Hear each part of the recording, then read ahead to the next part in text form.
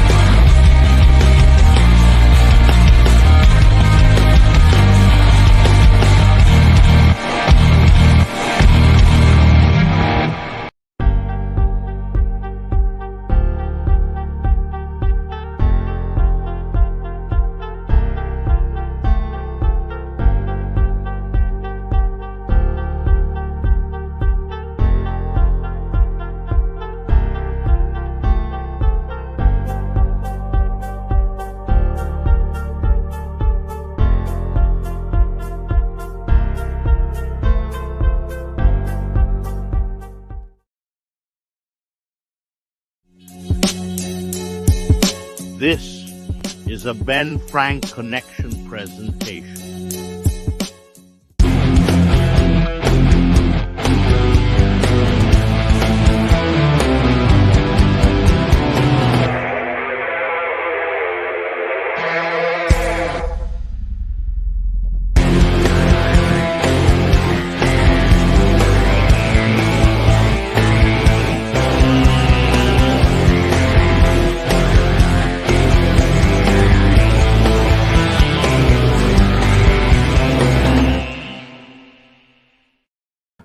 buckle up. Here we go. 6.5 hours later, we are going to be rocking it out tonight with AEW World's End.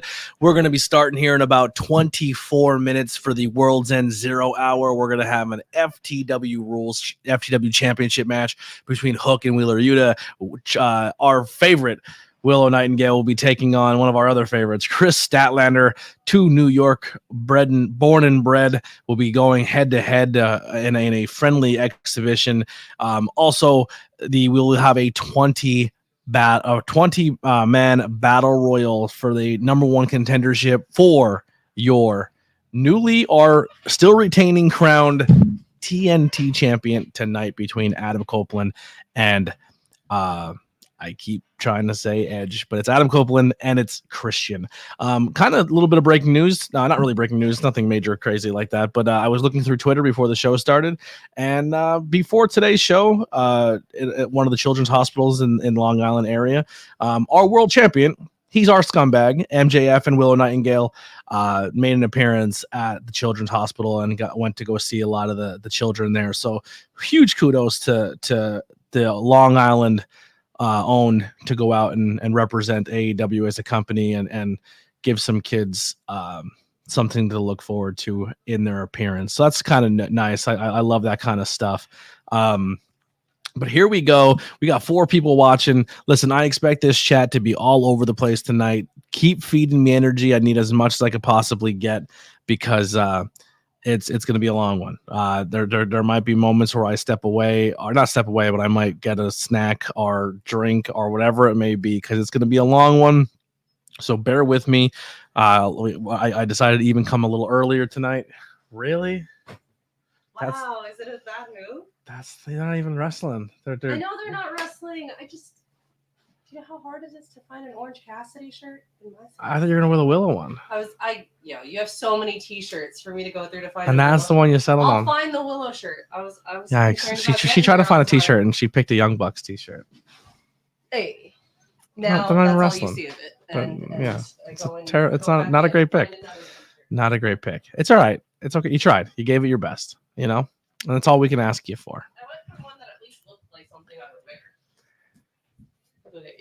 Okay, appreciate you. All right, so before we go live, here's your challenge for tonight. I'm actually doing it myself as well. Let's get the stream. Hit that share button. Copy that link. And put it out on Twitter. Say, hey, watching this live stream here tonight. Go support it and use hashtag AEW World's End. And let's get some more people to join tonight. Live now. One second, I'm making my post now. I'm going to be tagging AEW as well. AEW World. Hashtag AEW World's End.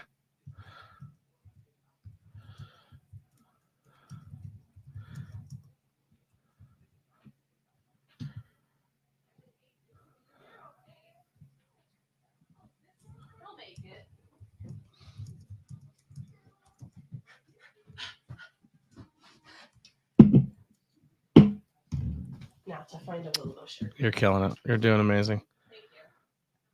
Sorry, I'm just making my post real quick. I'm a one-man band. You know what I mean? It's hard. It's hard. What are you talking about? Wow. I'm talking about when I'm posting my stuff. Relax. No one else shares it, right? It's not talking about sharing it. I'm putting it out myself right now. Everything's got to be about her. She's so vain. She thinks the song is about her. You know what I mean? It's out of control. Me. What? Go change your shirt. You look silly. Young Bucks. Crazy. She's a wrestling fan for 28 minutes and she picks the wrong T-shirt. Unbelievable. This is one of the first matches I ever watched was a Young Bucks match. It was Young Bucks Lucha Bros. There's a Lucha Bros shirt there too. How did you pass up on that one? I actually was gonna wear the Lucha Bros shirt. What's up, MJF? Did you see the report about Andrade's contract? I did not. What's the report? Fill me in. Send me a link, and we'll talk about it. Wait, does that mean I should wear a CM Punk shirt? No. I mean, if you want to wear a CM Punk, you can. But all right. Sorry, everybody. Give me one moment. I'm just getting this post out. Thank you for pairing with me. So I also have the Pro Wrestling Scorecards open. That card locks in 50 minutes. So if you have not signed up for Pro Wrestling Scorecards, if you have not participated, joined, anything like that, please get that done. You have 50 minutes before it locks. So let's get that done. I'm trying to look up right now on Twitter the Andrade situation. Is it a Fightful Select deal? I just got an alert. According to Pro Wrestling Purist sources, I don't know who they are and if they're reliable. Andrade is expected by many in AEW to finish up with tonight's company at World's End. He is believed by many AEW regards to heading back to WWE. Some think it can happen as soon as day one, in addition to Raw. At a WWE sports source spoke to is aware and is talking to Andrade and expecting him to rejoin the company immediately. Interesting. Yeah, I don't know how reliable that source is, but we will keep deals. Well, Sean Ross said we've also heard this, and we'll have more details on Fightful Select tonight. So Sean Ross Sapp kind of co-signing it, so that might be something to look at for to look into. So maybe there's something to that. Let's see what we got here.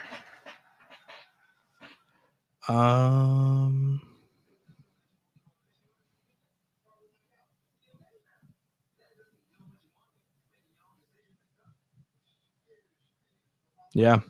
So maybe then definitely, if that's the case, Miro's winning. I love Tony Khan's creativity, but hate him as a person. Wow. Okay. Mike Johnson from Pro Wrestling Illustrated, Pro Wrestling Insider also reported. Yeah, it looks like it's looking like it's pretty consistent with the reporting. So I don't hate it. Listen, AEW hasn't really done much with Andrade. His wife just took a huge deal in back in WWE. So if he wants to be closer to her and he wants to be on the road with her or wants to be around her, that's the smart move, to go and join that side. Let's see, oh yeah, there's some people live on TikTok, but I can't join them. They're inviting me because I'm doing my own live stream, baby. Here we are. Oh, Kofi Weedston in the chat. We live, baby. Dirty Heels Pod in the building, showing some love. Actually, Dirty Heels, get your ass up in this bitch. I'm sending the link right now. Click that link. Get up in here. Let's finally talk. I have not had an actual conversation. They've been joining live streams and commenting on my stuff and showing love from the Dirty Heels podcast. And they do a great work. I'm a fan of what they do. And I've never actually had a face-to-face encounter with them or anything like that. So there's the link. I put it in the chat. Get up here and let's promote the Dirty Heels and let's have a quick conversation. Let's talk some AEW for a minute. I don't expect you to stay to 6-hour stream, but come in here and have a conversation with your boy ABJ. Let's have some fun tonight. Let's break bread. I got my t-shirt tonight. I'm a devil worshiper, baby. Here we go. He said, let's do it. So we might have our first guest of the night. What? He said you're doing devil worshiping and I'm doing witchcraft. Oh, so out of all the t-shirts you pick out to wear, you're self-indulging yourself. All right. I like that. It works. Yeah. Makes sense. No wrestling shirt. She's gonna put herself. She's gonna put herself over. She's gonna put herself. The guy who has 600 wrestling t-shirts and you want me to pick just one? There's a lot. There's a lot of 600's probably you're probably lowballing it. You're probably lowballing it. That's not in the joke. We have a lot of wrestling t-shirts in this household. Here's a cool thing too. So our Pro Wrestling Scorecards, our faction. So when we started this morning, we were at 57, 58. We have 60 members now. In the community for Pro Wrestling Scorecard, which is really, really sick. Daniel said only 600. That's not a joke. I have totes upon totes upon totes of t-shirts, and literally downsized it to 12 totes with about 40 t-shirts and didn't get many wrestling ones. I have a wrestling t-shirt problem. All right. I'm trying to cut back on t-shirts unless they're really good. And I'm trying to focus on figures. That's my new little thing now. So if anyone If anyone donates to the stream, it goes to the figure hunt. That's what we do now. The figure stuff. Oh, here it is, baby. Our first guest of the night. Let's bring him in from the Dirty Heels podcast. Kofi Weedstone. What is going on, my guy? Chilla. Can you hear me? I hear you perfectly. Oh, wow. Thank you, man. Yo, it was so much love, man. I'm sorry for my background view. You're good. I put you on the spot. That was real quick. I know I didn't give you a lot of time to prepare, but yeah, you've been commenting a lot of my stuff on a bunch of social media platforms. You've been showing that love, and I really, really respect it. You guys do really good work. Tell people about the Dirty Heels, how you guys started, what you guys do. Put some love to your brand. Yo, shout out to my good brother, my partner, good brother Bove. He lives in Harlem right now. We kind of separated. He lives in Harlem. I live in Brooklyn. So we're back and forth right now. But we started because we just wanted to get into independent wrestling matches for free. Yeah, that's the best way to do it. And what it was I was going to a lot of wrestling matches, and good brother, he wasn't coming with me at the time, but he knew more about wrestling than me. He's the one who got me into wrestling. So I just started going to independent wrestling matches by myself. And then I took him and a bunch of my friends one day to MLW, and we just kept going. And then shout out to Vince Steele. A lot of people don't know Vince Steele. He's like one of the biggest reasons why we all podcast. We went to a match with Vince Steele. It was Pentagon, Phoenix, and a bunch of other guys. And we didn't have enough money to get in, because it was like $30 a ticket or something like that, but we didn't have enough money to get in. So long story short, we're outside, and I just came up with a brilliant idea. I said, yo, the next person that walks out here, I'm just going to tell them I'm a podcast or whatever. And sure enough, the promoter walks out, or the booker walks out, who is Vince Steele. And I told him I'm a podcaster. We're trying to review the event.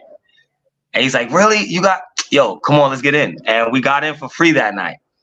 And once we got in, we had a great time. We got to meet Phoenix, Pentagon, so many wrestlers, Vampiro, so many people. That's a banger start. That's a good start to the career right there. Yo, that was a great start. So the next day, Vince Steele calls me and says, hey, are you guys going to review the event? Now, mind you, we're not a podcast. We're not. So I called Good Brother. Yeah. I called Good Brother, and I was like, yo, create an IG page real quick. And we had so much wrestling footage of us throughout the year that we were able to just create a page real quick and create a bunch of IG stuff real quick. And then we just went from there. We didn't really know what we were going to do. We just knew that we wanted to stick with independent wrestling. What was the promotion? What was the promotion at that time? I'm not even sure. It was I don't even know. It was a lucha promotion. Okay. It was definitely a lucha promotion. I'm not sure. But our first promotion was a lucha promotion. And it was like everybody was mostly Spanish. No one really, all the fans, all of them, they were only Spanish people. They all spoke Spanish or whatever. I did a commentary gig in New Jersey, and it was predominantly a Spanish crowd. And the most fun I've ever had as a commentator. Yeah. The first show I went to was a Halloween show. And my broadcast partner, he's more of the straight edge guy, and I kind of tilt between heel and dirty scumbag commentary a little bit. Yeah, so we showed up at the show, and he dressed up as the devil, and he's like a really nice guy. And I showed up dressed as Jesus. And as I walk into the venue, it's like there's crosses everywhere. There's Jesus statues. Like their Spanish are about them some Jesus. Yeah. And I walk in, I'm like, I went to the promoter. I'm like, bro, should I change? He's like, why? He's like, no, you look great. I go, are they gonna kill me? And he's like, and I'm doing the voice because this is how he sounds. I love him to death. But he goes, I don't know. They might love you. They might stab you. We'll find out. They love me. They love me. I think they you know what's crazy is I knew they loved you because we're standing on the line as we're waiting to get in, right? To that wrestling match, to that event. And it's now the line is super long, super long, and we're the only two black guys on the line. So now all of the Mexican people and the Spanish people are coming up to us like, "What are you guys doing here? Like, why are you here?" We're like, "We come to see wrestling. We come to see wrestling. It's universal, baby." Once they figured out they would come to see wrestling, they go to the store. We're online. They buy like a 12-pack of Modelo's. By the time we get in, of the spot. We're fucking trash. I love that. Love that. Beer and wrestling is the best way to go about it. I'm actually going to crack some beers here during this stream. Listen, we're trash. We get all the way. All right, so we finally get in. We talk to the promoters. We get in. We go to the back of the gym. And we just like, we're just vibing. Everybody's Spanish, so we're just vibing. And shout out to you, man. We're just vibing. And those same Mexican guys, they were in the front seats. It's like when you first walk in, you get to see all the wrestlers. They were in the front seats, so they called us all the way back down. Say, hey, no, come. So we got to see all the wrestlers because of these guys and meet all the rest. These guys got us so drunk. I didn't want. You can ask. Shout out to Good Brother. I didn't want any more beers. They kept handing me beers. I was like, you ever get to the point where like, all right, beers? I've had too many beers. Been there. That's how I was. Like I was to the point where like, if I have another beer, I'm gonna be sober. Yeah. And that's what it was. But that's how we basically got into podcasting, man. We just we knew a bunch of independent wrestlers from going through wrestling events throughout the years. And we just stuck with those guys and say, hey, all right, we'll stick home. We'll stick home base. And we just do independent wrestling, man, I love it. Listen, I respect the hell out of that. It is I just started getting into the mainstream. So my audience is kind of aware of it. And I'm not sure how much you've been following through, but, had recently divorced, had to move back home, lost my car, lost my job, lost everything. So I can't travel to shows. So I'm just doing the mainstream so I can keep my content going. But it is not easy to grow a channel and just focusing on independent wrestling because so many people are attached to the mainstream. So I'm trying to do more mainstream, grow my brand, but then also sneak in. Here's why you should follow the independent scene. And it's great. Who are some of your talent? Who's some talent in the New York area that people should be knowing about that you guys are fans of? All right. The number one guy, of course, right now is Darius Carter. Darius Carter, hands down, is number one guy. I don't care. He's the Dirty Hills Papa. That's what we call him. He's the reason we solidify as Dirty Hills. We love Hills. You know what I mean? He makes us proud. Jay Bougie, another good guy. Jay Bougie, another great guy, great wrestler. Had him on the podcast. Definitely. I've known him for years, man. He's one of those great upcoming. I don't even want to say upcoming because I've known him so many years wrestling. So, but he's one of those talents that is phenomenal. You got Vicious. You got Lala. Isaiah Wolf. You have. It's so many people I can really name when it comes to and I don't want to keep anybody out. Yeah, I feel you.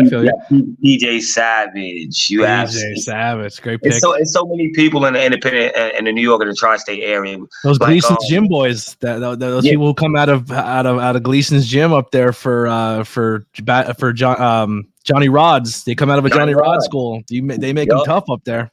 That's definitely. You have Stan Michaels. He's one of my favorite upcoming wrestlers right now. You have one of my favorite tag teams, the Main Event. Love Main Event. They were a logo for my old content. I'm good friends with those guys. Yeah, so we're in the same circle, man. We're in the same circle, man. So I have never been to New York City. Never been to the city ever. And I'm 30-some years old. I've lived in Pennsylvania my whole life. I've been to Dominican Republic. I've been to Vegas. I've been to London. I have never been in New York City. Never been in upstate New York. Right. Listen. I just heard you say you were recently divorced. I am recently separated also. Yeah, it's tough. And I have my own place in New York. So you're always welcome. I love this. I'm coming to crash. This is the olive branch right here. This is the olive branch. You're good here in my house. So here's my bucket list. I need to get up to Gleason's gym because I've interviewed so many people who came through that school. So that's a bucket list content for me. I need to see a House of Glory show. I absolutely every single piece of talent I've ever met or worked with that came out of House of Glory are the coolest dudes I've ever met. Guys or girls I've ever met in my life. And now a mix between House of Glory and a mix between Gleason's gym have now formed Battle Club, which is a school and a show up there. And a lot of people I really care about wrestle on that promotion. And they're my 3 bucket lists in New York. I'm sure there's many, many, many more, but they're the 3 that I need to go experience. Well, I think I could handle all 3 of those for you. I got all 3 of those down packed. As long as we come on the right dates, we could get those. Yeah. We definitely could. It's no problem. That's a lot of good talent in those schools, man. Like Cosmic, Rembrandt, you've already said PJ Savage, Main Event, Charles Mason, all the Evander James, all these great people that come out of those schools. I absolutely love it. Definitely. I usually travel. I'm always at Battle Club all the time. HOG, anytime they throw an event, they're having one January 6th right now. Josh Alexander versus Santana. Were you there for the Mike Bailey and Swerve Strickland fight? Yes, I was. How was that live? It was a movie. Listen, people. If you don't know how it was live, you could go check it out on the Dirty Hills page. I always record anytime I go out from my point of view, all the matches or the reactions, for people reactions and all of that. So definitely go check that out. But it was a movie. Anytime you go, I tell anybody this. Anytime you go to HOG, it's a movie. You're never gonna be like let down ever. House of Glory gives me because they don't really move. They stay in their venue. Their venue itself is a part of the show. And House of Glory to me reminds me of like a modern day version or a New York version of Lucha Underground. Like it's just that venue is part of the experience. Yes, it's not even that. You know why I also want to agree with you is because if you're there, they show the promos and movies on a big screen. You can see it on a big screen, a movie or whatever promo. And then even if that's your first time coming, they'll show a promo to the point where like, all right, I see why these two guys are fighting each other. All right, I see why they're having this match. You know what I mean? So that's also a good thing because a lot of independent promotions don't have that. So you'd be like, why are these two guys fighting? So, and a lot of them lack on their social media presence and it hurts your product. Yeah. That's why I give a lot of wrestlers a great job at using social media. Jay Bougie, I give him thumbs up for using social media. I think he is the king of using social media as far as a wrestler goes, right? Independent wrestler goes right now. I think he does a great job at it. You always see him tweeting. And I think that's what you should do that. You should always be, especially as a wrestler, you should always be pushing further your storyline, no matter whether it's reality or not, Yeah. Leon the King says, Kofi, who are your 3 favorite female independent wrestlers? You said Lala. I'm going to go Lala. I'm going to go Cosmic. Love Cosmic. Hashtag your favorite. That's everyone's favorite is Cosmic. Gotta go Cosmic. And I'm going to go Janai Kai. Janai Kai, yeah. Janai Kai. I don't know if you consider her independent, because she's I've worked with her since she's been independent. So she's MLW now, but she's been in the scene for a minute. I worked with her at Camp Leapfrog for a minute. Actually, the first production I worked for Camp Leapfrog was Frog Sport. And the spoiler alert, it's all on High Tension Wrestling. Go watch it. But the final main event of that list, that show was Darius Carter versus Matt Mikowski, and it was sick. But Janai Kai was like one of the only female representation in that, and it was like a blood sport, fog sport collab. Really good. But Janai's a beast. Where was this at? This was Camp Leapfrog. This is all during the pandemic. It was all filmed and shot like cinematic movies. It's all on YouTube for free. But that's where I got my break, man. I learned how to do video editing. I learned how to film wrestling shows. A lot of my equipment for the podcast became the commentaries table. So before I was a commentator, before I was anything, I was in this promotion learning how to put things together and learning that and meeting the roster and meeting talent. And I wasn't even telling them I was a podcaster. I didn't bother them. I didn't say nothing because when I was there, I was acting like I was part of the team. And I wasn't there. I wasn't there to be like, hey, I'm also this. Come to me. And I think it paid off when it came to the respect that I got from the roster. All right, question. End of the year. Who are your end of the year awards going to? For like the independent scene? They go independent scene or wrestling period. Wrestling as a total. Well, I did my mainstream ones. A lot of my audience, they were there for that. But if I had to do a quick list of like, now I'm going to stay in my bubble. I have been really lacking towards the end of this year because of everything that was going on in my life, and I haven't been able to watch a lot of independent wrestling. But if I had to say number one for the end of the year on the independent scale, it's hard not to say Darius Carter. That guy's been working his ass off. He's so good. Charles Mason's another one. It's hard to say no to. Jay Bougie worked really hard. Female wise, Cosmic. I've watched Cosmic for 4 years now, and I've watched Cosmic when she was green as grass and working and seeing where she's at now. I think she's really transformed herself ever since her match with Trish Adora.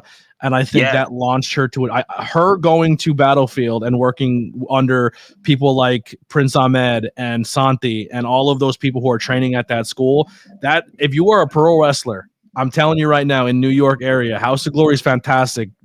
Gleason's is amazing, but Battle Club is putting together some shit. And when you got people like Masha Slamovich training there, Prince Ahmed training there, George Sante training there, you can't get bad. Like you either get good or get out. That's all there is to it. That is going to be one of the key spots in New York to get better as a wrestler. And I forget about Masha Slamovich too. She's definitely a great. Masha's up there. I mean, my female wrestler of the year is hard to not say Athena. I think Athena, and unfortunately, she's in ROH, and a lot of people didn't see her wrestle there. But Athena's killing it right now. From someone who went from a career-ending injury with her Achilles that she was never going to do this again, and she's the most dominant champion in the company right now. She's killing it. But yeah, we do have 1 minute here till 0 hour starts. I have it queued up here. It's ready to go on my YouTube side. Let me pull up the card real quick before I get you out of here, and let's run it down. So for our 0 hour, we got the Battle Royal. Who's one of your picks out here for the Battle Royal to win for a TNT title shot anytime, anywhere? I always want Swerve to win. I don't know if he's in the Rumble. He has a match later on in the card. Okay, I'm not sure who's in the Battle Royal, so I'll skip. I'm not really sure who's in it. All right. So, I don't know. I just hope someone who deserves it wins. Is Darby Allin in it? Darby has a match later. So who I put here is the card locked? No one can swoop me. All right, so I put Nick Wayne. I think Nick Wayne has a chance to win this, and then he can get involved in the story. We'll go with Nick Wayne then. You know what? That's actually a good storyline. Yeah, so we got two of the New York finest right here, Willow Nightingale, Chris Statlander. One comes from Creative Pro, one comes from NYWC. Who do you got here? I got Willow Nightingale, of course. Of course, she deserves it. I love Willow. She's been fighting. She's also a Battle Club alumni. Yep. Also, you got Hook versus Wheeler Yuta for the main event for the 0 hour. I gotta go Hook. I think Hook retains too. Now for our main event, we'll start from the bottom. Andrade versus Miro. Miro. People are saying Andrade's contract's up after this fight. We can see him as soon as Monday Night Raw to come back to WWE. Swerve versus Keith Lee. Swerve. That's right, baby. Swerve. The 8-man tag, Team Jericho versus Team Ricky Starks. Team Jericho, of course. The all-star 8-man tag, pretty much the Gold League versus the Blue League are a mixed match of everybody in the Continental Classic. Claudio Danielson, Mark Briscoe, Daniel Garcia versus Brody Lee, Jay White, Jay Lethal, and Roosh. Gonna go Team A with Daniel Bryanson. All right. Yeah, Julia Hart for the TBS Championship versus Abaddon. Abaddon. You're going to Abaddon and new. I love Abaddon, bro. I've been loving her since day one, and I've been pissed off with things they've done, but I've loved Abaddon since day one, since they had Dark. Yep. TNT Championship, Christian Cage versus Adam Copeland. Christian Cage, of course. And still, Women's Championship, Toni Storm, Riho. Toni Storm. All day long, baby. Continental Classic Finals, Jon Moxley, Eddie Kingston. Moxley. Oh, I'm going Kingston. And then the World Championship, MJF versus Samoa Joe. MJF retains, and still, you heard it here. Go support the Dirty Heel Podcast. Thank you so much for hanging out. Listen, I'm going to be calling people in throughout the thing. If you're still bored and you want to come jump in, you're more than welcome to, man. But I appreciate you coming in. I'm glad we finally got to break bread here. My doors are always open for you. You see me doing watch-alongs. You want to come in and promote your stuff and put your stuff over, please do so, all right?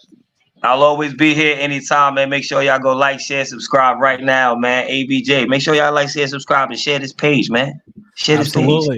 You guys do great. You guys do great work, and you guys are killing it. I'm going to put the link for their stuff up right now. If you haven't done so already, please go and support their brand. And they're very good content creators. They work very, very hard. And there you go. Oh, wait a second. In the chat, Pro Wrestling Scorecards is hanging out with us. Oh, that makes me happy. They say Danhausen wins the Rumble, a Battle Royal. I love that pick. That's a good pick, Danhausen. I just got my Danhausen figure down there. He's cursing the whole shelf. Thank you so much for joining. I sent you guys a DM on Twitter, man. I love what you guys do with the scorecards. we're trying to grow it here on our community, and we're going to be playing along here tonight while we do this this watch along. But that's super cool. The link is out if anybody else wants to join. I did see some other content creators jump in if they want to plug their stuff and make some picks here before the main show starts. So we got Big Hard from the Hard and Soft podcast is I think the best match tonight is going to be Andrade versus Miro. Looking forward to that. And Swerve, hoping MJF keeps the title. Not sure he has a good chance though. Not wrong there. I think MJF loses that tonight. Stephen Chambers says Willow and Hook. That's his pick for the pre-show. Is your mic turned on? Are you good to go? Is my mic? Yeah. There you go. We got Lily up on the. Look at the makeup. I did. Got I did the my makeup done. hair and makeup done just in time for World's End. Keith Lee is out tonight. I know he just tweeted that he had an injury. It said Swerve Strickland versus who did it say? Dustin Rhodes. Dustin Rhodes. What? Yeah, that's what it just said. That's why I was like, wait a minute, that's not right. That's not right. I know it literally just came across the screen like that. He just tweeted that I know he had an injury. And he was fighting through his injury and he was trying his best to make it happen tonight.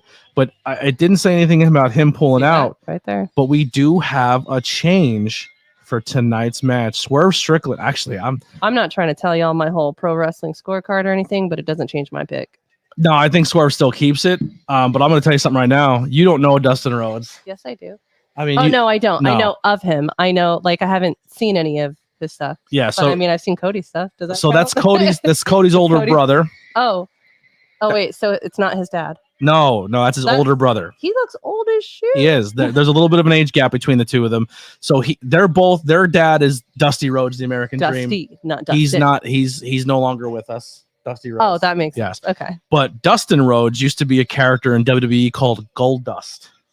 Okay. And he was very androgynous, and he was flamboyant. He was a little bit of everything. Love that. Yeah. He's fucking crazy. If anything, I have to show you a Dustin Rhodes versus Roddy Piper in the backlot brawl, which is one of my all-time favorite matches. I love Dustin Rhodes, so I don't get mad about Dustin Rhodes being put on the card. I still think this whole match should have been on TV, but that's just my opinion. In my opinion, Kofi says thanks again, dude. Thank you. I appreciate you coming on. That meant a lot to me. Dustin Rhodes in this place due to injury. The doctors can't clear Keith Lee for tonight's match at World's End. His naturally limitless tag team partner Dustin Rhodes has asked to step in and face Swerve Strickland. Good pick. Yo, ABJ, I'll be bringing my brand of wrestling back to South Jersey. You're always welcome anytime. All right, cool. Listen, I'm gonna put the link in one more time. If anybody else wants to join in before this main event starts, or any of these matches start, or even if you want to come and hang out while the Rumble starts, well, this is all recap. Anyone's allowed to come in and so all right, real quick, Kofi. She literally just got into wrestling a couple months ago. She's brandy new. He likes to say like 2 months ago, but realistically, we're giving me at least 6. Okay, half a year. A couple months. Give me 6 months. Yes, I'll give her 3. At least 5.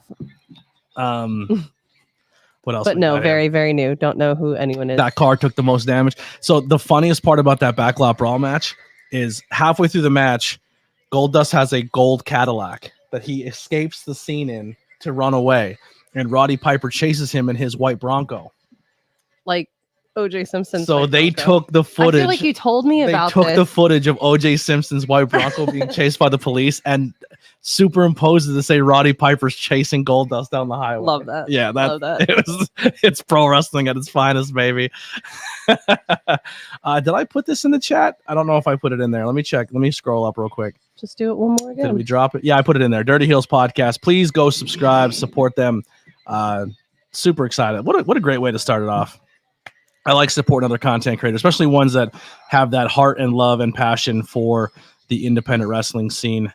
It's ooh, look at this. Wrestling Revolver has a little bit of an announcement. Oh, snap. Just broke. Speaking of independent wrestling, and speaking of someone who's killing it on the independent scene, and someone we just watched the other night on Rampage.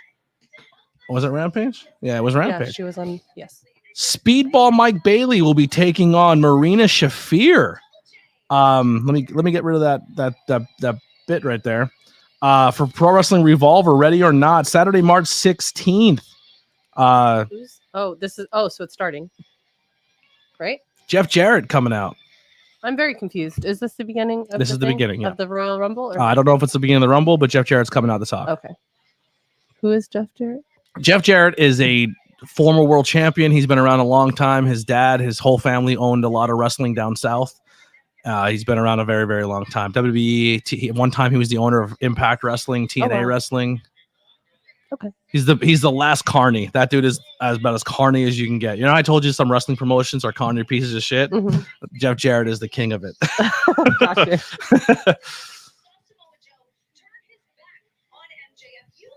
Now, her husband is John Moxley. That's what I thought. Okay. Yes. She, in my opinion, is the GOAT. I'm a huge Renee Paquette fan. Fair. That's a bucket list interview. I would love to sit and chat with her. Her podcast is fantastic. It used to be called Oral Sessions with Renee Love Paquette, that. but then they changed it to just Sessions. They got rid of Oral. Rude. Yeah.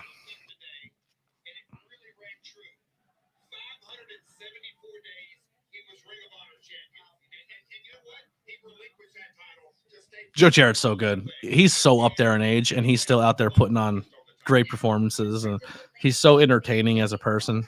People don't like the Jeff Jarrett, Jay Lethal stuff. I'll eat it up all day long. I need a double J. There was a point in time where he was this close to possibly right place, right time to take over creative of WWE. They brought him back into WWE, removed Triple H, and then people thought he might step in because at one point in time, his dad was this close to taking over WWE because Vince was about to go to jail for steroids and a bunch of other things. Like he was giving his talent steroids. Oh. So if Vince McMahon would have went to jail, he would have given the company to his dad. But Vince got off scot-free and it didn't go to the Jarretts. Okay, But in an alternate universe, the Jarretts could have been owning WWE right now. Crazy.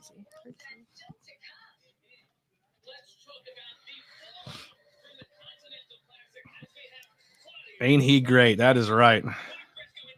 You are the most entertaining wrestler to watch. Thank you, Kevin Owens. I try.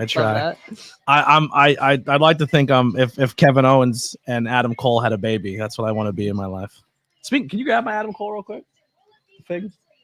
The new one? Yeah. I got the Adam one's new because you still haven't. I got the Adam Cole figure, and I took the jacket off it because one of my listeners is sending me a Adam Cole Target exclusive. I don't live near any Targets, so there's no way I can get it. So he's sending me. Did with the chains, and I like that. Yeah, he's sending me the Adam Cole Target exclusive. So I took the Adam Cole and I took his jacket off so I can pose him to do the Adam Cole baby. But that jacket was a bitch to get off. It's like a rubber jacket, and it's not. Dude, I had to take his little torso apart, his head off, his hands off to get this jacket off. But I finally got my first Adam Cole figure. Pretty exciting. The dog call. I got the dog. So I got a gift card from Santa Claus, we'll say. And I picked up the dog collar match. I picked up the Thunder Rosa Blood and Guts. I picked up Danhausen, Adam Cole, and something else. I forget what it was, but it's my new little obsession, my new figures. She just stepped away, but I'll tell her when she comes back that you said that.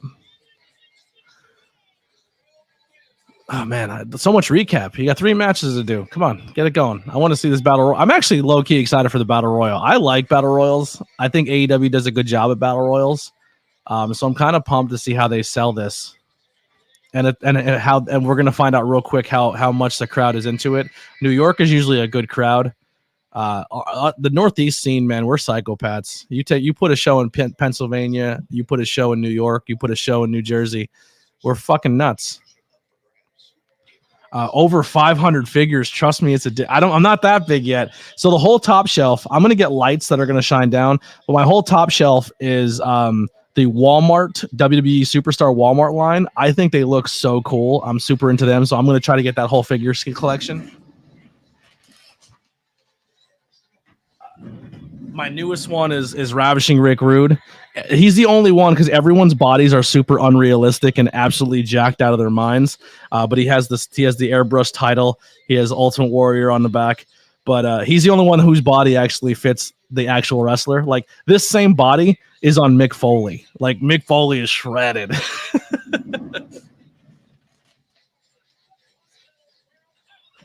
And then the other two shelves are pretty much all AEW. I have a couple WWE. I have a bunch of Shawn Michaels down there, Ultimates, because I'm a big Shawn Michaels mark. And then I have the Roddy Piper They Live figure, and I have a Rey Mysterio where he's wearing the black or the blue and gray Batman looking suit because I'm a huge Batman nut. So that's the only WWE ones I own currently, and the rest are all AEW. When I started getting back into figures, AEW line was just starting, and so was this Walmart one. So I was trying to get in on the ground level to like be there from the start.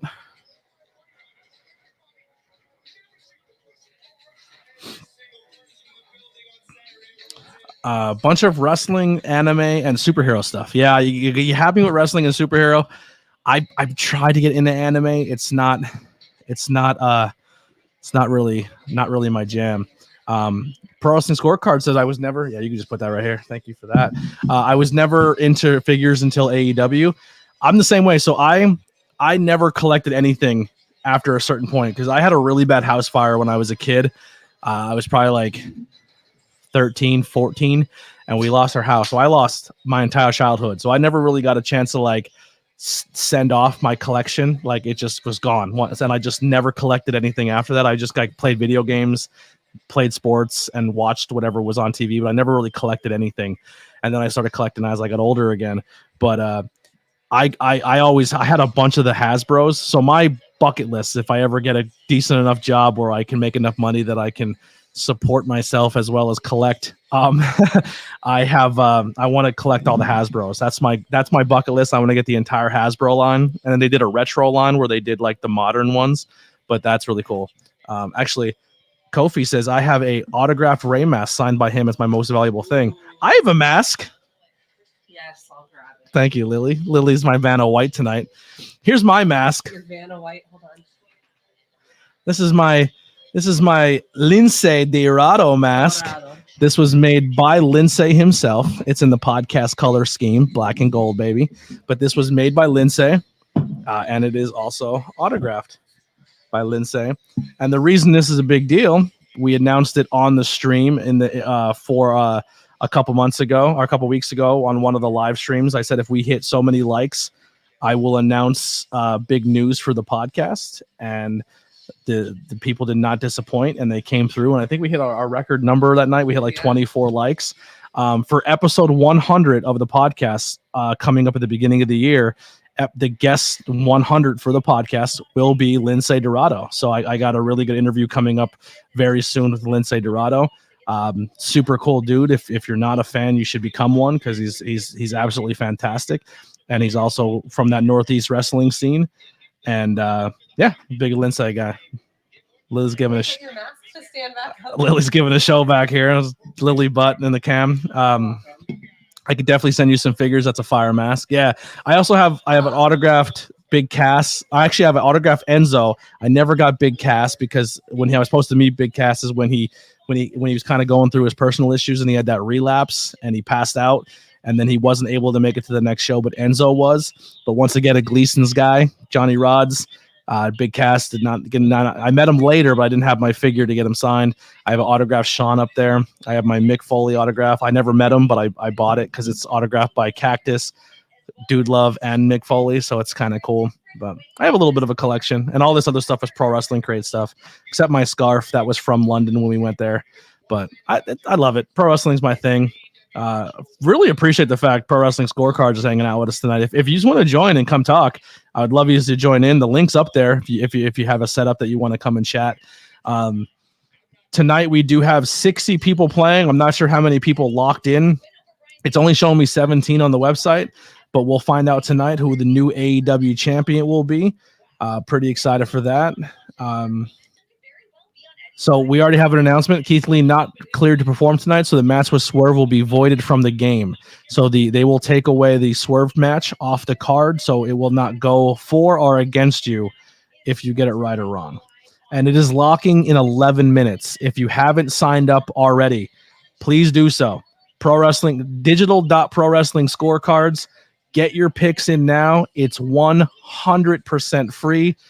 You can support them via Patreon. You can support them via merchandise. I do own a Pro Wrestling Tees t-shirt. My massive t-shirt collection. I do own one.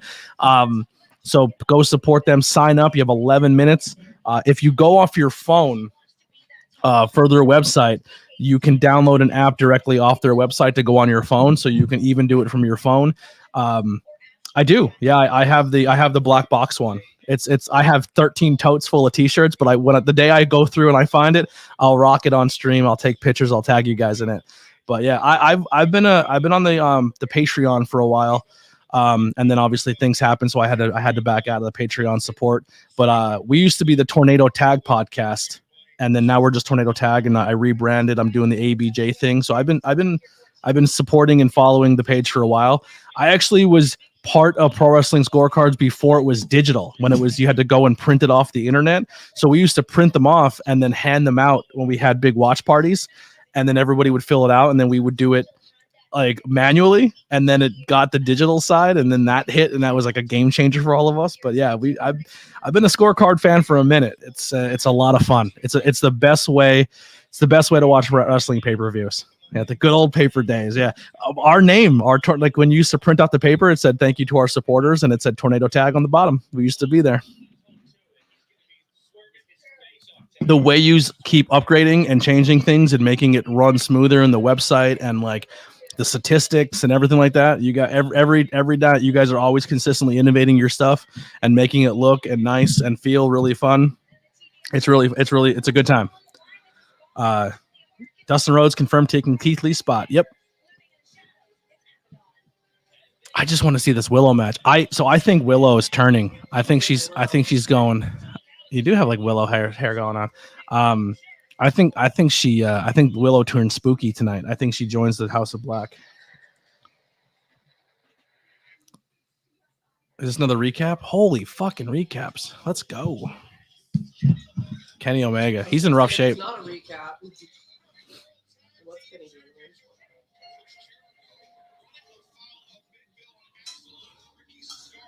here? I love that Ricky Starks and Big Bill are tag team champions, but I feel like they're not letting them be a tag team. Like their first pay-per-view as tag team champions, and they're stuck in an 8-man tag that makes no sense. Let them defend their tag team championships. There's Sammy.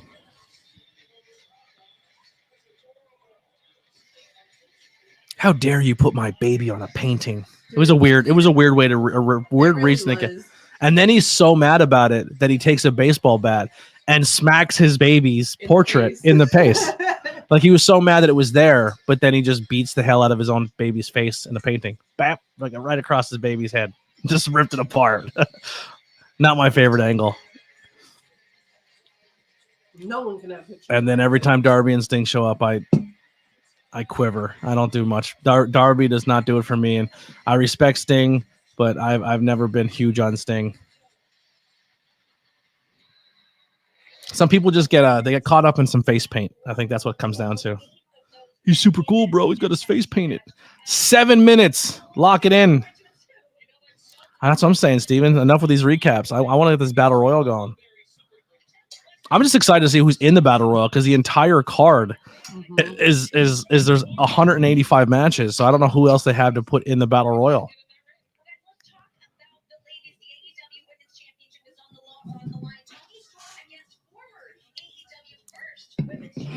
I got food here that I want to eat, but I don't want to eat it yet on camera. What is everyone's most anticipated match of the night? What are you most looking forward to? What are you excited for? I was thinking the same thing. Who's left? I don't mind face paint. I think face paint's fine, but I think people attach themselves to wrestlers and make them to be bigger and better than they are if they do a spooky character or they paint their face. Huh? Based off their look. Yeah, I think face paint gives people a little more of an edge, and I think it makes people like that character more. Would you say the same about people with lucha masks? No, I don't think lucha masks get enough respect. That's fair.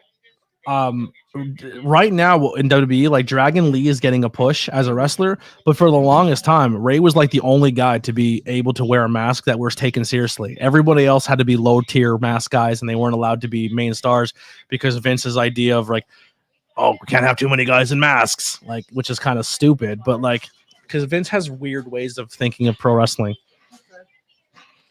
I just booted a cat. So, like, for example, Darby.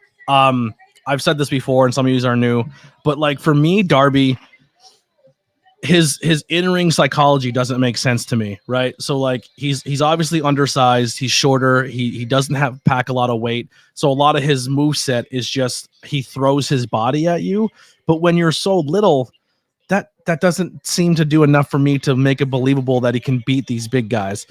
And most of the match is him just getting killed, and then he jumps off something really high, he hits his finisher one time, and it's over, and he wins.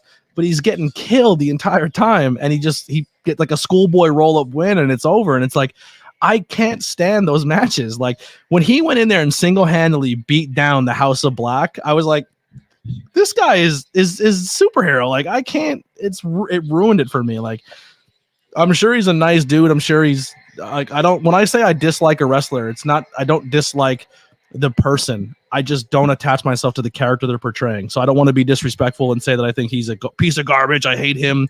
Like I was never a Bray Wyatt guy. Like when Bray Wyatt started doing the Fiend, I didn't like the Fiend stuff at all. I thought it didn't make sense. I thought it was I thought it was kind of corny. But it didn't mean I didn't like Bray. Like when he passed away, that sucked. I think that's terrible that the guy's no longer around. It just, I don't attach myself to some of the characters. And Darby's definitely one of those people I have a hard time attaching to. I love that. Go fuck yourself. That's one of our Discord soundboards. Speaking of, if you guys would like to join our community, our Discord is growing rapidly. We always have people hanging out, watching stuff in there, hanging out, chatting. So if you want to join a community, please head over to our Discord. There's always people in there chatting, whether it's wrestling, whether it's sports, whether it's horror movies, whether it's pop culture, anime. We have a little thing for everything in our Discord. Head over and join it. It's in our links below.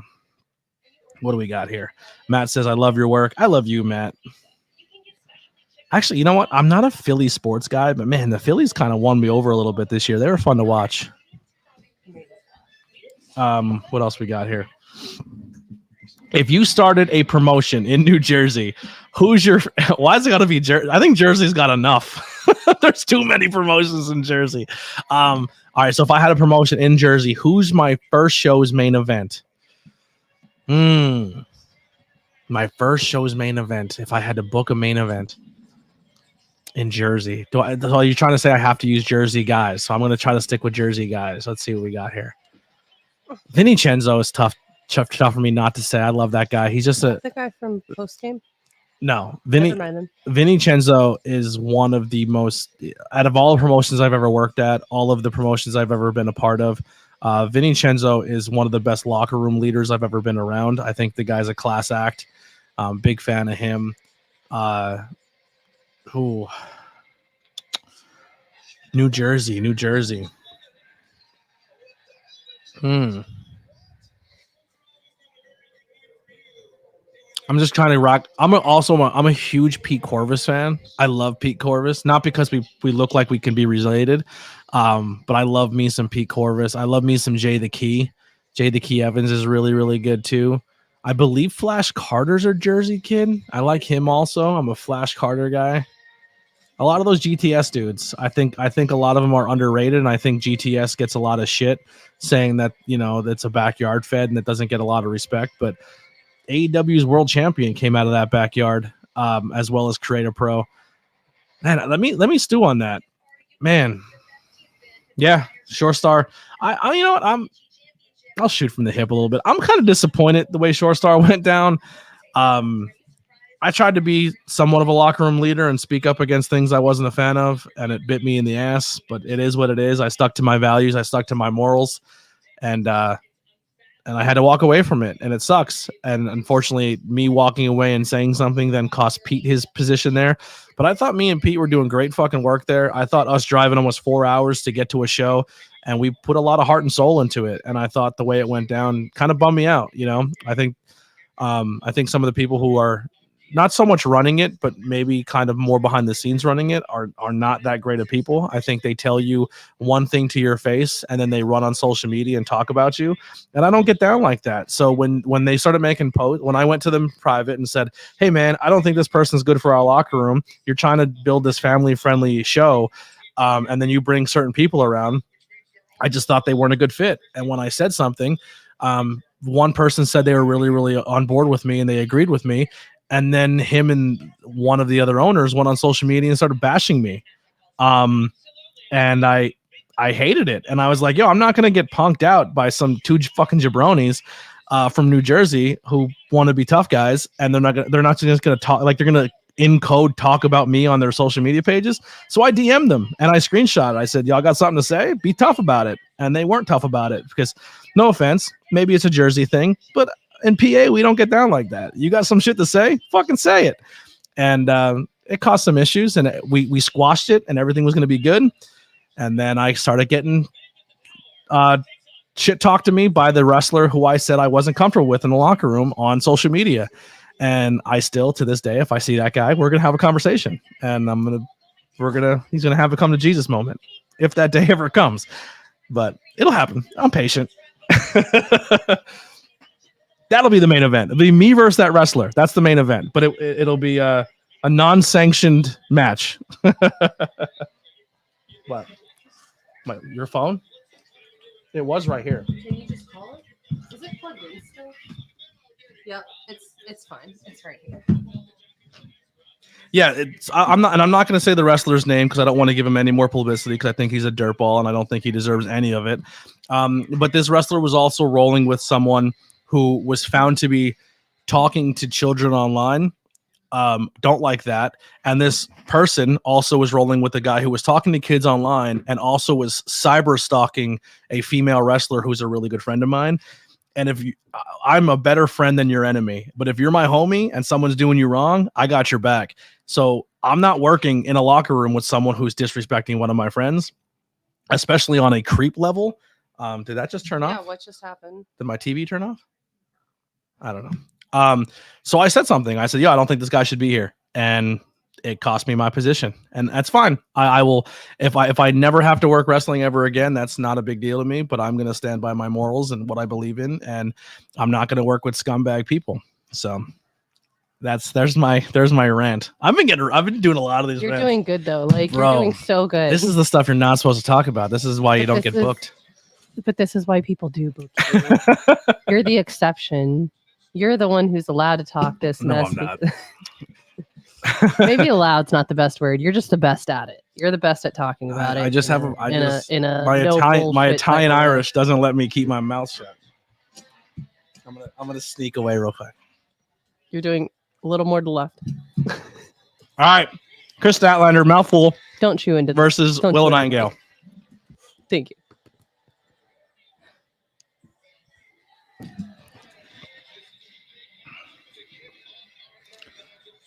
Yeah, I don't know what happened on your end. I'm just telling you what happened from my end.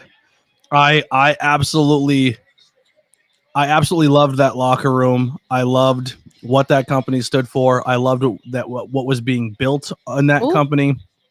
I love the crowd, the atmosphere. I thought it had tons and tons of potential. I still think it has tons of potential. I just think some of the people who are behind the scenes are just not good humans. Willow Nightingale, baby. Exact same hair.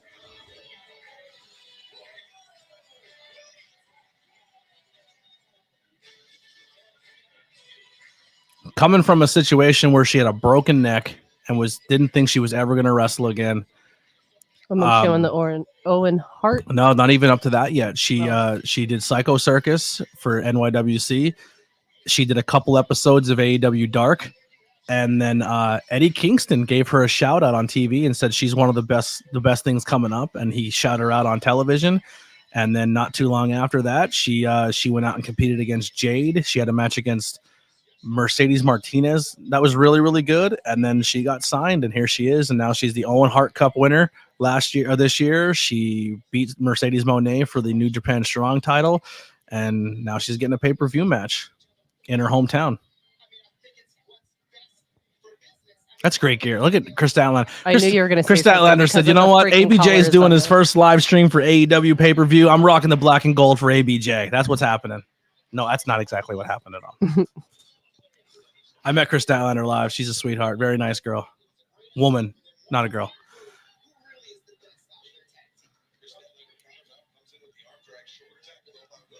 I love the smile on Willow's face. Like, oh, she's girl, you thought. Yeah, it's her. Willow is her TV does not do Willow justice. When you're in an arena and Willow comes out, her smile and energy, like how she comes out and dances, is insanely contagious. You cannot look at Willow Nightingale and not smile. What? Ooh, that was fancy.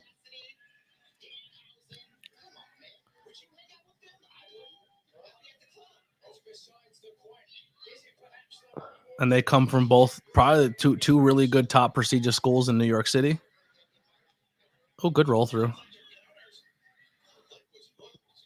I don't think I've ever seen this referee before. What is the patch on this thing? Is that a pay-per-view patch? It could be. Does it say ABJ? It looks like an ABJ sticker. ABJ. I feel like it's the World's End. Yeah, I think logo, I think they put. If that's ironically, if that's the case, I think that's kind of cool. They put the pay-per-view on the referee uniform. That's kind of cool. I can't tell. We'll get a better view of it soon. Matthew Holland says you're a great guy, ABJ. Matthew Holland, you're a great guy. I love you, Matthew. Statlander needs to do the alien gimmick for ABJ. I agree. I will say this: when she first came out and she was doing the glam pretty girl look, I was like, okay, it is what it is. I think what I liked about Statlander the most is that she was different from everybody else. She wasn't just a glam girl. Yeah. And then she was doing the glam stuff, but now she's doing more of like a comedy thing where she's doing the Zoolander, where she's like making fun of the glam thing. So I don't hate it. I like it a little better. That's just, it's more like tongue in cheek. I just think she's incredibly talented. But I also really love Willow. I worked with Willow like 2 or 3 times, and it's been a joy every single time. And she remembered you. And she remembered me, which is kind of cool. I didn't think she was going to. I was like, hey, I don't know if you remember. She goes, yeah. I was like, oh, that's pretty dope. Up and over. My favorite part of when Willow pulls the straps down, you know you're fucked. When the straps come down on Willow, you're gonna get your fucking ass kicked. She starts painting her face blue. She goes, you know what I'm doing right now? I'm becoming Sonic, so I can beat your fucking ass up. That's my favorite TikTok of all time. I'm obsessed with it. It's this little kid, and he's drawing on himself with a blue marker, and he said to his mom or whatever. Goes, his mom's like, what are you doing? Like, what are you doing? He goes, you know what I'm doing? I'm being Sonic, so I can beat your fucking ass up. I'm being Sonic the Hedgehog. Do you like Jelly Roll, ABJ? He doesn't like Jelly Roll. Is Jelly Roll the country singer? Yes. I watched his speech.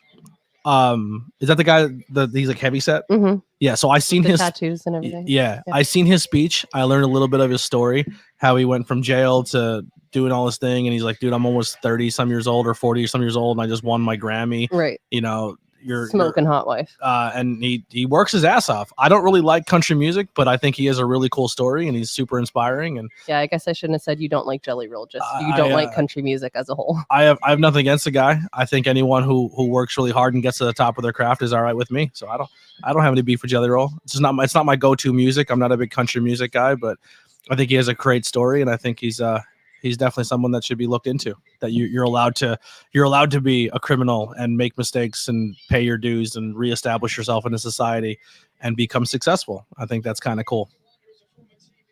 Keep the questions coming. Let's get the conversations going. Get the live chat rolling.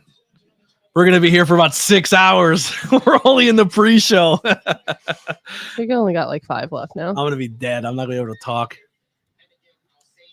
I'm going to put the link out there one more time. If anybody wants to join in, come say hi. If they want something they want to promote, they want to plug, they want a match they want to talk about, a storyline they want to talk about, the link is out there. When I did it, I did all the work from the booking wrestlers, putting up flyers. Buddy did nothing. Yeah. Well, the guy who books and does all that now, he tells you one thing and then does another, and I think he's a dirtball, and he sucks at commentary. Cat comes attacking me from under the desk. Where's his hoodie at? Oh, the link did not post in. I took it. Oh, it's here. I'm not putting it on him until the MJF. It's little. It's not even Burberry. It's fine. They're giving him some time here. I like it.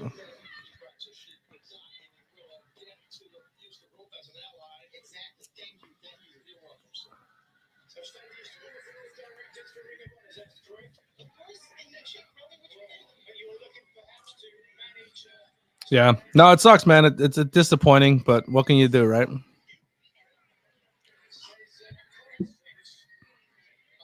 My biggest thing now is I gotta find a job that A, pays better, It's worth your time. B, is worth my time, that I'm not getting paid really, really low fucking wages, so I can get a new car. Because honestly, man, like I was putting miles on my car. Like once a month, I'm driving like 4 hours one way to Jersey for a show, and then I'd be driving to Atlantic City. I'd be driving to New York, driving all these places to do shows, which I don't complain about at all. But like, I was doing that for sometimes no pay, sometimes pay. It really depended on who was booking me. Some shows was $20, which didn't even cover the gas and the tolls, but I was grinding and I wanted to get my name out there as a commentator and meet more people and carry it over to my content. But which that ended up tearing up my car and transmission died, and I changed my work up to like doing. So my job was also delivering. I was doing like Walmart delivery service. So like all of my stress was on my car. And then once the car went, so did the job, so did everything else and all the opportunities. So 2024, man, I'm just grinding to get a new vehicle so I can get back on the road and find a wrestling promotion and attach myself to them and give them everything I got, you know. But until then, we have these watch alongs. We have ways that we can still make content. I still made a lot of great connections and friends in the business. So I just grinding, you know. You guys, I will say this, regardless of what I would say about some of the people who ran that promotion, and the way they handle themselves on social media and go about things. The one thing I was always paid very, very well. When I worked for Shore Star, when I worked for Pro Wrestling After Dark, when I worked for Standalone, when I worked for SSW, I was always paid as a commentator more than I've ever been paid. I was actually felt like I was actually treated very nice. So I never had a complaint driving to those shows. I still don't have a problem with the main guy. Like working for him, I knew who he was, so I wasn't snowballed by what was going to happen. It was more or less the other people, you know. That was my beef. It will. I'm not. This is not a woe is me. This is not a pity, ABJ. I'm just telling you my situation. I work hard, and I'll bounce back. I'll get everything I lost and then some. That's my mind state. Oh, I thought she was going for a DDT. That was a good change up if that was the way it was supposed to go.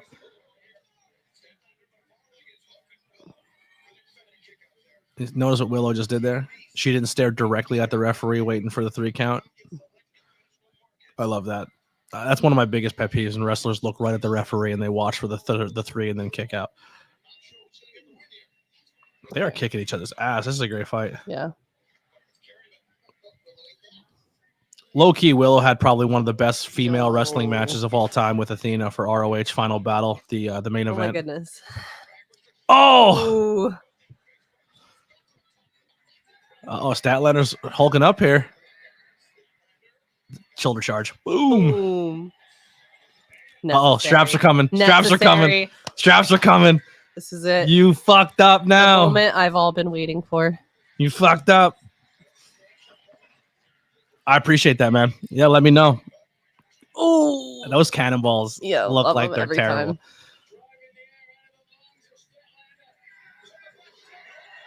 Oh, is that it? Good job. Look at eyes closed and just read the referee. That's how you do a false finish. Love that. This is a good match. This is a good match. The reflection on the rampway, I thought somebody was coming down for a second. Oh, yeah. That is, in fact, a World's End emblem. Yeah, on the referee. Yeah. I think that's a cool touch. It is. Because now that referee, I He's mean, always gonna have that shirt. yeah, he'd be like, "Yo, here's my referee for World's End T-shirt." Different than I used to every take the rest like I'd start doing a little bit at shows where I take my match card. Like if a promotion gives me a match card, I have it and I'll sign it, like whoever I'm doing commentary with, and I'll give it to somebody in the crowd. I know it's kind of stupid to me, but it's like a commentator set list, like Love a that. band. Yeah. Most people probably don't give a shit, but I think it's a cool little thing I do. I hand out my notes. I found your last set list from Hamburg. I did not hand that one out. I know that's why I was able to Yeah. find it. Yeah, I did not. That last show at Hamburg, I did not get rid of that one. My set list.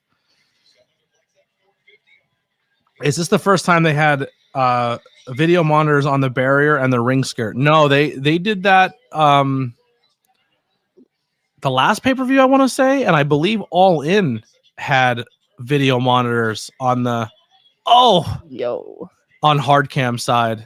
I could be wrong though. I know WWE's been doing that as well, but if I'm not mistaken, when they were in London, I believe they had that as well. I think it's a cool touch. I like the video monitors. It's the way that she opened her eyes right before. You know what I mean? That's what it actually. This one's coming down to the wire. Who do we got? Do we got Willow or we got Stat? I'm still waiting for Willow to get dirty here. I think she's turning. Willow, I mean, you can't even say like Willow gets the win in her home crowd because it's both their home crowds. Stat is so goddamn strong. Mm-hmm.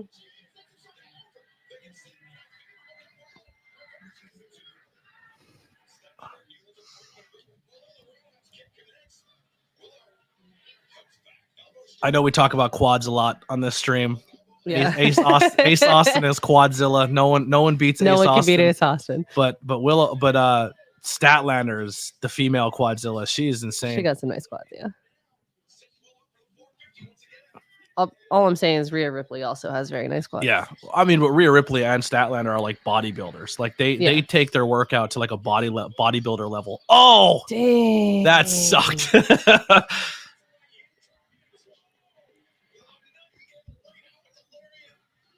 I love how like when I say this, I don't mean to be disrespectful, but I love how simple Willow keeps things, like just clotheslines and stuff, but she makes it look good. Mm-hmm.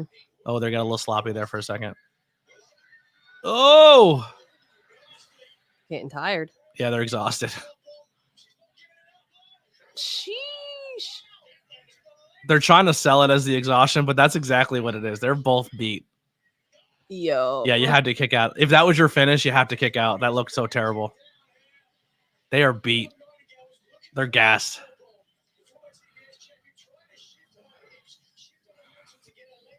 Willow. I think that was supposed to be the 3 count. I really do. I think the ref was supposed to 3 count that. She's like, having one more time. Yeah, there it is. There it is. Yep. That first power bomb was supposed to be the finish. The ref's like, yo, we can't let that be the. Like that. Not like that. Willow's like, you know how hard it is to pick up Statlander? She is not a small girl. That chick is nothing but muscle. Why his face look like that?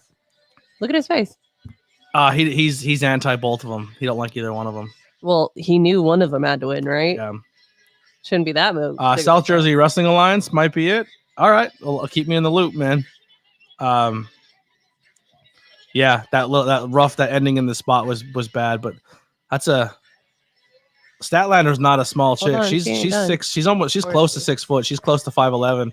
So she's not like a little tiny girl you're picking up, and they worked their ass off that match.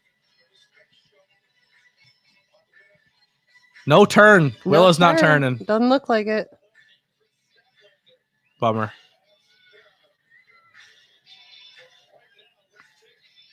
Did Alex tell us where he's sitting? No, but I can message him. We have some of our members of the Discord there tonight from New York, so we're trying to keep an eye out. Serena Deeb getting a little bit of a promo here. Who? Serena Deeb. She's been gone for a while. She's very, very talented. But last time she was active, she was doing stuff with Thunder Rosa. She got hurt, and her promos were really, really rough. But she's really good in the ring. I love that. Death by Deebs. Deebs. She did a story angle on WWE where she was part of a thing with CM Punk, and she shaved her head bald.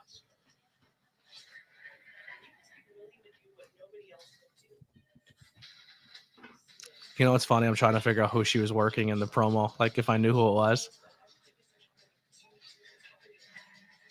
It's Adam Cole. No, it's not Adam It's Cole. Adam Cole. No, I'm just kidding. That's Deep's. Does that say Deep's Dungeon? It said something. On I the saw wall. it on the tapestry, Yeah, on like the the flag tapestry. or whatever. Oh, she's a magic man, magic girl. She gets out of straight She's jackets. getting out of the straight jacket, man. That's pretty magical in and of itself. 2 o'clock. All right, Serena Deep coming back. Oh, we got a new follower. Thank you so much for the follow on the Twitch side of things. There we go. Serena Deep had 3 seizures. Reason why she's out. Oh, did not know that. Great match, except the issue at the end there. Totally agree. Little sloppy at the end, but they pulled it back together. But like I said, that's not neither one of them are easy to be picking up and slamming around. You know, when you're wrestling Julia Hart's, they're easy to power bomb. But when you're working Willow and Statlander, there's a lot of muscle there. What do we got on the? If you are on the Twitch side, I'm not trying to sway you, but we have a lot of people on the YouTube side who are hanging out and chatting. So if you want to be involved in the chat, if you do have YouTube, just check out Anthony Blackwell Jr. Come on over. We'd love to have you, but I appreciate the follow on the Twitch side. I'm trying out Twitch and YouTube live for maybe a month or two to see if they get any traction. But my main focus is to grow this YouTube channel. So I'm not quite sure how long this will be available on Facebook or Twitch, to be completely honest. When will Abaddon and Danhausen just team up? Could you imagine that team up? That just makes too much sense. I would love that team up. Abaddon and It would be Danhausen. pretty sweet. The YouTube is just my name, Anthony Blackwell Jr., or if you type in ABJ Podcast, it'll pop up. I appreciate you here. I will click everyone's thing so you can read it. So if you don't want to leave, I'm not telling you have to, but if you want to join the conversation and see everyone chatting, YouTube, there's a lot of people on YouTube hanging out and chatting. Did you see how big her packet was? Yeah. So we just finished up the first one. Willow Nightingale defeated Chris Statlander. Let's refresh our scorecards here. I don't think that was on the scorecard. Yes, it was. Was it? Yes, it was. I picked Willow. Oh,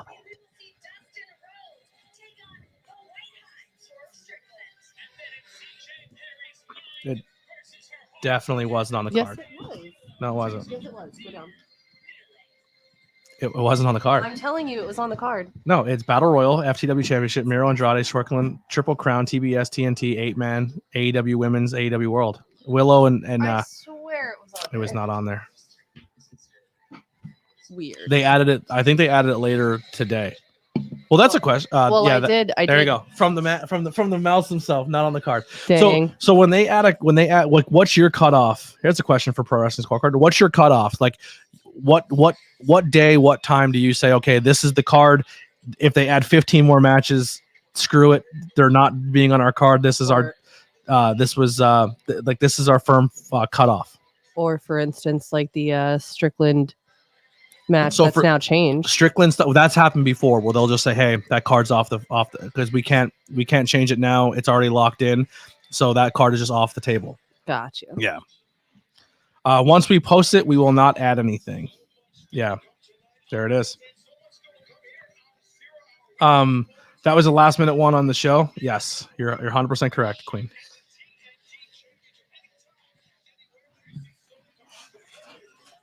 If I'm not mistaken, you guys are based out of the Vegas area, if I'm not mistaken. Pro Wrestling Scorecards. You're West Coast guys. There's my dude, Action Andrade. I love that guy.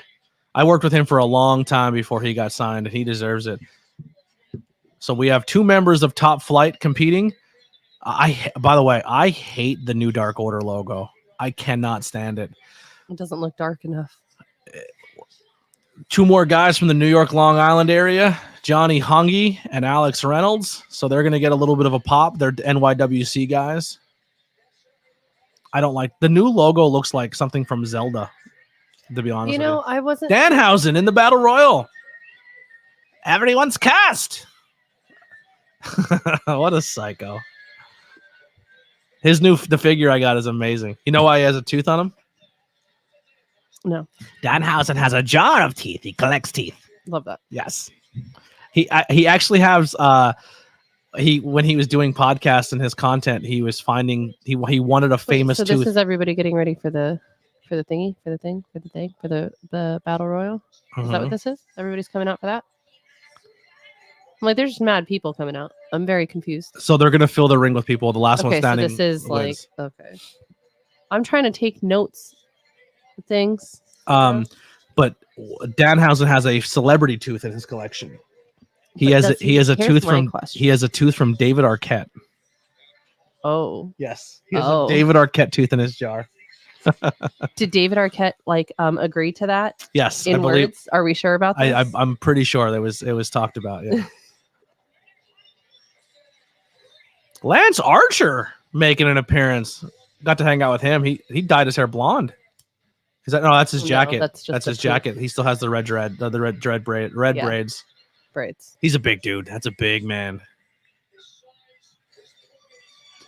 So they're gonna fill it up with a lot of tag teams. Like there's gonna be a lot of tag team people in there. There he is, Kill Switch. Snap. This is a guy that can win it right here. Can kill Switch. He's got the flames. He's like he's like Kane. They call him Lucha Kane. And we're writing this one down to look up later.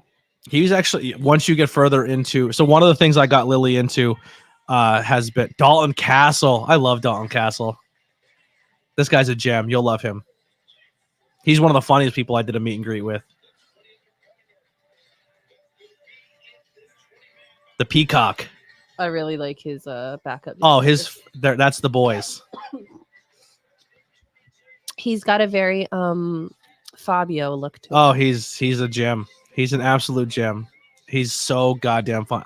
I worked with him for like 3 or 4 hours during a meet and greet, and I was pissing myself the entire because he's on when he's doing his thing. He's on the whole time. He's unbelievable. Like this energy, the whole time. Love that. He's like, hold on, let me zip up just a little bit.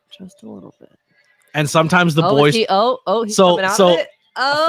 One of the boys on the left is actually not one of the normal boys. I can tell you right now who that boy is. The really, really jacked boy. Uh-huh. I could be wrong. Unless he's wrestling right now in LVAC, it looks like that could be Rex Lawless, which is Willow Nightingale's fiance, boyfriend. I'm not sure their status. So my pick to win is out. He's not even out there. So Nick Wayne is not even there. So my pick. Orange Cassidy. I told you Orange Cassidy won't be in this. I just wanted him to be. Oh, was that Johnny Morrison? Yeah. Hey. John Morrison's in it. Yeah. Alex told me he saw him before. So I was like, oh, you mean Johnny Mundo? Yeah. So I started her watching Lucha Underground. Going great. So this guy here in the green, that's Serpentico, I believe. When I was hanging out with Dalton Castle, it was me, Dalton Castle, and Serpentico. That's why I was helping with the meet and greet. Really fun guys. Dang. What the hell does he have? Did he just have the ring or the key from, he has something. from Dario Cueto? Yeah. Sorry, let me get back to the chat. I wasn't paying attention. Liking the setup. Lance Archer is back. One of my favorite matches I was booked was Rhett Titus versus Lance. We just seen Lance wrestle at Hamburg. Yeah. He looked amazing. It was a really good match. Amazing. And Rhett Titus is so goddamn good. He's one of the most talented people I've ever, so underrated. Serpentico is gone. Do you remember the zombie in ECW ABJ? Vaguely. I'm watching Danhausen in the corner over here just with his reactions. It's amazing. So, dude, I want Johnny Mundo to win it all. I was going to say, is Johnny Mundo keep the same pants all the time? Like, does he always have look. the very, Oh, Dalton Castle has been eliminated. Butcher and the Blade's still in there. I thought they were released. I thought they were no longer part of the company. Dalton's very upset. There goes my Jack Perry pick. Jack Perry also not in the Rumble. Yeah. Still going for Danhausen. Well, listen, you picked Danhausen. At least your pick ended up in the match. So you're winning. You're already doing better than all of us.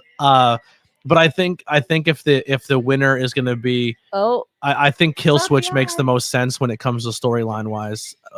Kill Switch is probably going to win this. I would not mind Johnny Morrison, though. I wouldn't either. Oh god, that's pretty awesome. He's so goddamn talented. Oh, as he botches it, you got to go back through. You didn't go over the top.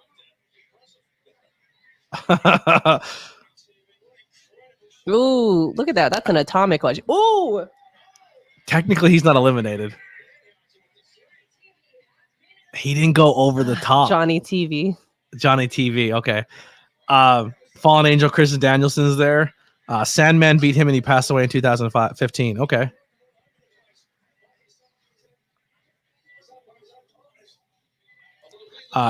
Any debuts tonight? I don't think we'll get a debut. But I think we'll get a devil reveal tonight. Tony Khan announced we'll get a return. So Tony Khan actually announced it in a media thing today that the devil will be revealed tonight. So if you've not noticed, you're like, where's Luchasaurus? Where's Killswitch? He's buried under tables on the outside. So he's gonna roll in at the very end when everybody. Are Killswitch and Luchasaurus the same person? That he changed his name. He's no longer Luchasaurus. He's now Killswitch. So I just wrote down Killswitch because I got to look up more of him, and you could have just been like, it's Luchasaurus. Yeah, Luchasaurus is Killswitch. Makes sense now. Makes sense. And he's laying on the outside, buried under tables. So he's gonna wait till the very end and then come in and clean house. Spoiler alert. Who's the guy in the left corner with the braids? On the back corner? Yeah, I have no idea who that is. Clue. Black pants. Anyone know who the guy in the black pants is laying in the corner? The guy in the black pants. Everybody's wearing black pants. What else we got here? Kill Switch does make the most sense. Still cross my fingers for Mercedes. I know it's incredibly unlikely. So they're saying now that her talks with WWE has gone flat. They said her talks with AEW has gone flat.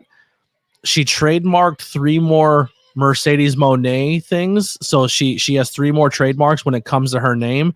I personally think I wrote this down already, I believe.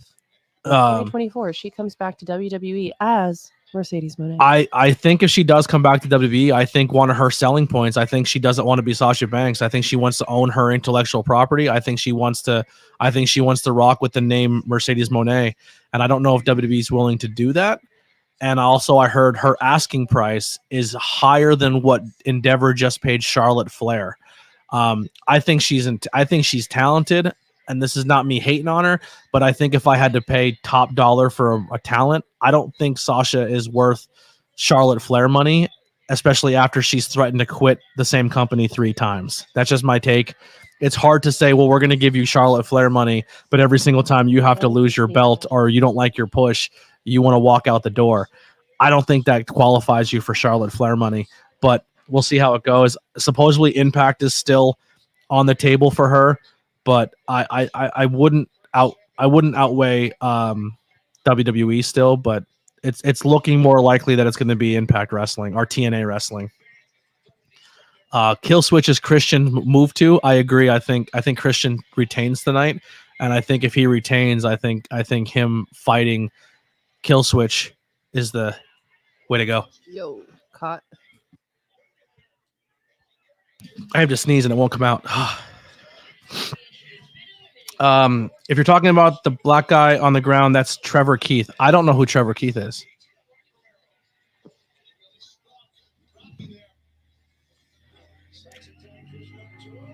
I say Chad G versus Gunther is my match of the year for 2023. For our podcast, our match of the year was the tag team match from WrestleMania Night 1. Sami Zayn and Kevin Owens versus the Usos. We gave that match of the year. Me personally, I tried to petition for MJF versus Adam Cole because being there live, that crowd was so invested in that storyline, and it was unbelievable. But it's Sami Zayn absolutely killed it at the beginning of the year, and that storyline was really, really good. Sami Zayn in Saudi Arabia was really good too. So I'm not mad about the tag team match getting match of the year. Are you going to be at Icons of Wrestling April 5th? Unfortunately, I will not. Matthew, I'm sorry, I will not be there. I keep saying that Mercedes will return to the company hush hush. So when that does in the Women's Royal Rumble, that the Women's Royal Rumble makes sense. She keeps tweeting out photos of Triple H and doing all that, unless she's trying to swerve people. But I think if she keeps tweeting all that out and then shows up at TNA, I think that's going to piss people off. But I think WWE is most likely. But I don't think she comes back as Sasha Banks. That's my prediction. Did he make his name Killswitch because of the Christian move? He was given the name by Christian. I think he's engaged. That's why he's doing that name. But You like what I did there? You like I got that one for the end of Heartaches. Thank you. Daddy Magic is a goddamn treasure. Don't you dare, Lance Archer, throw out Daddy Magic. Daddy Magic should be a world champion. That guy entertains me so much. He's the most entertaining person, even though when he's fake chewing gum. And there he goes. Well, he's so fucking funny. I love Daddy Magic. Lance Archer's gonna clear house. Killswitch is gonna get up, and then you're gonna have the two big men face off. Lance Archer and Killswitch. what was that guy's name that just got eliminated? I didn't notice. Was it the guy who fell off the corner here? Onk on his. Christopher Daniels? I'm not sure who it was. I turned my head for a second. Yes, I've heard the Butcher's music. I believe his band broke up. I don't think they're a band anymore. I think that band is no longer a thing. Who do you think is going to become the champion AEW, WWE, or NXT in 2024? I think Swerve is a champion. Yo, look at the zigzags in his braids. That is freaking attention to detail. I think Will Ospreay will be the world champion in AEW when they leave London in All In 2024. I don't think I had that written down. Yes, you do. I have Will Ospreay beating Swerve Strickland in London. Right, you're right. But that's my pick for AEW. I think Will Ospreay will be your world champion. WWE, I think Cody does not win at Mania, but I'm only doing that to be funny.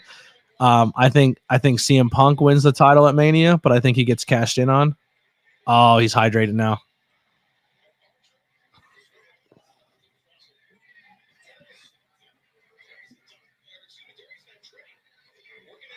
Yo, that was pretty sick though. I actually talked to Lance Archer about Japan, and he said he loves it in Japan. He just says he hates living and traveling there because he's so big and everything in Japan is so little. Here they come. Here he comes. Billy should come out with gummy scissors. Billy Gunn. Yeah. NXT, I think it's pretty safe to say New Year's Eve will have a new champ. I think Trick Williams is almost a shoe-in to be world champion for that company. And I think Trick Williams and Carmelo Hayes will be battling most of 2024.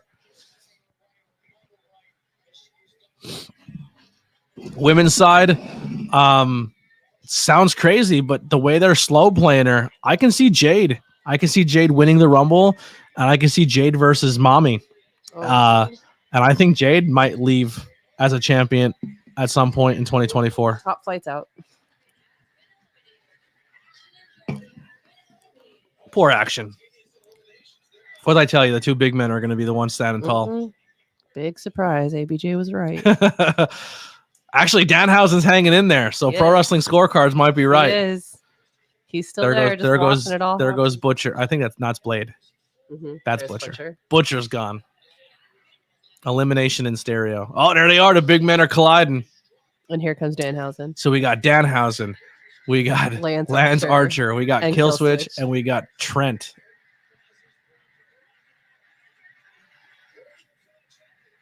Danhausen's so over. Yo. He gets hurt a lot, though. Oh, they're also custom Doc Martens. I know, I saw that. Of course, you can always count on me to be staring at the fashion. Lily is the wrestling fashion. Oh, the dick punch. Give him the old dick twist. Trent, two members of Best Friends. Oh, they're going to do the hug. Give the people what they want. I just say the quick zoom out. Oh, no! Trent, you scumbag! Curse him! Curse him, Danhausen! Cursed! Oh no! Dun, dun, dun. I actually would not mind Trent as for getting a singles title. Trent's very talented. He just came back from serious neck injury not too long ago, but I think it's pretty clear it's gonna be Kill Switch. Have I seen any more of his stuff? Trent is part of Best Friends. They him and Chuck Taylor are partners. Oh, okay. But Chuck Taylor's out on injury right now. I have his figure, but he has longer hair in the figure. He's right up front. Oh. Yeah. Bailey winning the Rumble, and I see Oh. Bailey setting up for EO at Mania. Yo, that was cool. That was so cool. I don't mind Bailey going for it. I think Bailey turns babyface soon. I think she gets kicked out of Damage Control, and I think she turns into babyface. Oh shit! Trent, come out the back door. Pulls the rope down. I'm sweating. I'm like hyperventilating a little bit. My hands are getting clammy. Matthew Holland said, "Can you see me wrestling? What do you think my theme song would be?"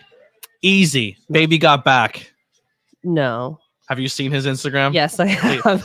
Matthew likes Baby Got Back. That's his song. It would be Anaconda by Nicki Minaj. Oh, Anaconda. My Anaconda don't want none. Yep. Unless you got buns, hun. Trent had a decent run in WWE back in the day. He did.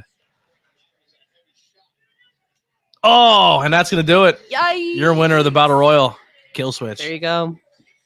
There you go. Yo, Lance Archer's in the And that was crowd. the first thing I wrote down. I would just like to say that. Follow sport of wrestling. No, I'm not following that. What did it say? I don't know. They just have a side of the promote their podcast. They give any jabroni a podcast these days. These jabronis. Look at that TNT. I held the real TNT title. That one's pretty. I actually held the real one that was on TV.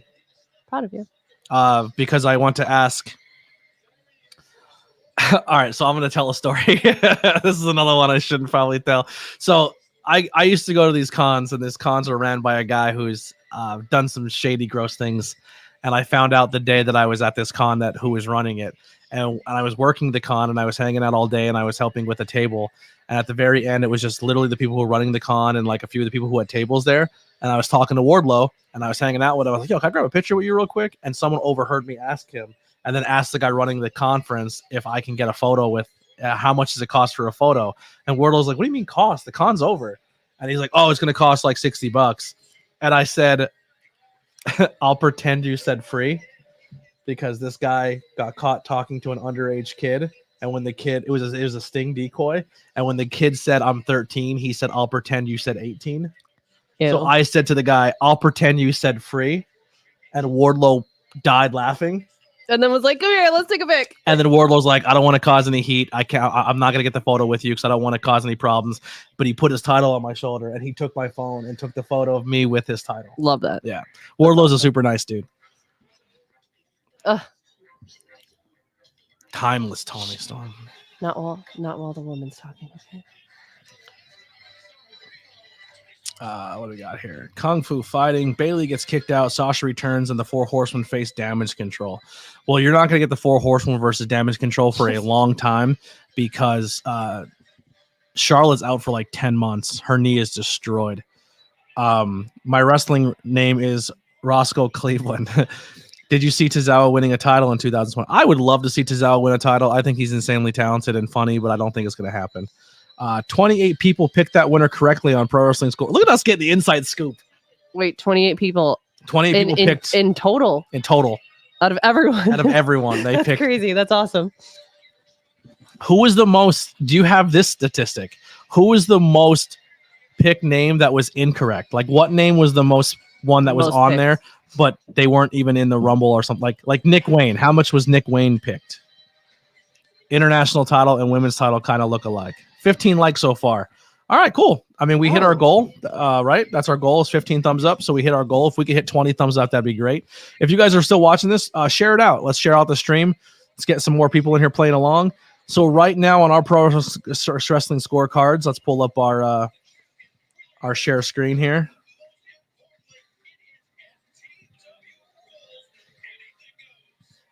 Was FTW, is that the pure one? Lusser is winning, are tied right now with Ryan Buck at 10 points apiece. I believe they picked Luchasaurus. Technically, it's wrong. It's kill switch. Ooh. Kill the points. No, I'm joking. So we have two people who correctly picked Luchasaurus in our faction. Son of a bitch. Mm-hmm. But anyway, everyone's sitting with big goose eggs. I'm actually curious now. I'm gonna go look whatever else picked. Battle Royal. I really did pick Ricky one. Starks. That's a weird pick. He's actually wrestling later on that night. What else we got? I'm gonna out everybody as I do this. Jungle Boy. There was one there. Rocker Chick is a 2-time champ. Let's see who they had. Ethan Page. That's actually not a terrible pick. Yeah, there's a bunch there. Let's see, who did Dark Order pick? Did he pick Johnny Hungy? All right, Wheeler Yuta's on his way down. We're gonna close this out real quick. I didn't update his name, LOL. You should put that. Sorry, everyone. The correct winner was Kill Switch. So if you pick Luchasaurus, you get no points. Wrong.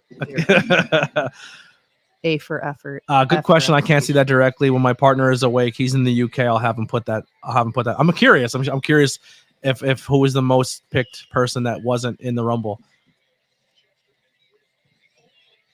I see Jungle Boy though. I think a lot of people would have said Jungle Boy as a return, but they didn't really say when his return's going to be. Is this the same type of thing? Yeah, I'm not gonna lie. I'm kind of marking out a little bit. I'm kind of pumped that Pro Wrestling Scorecard. Yeah, it's pretty watching awesome. the pay-per-view No, with it's us. pretty This awesome. is pretty cool. I appreciate you so much. That means a lot. We're working on getting stats like that posted after each event. That's sick. That's super sick.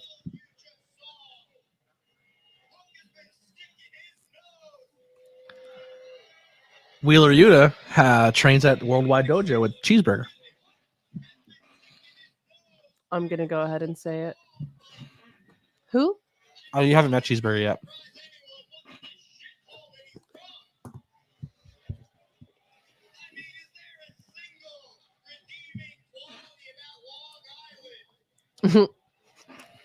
Don't say that. Long Island is kind of a shithole. Kind of. I mean,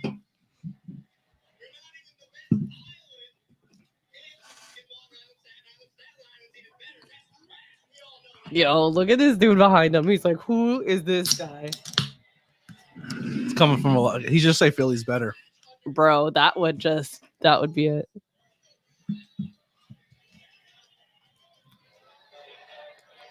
This place is gonna erupt for Hook. I think it's pretty cool how they did like the apron and everything, like where they're moving, green screened or whatever.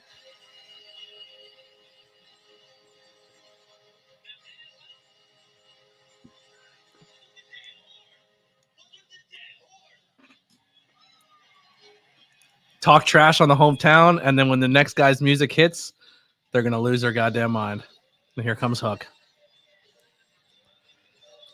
So Lily has yet to see Hook without a shirt on.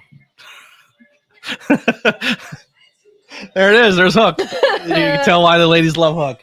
Yeah, he's I could see it from the neck down. I could understand now. He's a fan favorite. He's a fan favorite.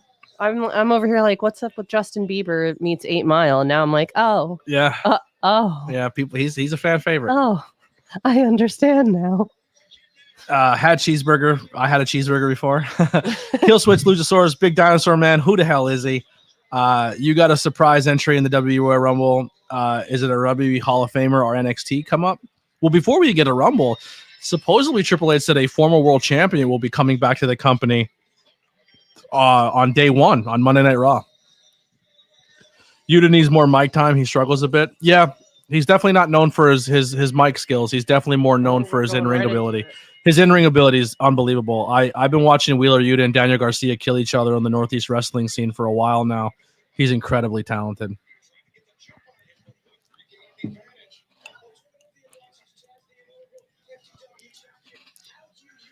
Normally, all Hook matches are reffed by Bryce Rumsberg, and he's not the ref for this one.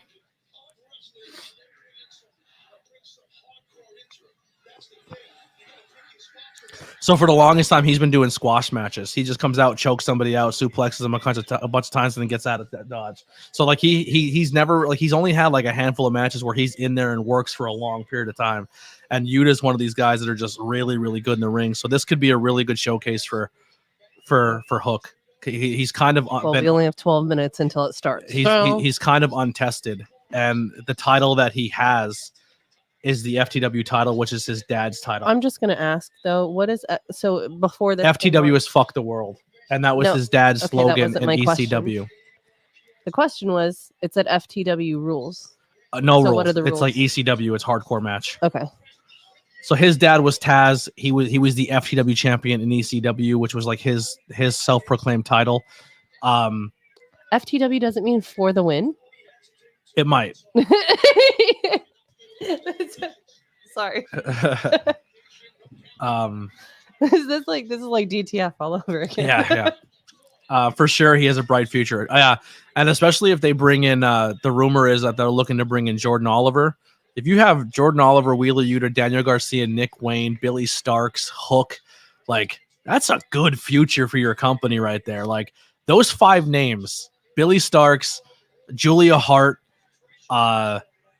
Wheeler, Garcia, Nick Wayne, Jordan Oliver. Like that's a future. That's a future of your company. I remember when Wheeler wrestled in MLW back in the day. Chris Jericho wrestling tonight still. He's still on the card. We talked a little bit about it during the pre-show scorecard pick'ems. There's a little bit of internet outrage right now going against Chris Jericho. I'm not here to speculate if it's true or not true, but that's supposedly there's some stuff going on. If you want to go research it yourself, go look it up. But right now there's a lot of Twitter rage right now saying that Chris Jericho should be fired. I almost wore Chris Jericho. You can do your own research. So I'm glad I didn't. Doesn't John Cena have an announcement too? He might. I don't know. I just heard for WWE for day one. I just heard that Triple H said a former world champion will be coming back to the company on Monday Night Raw. They have definitely recruited wrestling for the future. Yes. I don't know if you guys answered this before. Where are you based out of? Are you based out of the Vegas or West Coast area? I don't know if he'll get arrested. I don't think it's. I don't know. Who knows? But he's being accused of some stuff. But it all comes down to is there proof? Is there accountability for anything? But I don't know. Vegas. That's it. Vegas area. I thought it was Vegas area. God, I love Vegas. What's the wrestling scene like in Vegas? I know like nobody's running wrestling shows in Vegas, which kind of sucks, man, because like the MGM Grand Taz just had all of his coffee spilt all over his lap. Oh, is that his dad? That's his son, yeah. I love Vegas. I that town is so much goddamn fun. Could you imagine if they did a wrestling event in the Sphere? Put a ring in the middle of the Sphere? That'd be dope. Sweet. That'd be sick. I don't know what the logistics of that would be.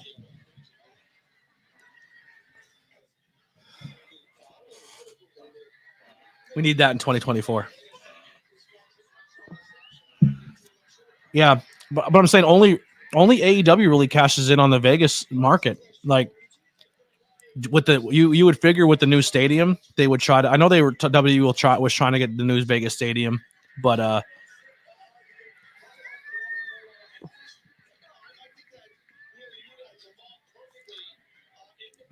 I just saw his mom tattoo, and I think that's adorable. There's a pretty big company called SFW with a lot of big names. Time spent there. Brian Cage, Karrion Kross, etc. Interesting. I'll have to look into that. Karrion Kross and Anthony follow each other. Yeah, we're friends on Instagram. No big deal. I don't know if you're aware of that. It's kind of a big deal. Kind of a big deal. He's a nice guy. There's a real good indie promotion called Pride Style that we work with. Is there stuff available on like IWTV or that Premiere Network? Or is it all free on YouTube? I'm actually gonna look them up right now. Yo, well, first off, I just typed in Pride Style Wrestling, and the first flyer that popped up is Keita Murray, which is a guy who used to live in Pennsylvania, who used to tag team with Kit Raff. Oh, I know him. Yep, and now he lives out in the West Coast, and there he is, Keita Murray. Love Keita Murray. I'm a big fan. He's from our area, and then he moved out to the West Coast, and he's killing it out there. I love me some Keita Murray. Alice Blair. Lazarus. That's a cool look. Lazarus. Makeshift Chemistry. I'm not sure any of those guys. It's giving My Chemical Romance. Tyler Bateman. These flyers look dope. It's a cool flyer. Brooke Havoc. Mm-hmm. Zoe Dubois. She has a cool look too. Mm-hmm. I'll tell you what, Raveny. Just the flyer alone, I'm into what's happening here.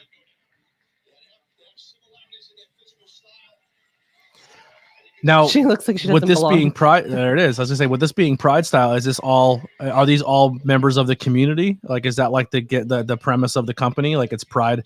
Is it all Pride Wrestling? Is it? But it's like instead of like back and look at instead of being like just an event, like every year everyone does the Pride event. But is this like a Pride company, like 24/7? Yeah, I'm gonna follow them. They have merchandise on Stiff Blade. Stiff Blade makes good stuff. Oh, they have baseball jerseys. 91, huh? That's a good year. Good year. I just don't see like a YouTube page where you can watch it. Everything just links you to their Pride Style merch. I'm sure they'll say it in the chat. They post a YouTube a couple weeks after the event. They're still working on streaming. The owner is a designer. His work is great. Not all, but a good amount. Stiff Blade is owned by the same guy. Oh, okay. So I own two Masha Slamovich shirts that were made by Stiff Blade. I bought the Masha one with her face and the mask, and I own the Masha Stiff Blade shirt with the Masha Death Kill when she beat Nick Gage. They make really good shirts. I'm a fan of their products. I'll look for them on YouTube real quick. If you guys work with them and they're looking for talent to do interviews to put over their shows, I would have no problem working with them and interviewing some of their people. Yo. Ooh. I don't like how that was. They got 953 subscribers. So everyone watching right now, here's the link for Pride Style Pro Wrestling.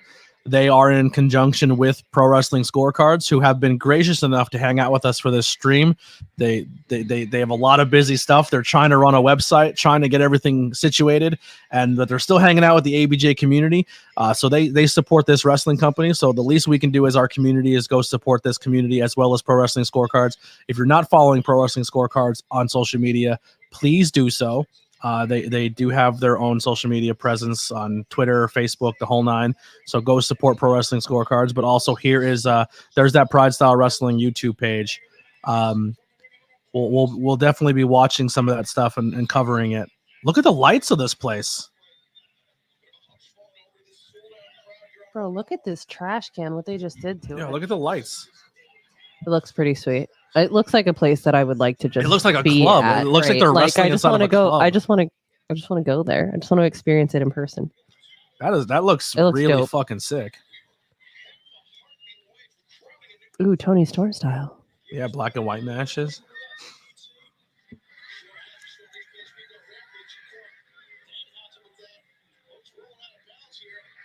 That looks super, super cool. Yeah, I'm definitely gonna look into that. I drank Mountain Dew and ABJ ate Ruffles chips. I did not eat Ruffle chips. He doesn't like the virgin. He has a hockey stick. He has Plank from Ed, Edd and Eddy. No, it's missing the face.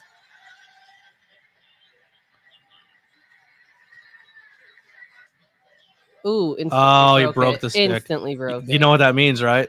That was a gimmick stick. He was supposed to use it over his back like that, and it was supposed to snap, but he broke it too early. It was gimmick, so it would snap over his back. That sucks. Wheeler's cut. Wheeler's getting another blood and guts figure here. Anytime you bleed like a pig in AEW, they give you a bloody figure. That's like their gimmick. Yeah, but he's not bleeding like a plate. He's already had a figure. It's like a little. Hook had a bloody figure already. All right. So we had Killswitch win the 20-man battle royal. We had Willow Nightingale beat Chris Statlander. Did not turn heel, so I got that wrong.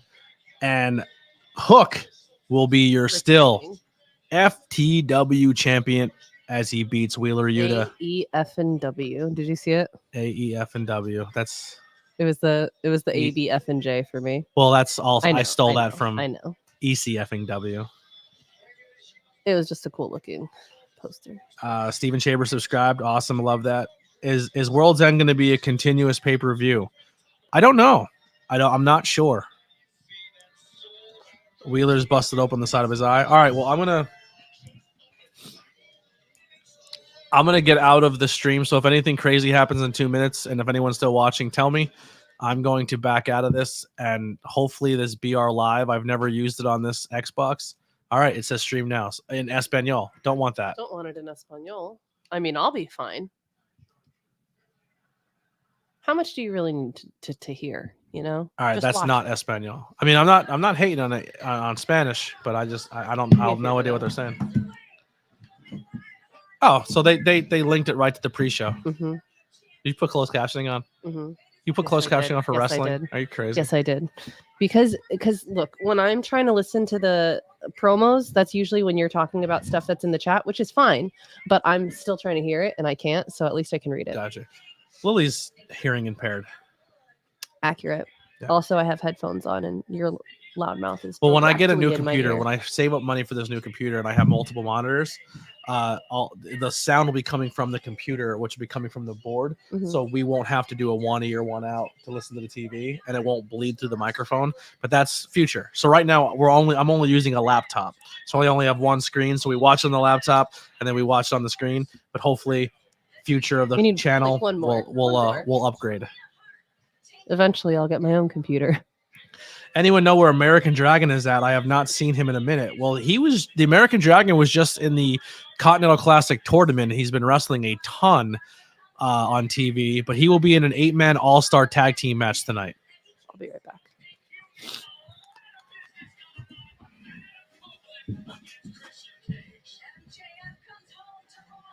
So where did you said Tony Khan tweeted that? Let's check it out. I don't know if it was tweeted. He did a media.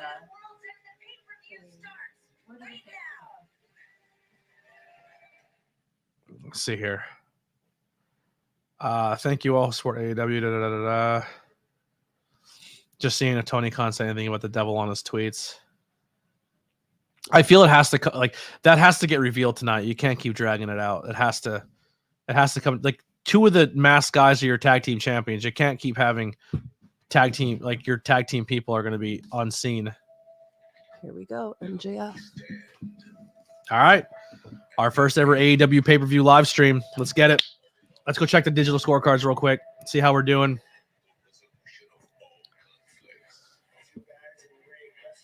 All righty. Let's check it out. So Ryan Buck is in the lead right now at 24 points. They got 10 points in the Battle Royal with Luchasaurus. And the FTW Championship, they won 5 points with Hook. They got submission correct with 3 points. Location in the ring, 3 points. Near falls, they put 5. They're plus or minus 1, so they got 3 points for that. Match enters crowd, no. They put yes, no points there. Wrestler put through a table, no. They put yes. So they get no points for bonus questions there. But great round. 5, 3, and 3, plus an additional 3 for getting near falls. That's going to put them in first place right now at 24. Lusser is going to be at 18. Then we have a huge tie right here for 17 points apiece. 14 points is separating a few other people here. And then we have 11, 9. Lily, you're sitting at 9. You're doing all right. Let's look at Lily. Go. Let's look at Lily here. Lily got no points in the Battle Royal, but that's all right. Orange Cassidy wasn't in it. She picked Wheeler Yuta. Unfortunately, that was not right. She picked correct. Pin. Not right. Oh, wow. I'm not laughing at you. You can keep laughing. That's fine. Location in the ring, 3 points. See, this is where you could clean up right here. She said 13 near falls. Yo, I was going for it. You know what a near fall is? Yes. Okay, just making sure. You were off by 6, so that you didn't get no points. Horrible. Match enters crowd, no. Put through table. So why would you think it wouldn't go no table? Why did I say no table? Yeah, what's your thought process? So I don't. It's actually have a thought process. It's not a bad pick. You think it's the I opening didn't think match. they were going through a table because I figured like the table was going to be done for like how many table spots are we? Is every match going to have a table spot? That's a great mindset to think. Thanks. But it is a ECW style match, so maybe there will be I didn't tables even know involved. what that meant. Exactly. I didn't even know that was a thing. But you the know what fact I mean? that you but all thought I'm saying is like it's pre-show, do you think they'll use tables? But they use tables in a battle royal, which is kind of fucking crazy. But I mean, that makes sense in a battle royal. Like you're gonna. No, it doesn't. Table spots in a battle royal? I don't know. I feel like it makes sense if you're just trying to get rid of people and you have 20 people in there. Yeah, you're gonna have weapons out the booty hole. Here's what I did. I picked Hook. I got Pin. I was wrong. I had In the Ring. I had 5. There was 6, so I was close. Oh, lights out, lights out. Enter crowd through Lights out. table 3-3. So I had a good round there. I'm sitting in 3rd. Let's have some fun here.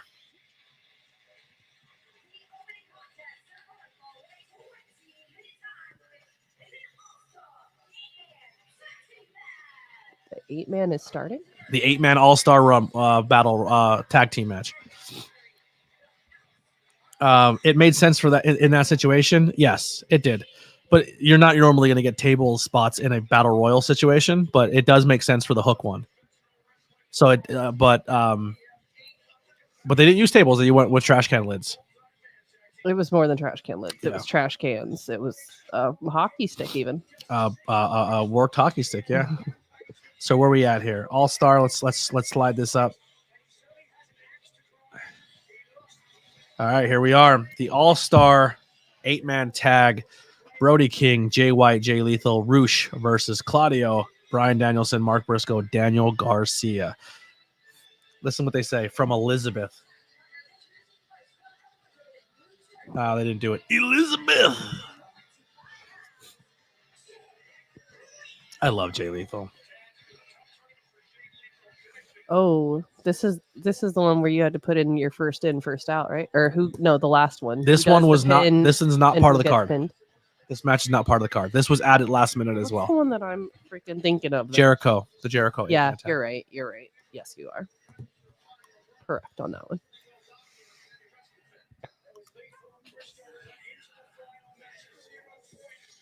Because I still know. Roosh.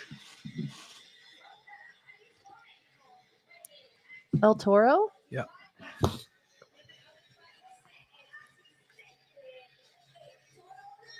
I need a cool jacket like that. El Toro Blanco. There's a Mexican restaurant in Wilkes-Barre named that. El Toro? No, actually it's El Torito Blanco. They have really good tacos de birria there. Taco de Verida? Tacos de birria. birria tacos. Birria. Clearly, everybody. Relax. It's birria. Birria. Birria. You got a on the. I'm white. I can't. I can't. My It's okay. That's what I'm here for. my mouth doesn't work like that. No comment. Wow. Just kidding. Just Yikes. Yikes. anywhere.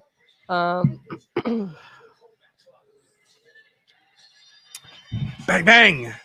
I love this. This is one of my favorite wrestlers in the world right now too. I love Jay White. I think he's so goddamn good. If I was a movie director and I wanted someone to play a pirate, this is the guy I'd hire. He looks like That makes sense. He looks like a sick ass pirate. I want abs so I can do that. I just want to walk around with a leather jacket with no shirt underneath it, just to show off my abs. Look how cool you would look. Like if someone walked into a grocery store wearing that. Adam Cole does the same thing. I understand. You know what I'm saying? If you walk into a grocery store rocking that, like no one's going to question you. You're going to be like, yo, you're killing the game, my guy. Daddy Magic on commentary. Who's going to be like, excuse me, put a shirt on? No one. They're going to be like, yo, the knee pads are weird. And the wrist tape's a little off. But we don't mind the leggings, boots with a leather jacket with no shirt underneath. You got some great abs. You know what I mean? Yeah. Like no one's going to say anything. Yeah. Especially if the jeans are like kind of low cut, you know? Yeah, they're not like tights. Works They're out. more like stretchy jeans. Yeah. Jeggings, if you will. Yeah. That's our fashion talk. I'm trying to keep Lily in the loop here, you know? Trying to keep her interested. Jay White, one of my top 5 favorites. I would agree with that. Claudio. Jesus Christmas. This guy. Love him. So goddamn strong. Super talented.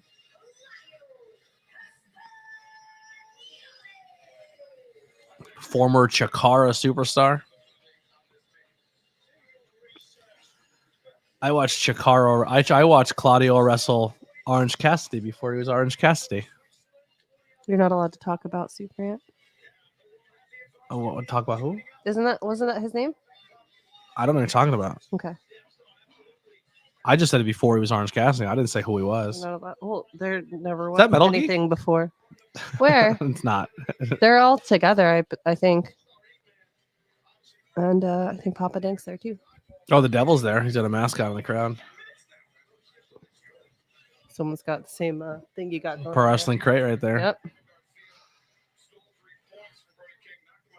I'm shocked they're not selling devil masks yet. Honestly, I think that's insane that AEW shop does not have a devil mask. I for feel sale like yet. after tonight it will be. I think they were just waiting for tonight.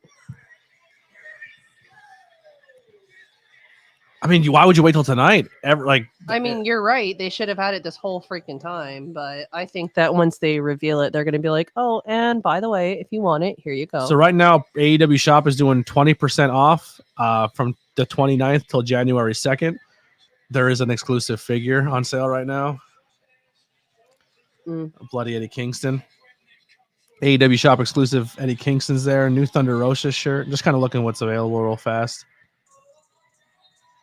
Polos. A lot of polos are new. The original Daddy, the Billy Gunn shirt. New Riho shirt. Redneck Kung Fu. New Mark See, it Briscoe says shirt. Original Daddy. Yeah. I love that. Yeah. Still no goddamn. That's insane to me. There's no mask available yet. Forgot Solo and Chris Bay from SFW in Vegas. Chris Bay is amazing. Solo is really good. Solo wrestled a lot out here. So where I live in the Northeast area is like the home of like WXWC4, which is Samu's school. So Lance wrestles out of there. Solo. I actually seen Solo wrestle there right before he got signed. Isn't Chris Bay Ace Austin? Chris Bay is Ace Austin's tag team partner Yeah, for Team ABC. Yeah. Look at me go. Look at you. Chikara had tons of great talent. Most of this company is Chikara at one point in time. Chikara, CZW, all just the Northeast scene in general. A lot of what you're seeing in the ring is all Northeast guys. It's funny that Solo told us about his signing before it was announced at an FSW show. Yeah. So you've seen Solo when he still had his braids, right? He still had all of his long braids, and then he went to WWE and cut them all off. Who am I missing?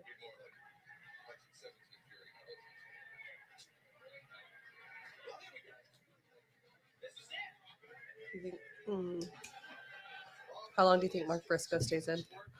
Is this elimination style? I don't know. I didn't hear them talking. Or just single fall.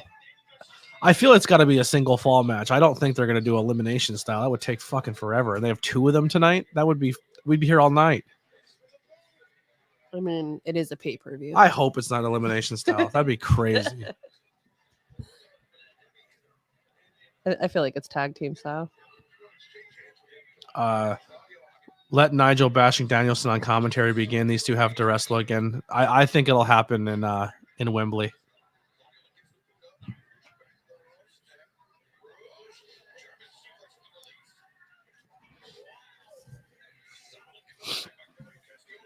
Dude, the craziest part about this sport, and I know it was already said, and I'm just kind of taking it from Undertaker himself, but every single time they do something, every single time, they're inches away from paralyzing themselves. Mm-hmm. Like, oh, but it's okay. It's fake.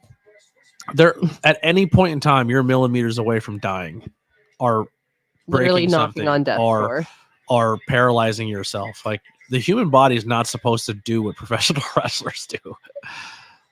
All right, we're getting Briscoe versus Lethal again. Yep, he's been friends with Mario from PWS for years. Mario does promotion work for us and used to design merch for FSW. He has some long-term relationships. That's what you do, man. Just network. That's the way to go about it. That's what I've been trying to do for the last 4 or 5 years. You make really good friends in this industry. Are you and Lily going to be in the Royal Rumble? Yes. Oh, it's going down. I'm drawing number Part two. 31. She's drawing 65. I don't know what that even means. There is no 31 or 65. Okay.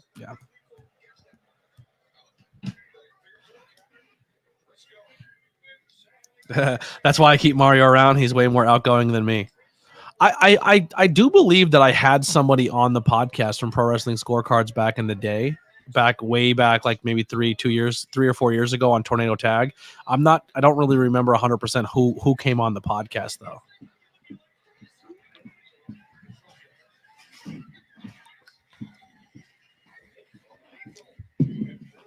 It was you? Oh, okay. That's awesome. We got to set it up again. I'd love to have you. I'd love to have you back on and talk about the company again under my new brand. Look at Danielson's chest still from the Kingston match. Zac Efron wins the Royal Rumble. Dude, Jay White versus Danielson is a dream match. That's why they're fucking going bananas.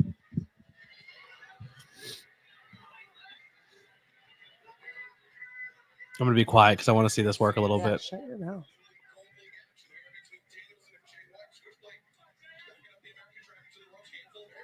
Pulling him by the hair. Covered his eyes. That's funny. That's the small things that I love about Jay White. Like he's just quick gets to the rope. I have till 5, ref.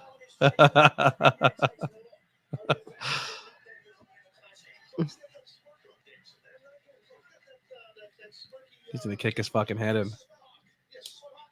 Who? That's Daniel Bryan's catchphrase. I'm gonna kick his fucking head in. That's why Hawthorne was saying the final countdown. Oh. And said, I'm gonna kick his fucking head in. It makes sense now. It makes sense now. It would have been. I probably would have got it if he had an eye patch on. If you know Danielson from an eye patch, you know you're only been watching wrestling a couple months. You know, you win some, you lose some. Oh man, this is crazy. All right, we're gonna put the. We have a few people watching here. We'll put a link out if anybody wants to join in. Come talk some wrestling. You're more than welcome. If you haven't done so already, please hit that thumbs up button. Subscribe if you haven't, and let's share this stream out. Or just head over to my Twitter and retweet it. Let's get some more people in here. Let's grow the brand, baby. We're doing very well. I'm very proud of it.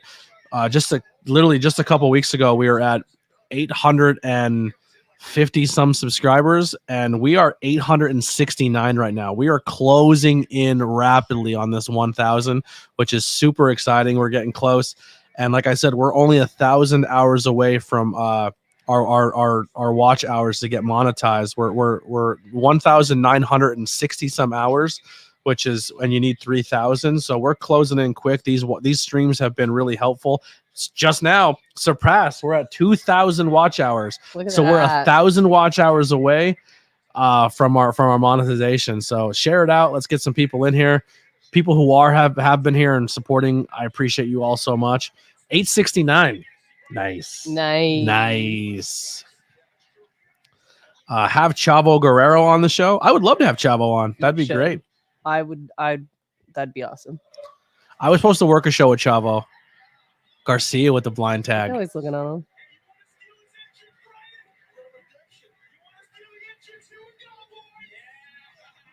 Oh shit. He blind tagged in and now Brody King's in there. Whoops. Uh-oh. Are you doing a swerve? What is No, that's the Daniel Garcia dance. Daniel Garcia was making dancing a thing before Swerve made it popular. That's fair. Oh, never mind. I'm thinking of Indy. I'm like, who's the one that just comes in and dances all the time? Love Eddie Gurr, who's my favorite wrestler. Yeah, Eddie was amazing.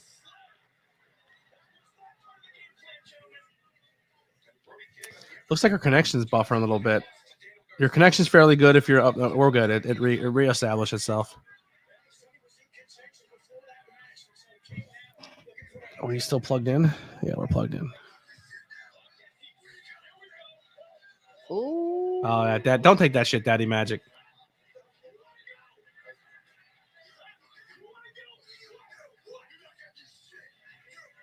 Oh. Jay White. He's like, yeah. He called you a bitch. What you gonna do about it? You ain't gonna do shit. I love Daddy Magic. He's so fucking funny. Oh, his nose is broken. Yeah.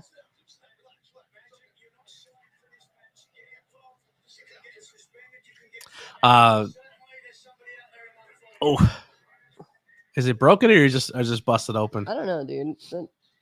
It doesn't look broken, and like I feel like it'd be a lot more blood if it was, you know. Yeah. Oh, Roosh doing the dance. Oh, Garcia didn't like that. Oh, there he goes. It's teeing off.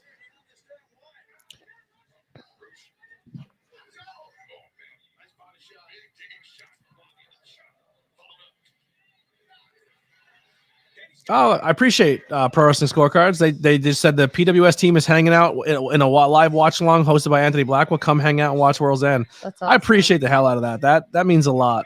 Thank you so much.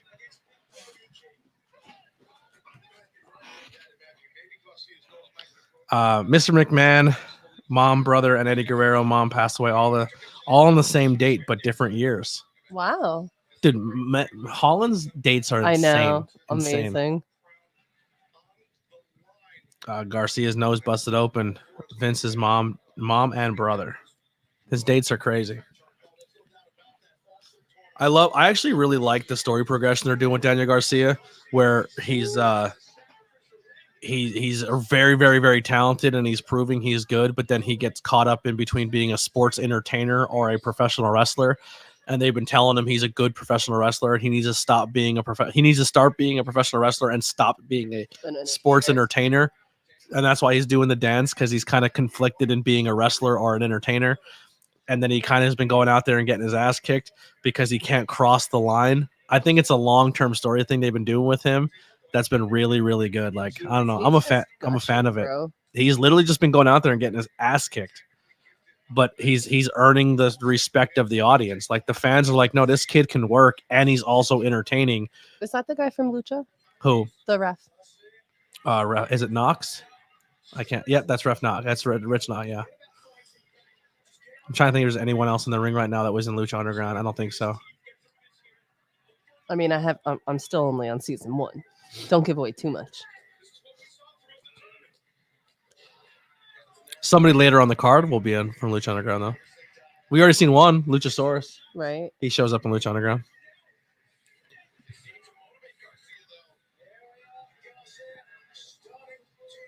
They're just like punking him out.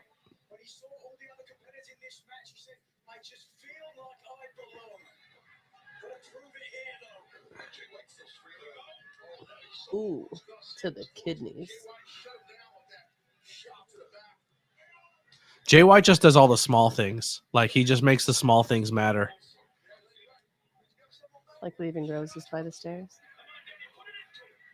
Say it ain't so. That's Weezer. I will not go. I know AEW is criticized for bad storytelling, but I think they do such a good job at subtle long-term storytelling and great callbacks. I 100% agree. Here's one thing I will say. Also, if you're an independent wrestling fan, they carry stories that have transitioned from the independent scene. Like the Claudio Eddie Kingston story has happened in Chikara, and that now it's 10 years later and it's continuing in AEW. You'll see guys in GCW continue stories in pro wrestling and AEW. Like, there's a lot of like Japan storylines are crossing over in AEW, and I like they get shit for not telling stories, but I totally disagree. Like, this match alone has story between Briscoe and Jay White, because they're best friends and they've been doing this for a while. Danielson and you know, like Danielson has never really touched a guy like Jay White or Roosh yet, and people want to see it. Like, there's so much crossover. Garcia has his story arc going where he's kind of a pushover, but he got the big upset win over Brody King. Like, there's so much good story in this. Wow, what a net breaker. But I totally agree.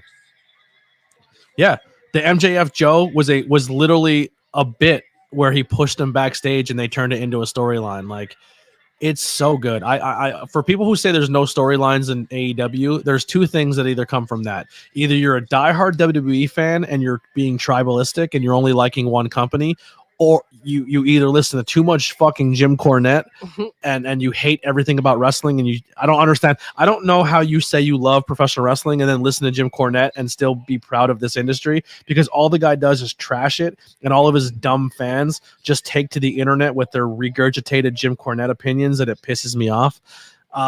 Because once again, why would people ever support your industry when all you do is trash talk it? But also, like, is AEW perfect? No, they still have a lot of things they do wrong when it comes to booking, and they're figuring things out. But like, to say they have no storytelling is absolutely absurd. They weave crazy webs.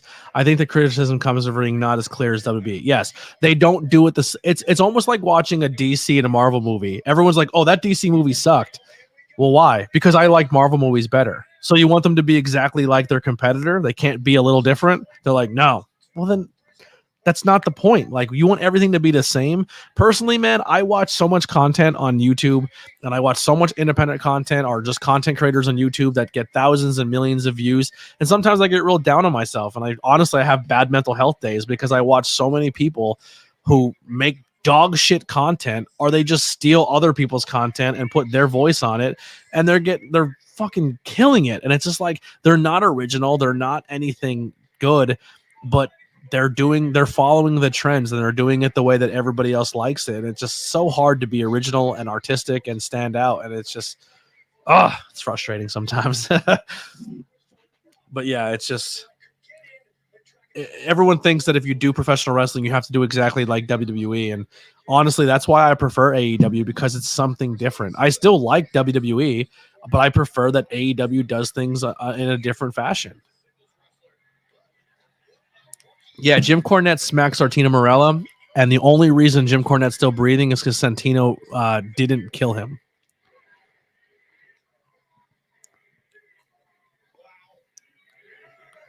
Jim Cornette was a tough guy who had a position of power in wrestling. So anytime he thought he was a tough guy and he would get disrespectful with people didn't want to lose their jobs and lose their spots in their business. So they just took it on the chest, and they didn't defend themselves.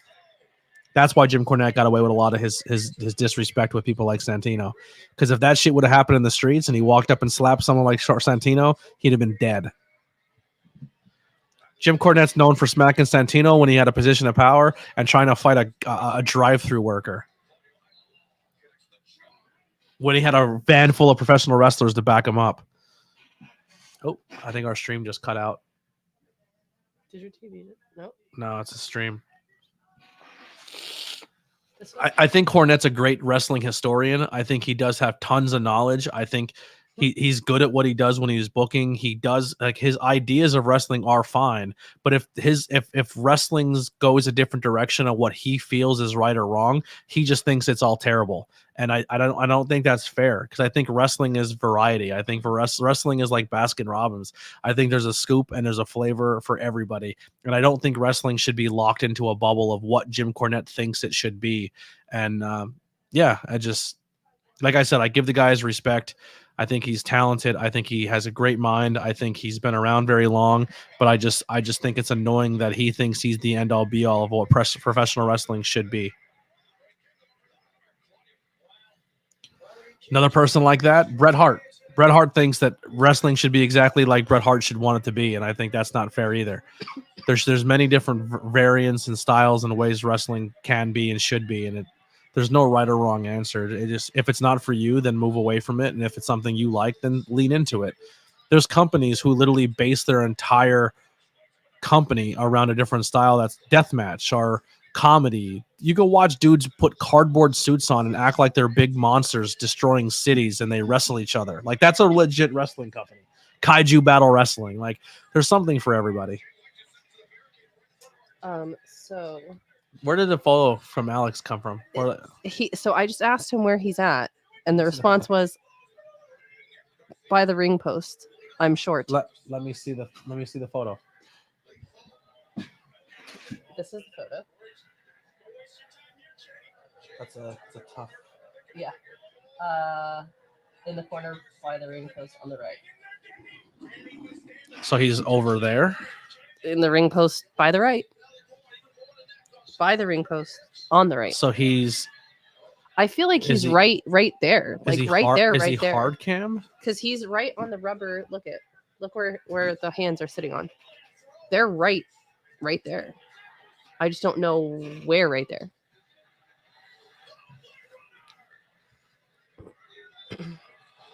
I'm looking for this kid wearing an MJF scarf. Like that's going to be easy to find. Is that what he's wearing? No, there's a kid in the picture that's wearing it. Let me see.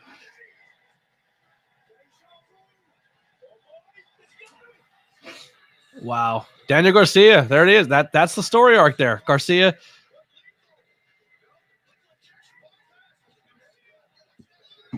Daniel Garcia gets the win. Snap. That's exactly how you tell the story. Garcia is the all-star winner. He didn't have any wins the whole tournament, gets an upset win over Brody King, and then wins it for his squad.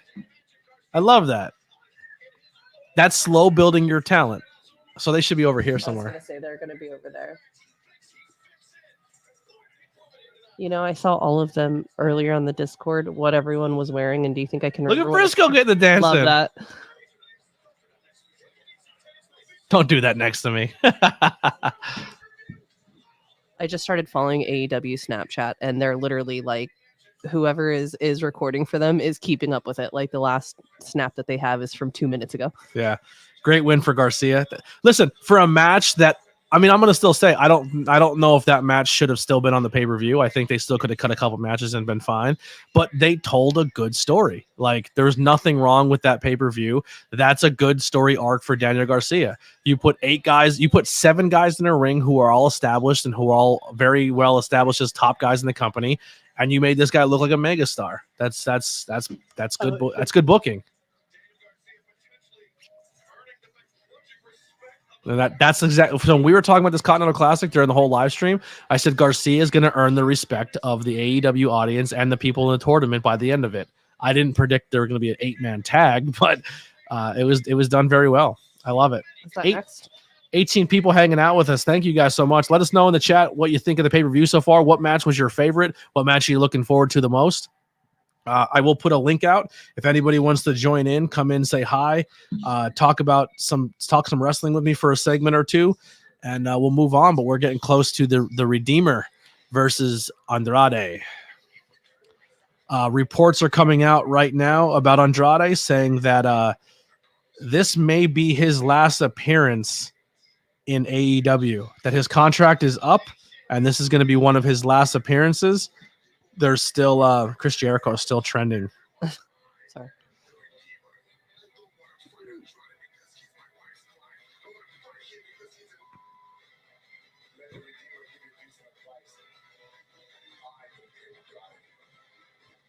Yikes. Yeah. Let's see what we got here. I'm going to pull up Fightful or Sean Ross Sapp, see if there's any more. Here it is. I'm looking forward to this one. Chris says Abaddon versus Julia Hart because we will see Sky Blue get involved. Ooh, interesting. I love how Sky Blue has become a meme just by the cameraman. Like, oh, the cameraman's going to get the Sky Blue shots. That was the best meme ever. I don't So care what you have funny. to say about it. Send it to me. I'll put it That in Godzilla one? Yeah, the that was Godzilla so one. funny. I'll send it to you. Lily found this really funny meme. It's ridiculous. Do you think they dropped the ball on Miro? So I love Miro. I love Rusev Day. I think he's insanely entertaining. I think he's better as a funny character than he is a serious one. I just think he's so wildly entertaining.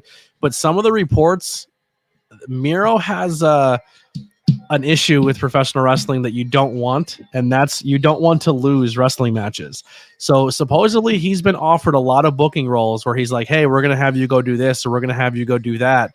And he doesn't want to lose, and he doesn't want to lose to certain people. And supposedly that's what's been stunting him from being on TV. Don't know how true that is. It's all rumors and innuendo. And then supposedly he's been doing some other stuff outside of wrestling too. So that's why his time was away. So I don't know how much of it's been they dropped the ball on him, or he just can't find a creative agreement with them on the future of his character. This is Come this, on, that's so funny. This is the meme real quick. I don't care. I don't care if it causes me heat. I think it's hilarious. Once again, this is from a female. This is from Lily. This is not respect. This is not the views of ABJ, but I do think. But you're not disagreeing either. But it is funny. Listen, at the end of the day, female wrestlers know what they're doing when they're wearing their everybody knows when their they're gear doing selection is picked. If they have, we all know wrestling is it's a body image based. Yeah, it's a body based business. Yes. If you have great abs, you wear leather jackets with no t-shirt and show off your abs. If you're sky blue, you just hope for the cameraman to get the right angle. So this is the meme. It says the average AEW cameraman getting an angle of sky blue. It's crazy. So you're saying if Godzilla didn't have a tail, he'd have a dump truck? He'd have to have a CDL for that dump truck of an ass. Yeah, there it is. I'll never look at Godzilla the same way ever again. It's crazy. When did Andrade joined Hollywood Undead? Bro. That is a weird looking mask. I liked it better when he was doing the black mask from Batman, but this one's pretty cool. So we did a raffle for tickets for my predictions, so I think I switched mine to Miro, but my heart still thinks it's Andrade. Kai, I don't know if you heard, but there's reports from Sean Ross Sapp and a bunch of other people saying that this is Andrade's last match in the company. His contract is up and he's not re-signing, and there's rumors that he might be working even out of contract right now, and we can see him as soon as day one, New Year, back in AEW or back in WWE. They're saying his return to WWE is like imminent, like it can happen very, very soon. That's Allison K. Yeah, Allison K killing the game too. I was gonna say, like, who's got her jumping in on this? Nobody? Oh, if CJ Perry gets involved, that is one of the stipulations on the card. I have to sneeze so bad, but it won't come out. You keep. Proud of you. You finally did it. My God, I needed that so bad. I'm just coming off COVID. So I just did I just started this new job. I already talked about the pay is terrible, but I don't get paid holiday pay. So I missed like 3 days of work because they shut the plant down that I didn't get paid for. And then the 2 days I was able to work last week, I got COVID, so I couldn't go to work. So my paycheck's going to fucking suck. You're going to get paid for 2 whole days. Yeah, I'm going to get a 2-day paycheck. Crazy. Trying to be an artist. That's my own fault. Wonder if that's Triple H who he's referring to when he announces an appearance on Raw. Well, Triple H said that they're bringing back a former world champion. He was a world champion in NXT, so maybe. I've had COVID like 6 times. This is my 4th. And every time I've gotten COVID, for the most part, has been because of wrestling shows. But I don't think I got it from a wrestling show this time. I think I got it from my mom because she got it from somebody at work. 20 people watching. Make sure you guys hit that thumbs up button. If you're new, hit that subscribe. Let's grow these numbers. I appreciate everyone for stopping by. Tell me how you found the stream. If you're just kind of scrolling along and found us, and let's have some fun conversations. Let's have some fun. So this match is a part of the scorecard. So we are back on track. Nothing has changed in the standings. Ryan Buck is still winning our tournament, our card today. D. Lusser is in second. I am sitting in third alongside a whole mess of people at 17 points. And then we have a whole bunch of people sitting at 14, a bunch of people at 11, a few people at 9, some 8s, 6, and a 5. So we right now in our tournament, in our faction, we have 18 people signed up and playing. So thank you guys for everyone who played along for Pro Wrestling Scorecards. Huge thank you to Pro Wrestling Scorecards for being in the chat with us and watching along. This is super exciting. These live streams have been doing really well for us. We're starting them up the beginning of this month. They've been doing really well, and I'm glad everyone's enjoying it. I'm glad I'm getting to talk wrestling with people. It's been a blast, absolute blast. I'm still trying to find the tweet about Andrade. See what it says here.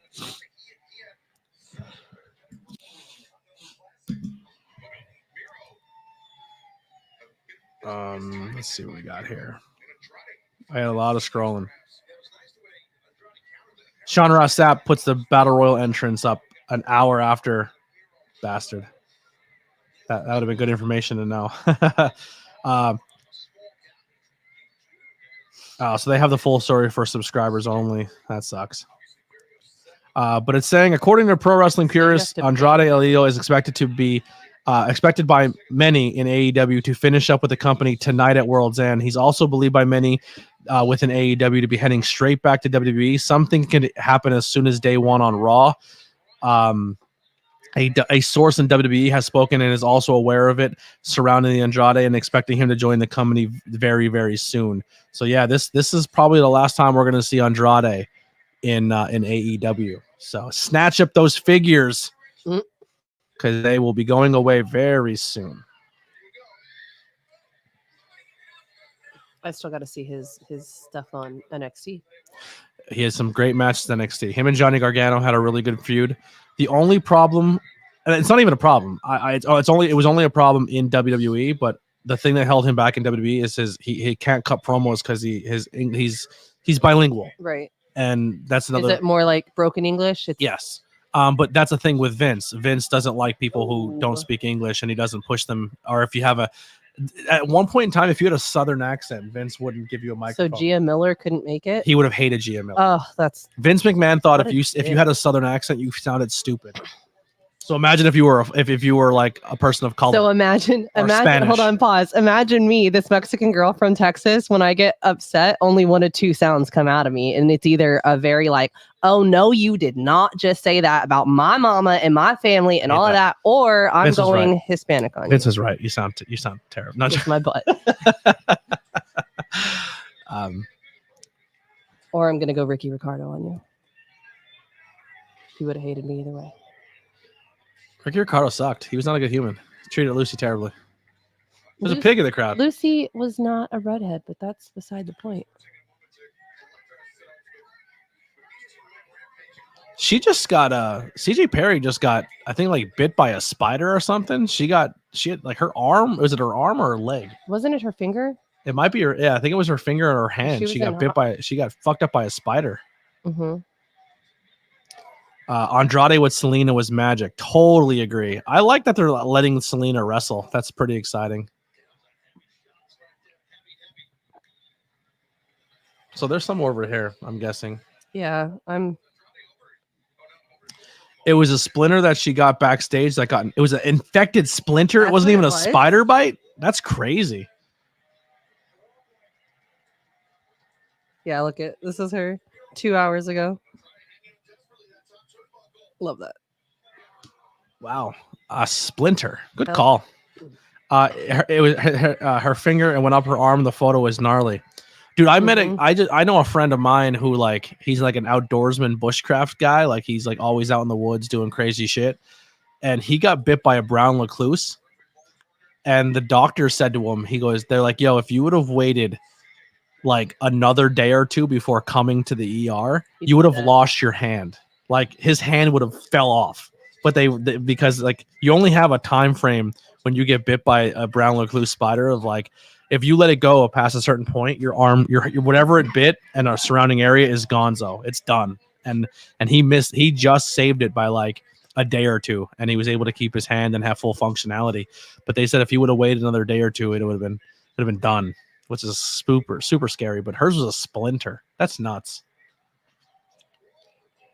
So I'm guessing they might be over on this side, not hard cam sign. They're more to the right, so they're not going to be. They're literally right behind this rep, like they're on the floor. Yeah, no, they're not. He's in this barrier right before the thing, but they're not. They're going to be on this side of the pole. They're going to be over here.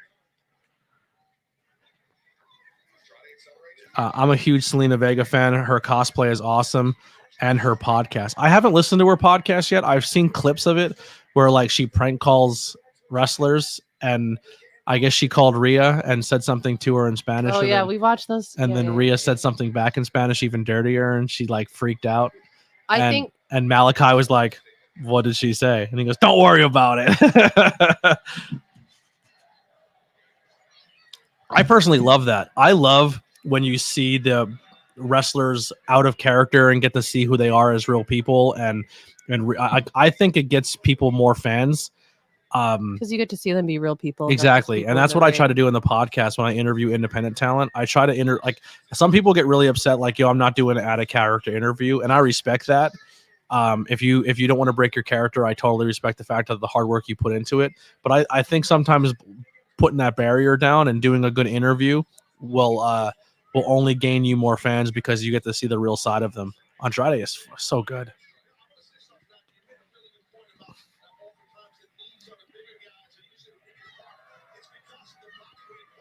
Yo, those freaking dude. If you're building a company, that guy should be your world champion. If you're building a company, he can hold it on his shoulders. I'll tell you that. He's so good.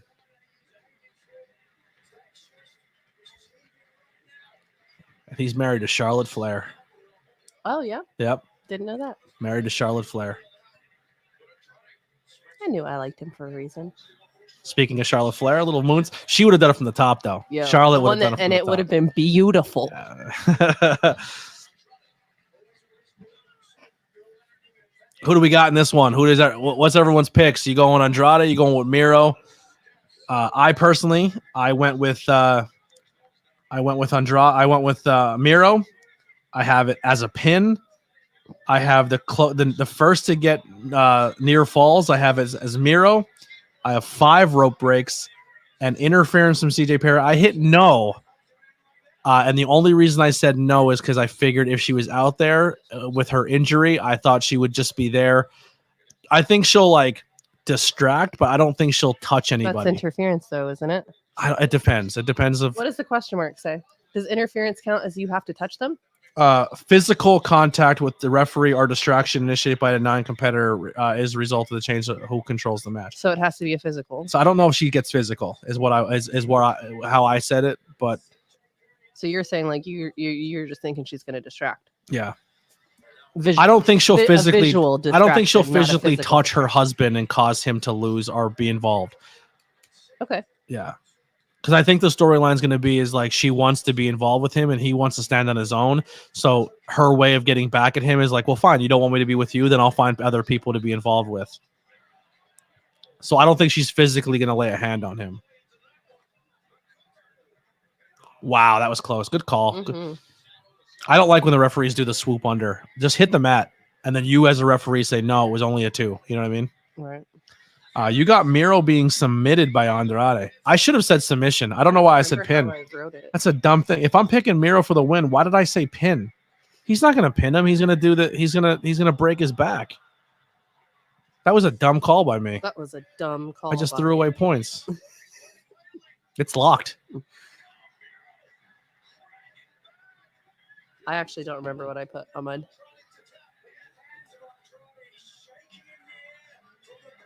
You saying no?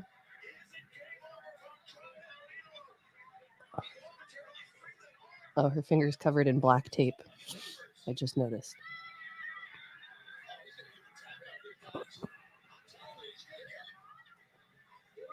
Oh, rope break. I need a few more of those. I can see Wardlow with CJ. Interesting.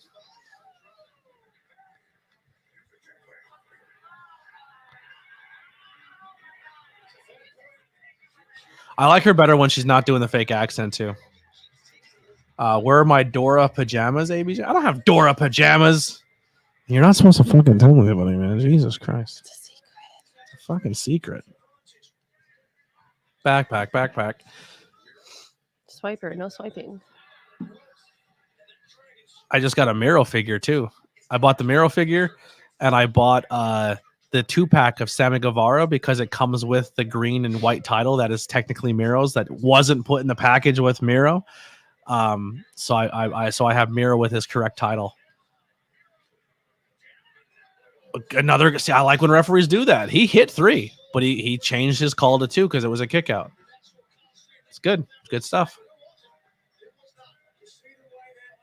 That's how I ref. My 2 times I've done it. You've done it like 4 times. Is it 4? Give yourself a little more credit. You did like 3 in one day, and you did another match like a week before that. Bro, refereeing matches is fucking exhausting. I'll never do it again unless I absolutely have to. It is so tiring. I was beat. People have no idea how hard it is to be a referee in professional wrestling. Not easy to do. I give so much respect to that. Oh, going for the figure 4. Bridge up. You won't bridge up. You won't bridge up. Do it. Do it. I dare you.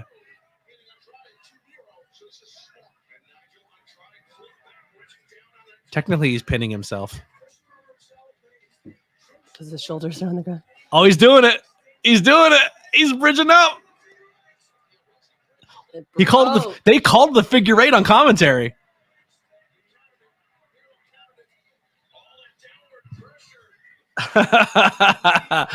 He did the figure 8, and they alluded to it. That's great. I don't understand. That's Charlotte Flair's finishing move. Oh, okay. She does the figure 4, which is her dad's, but then she gets she bridges does up, the bridge, and right, then she calls, right. and then it's called a figure 8. Got you.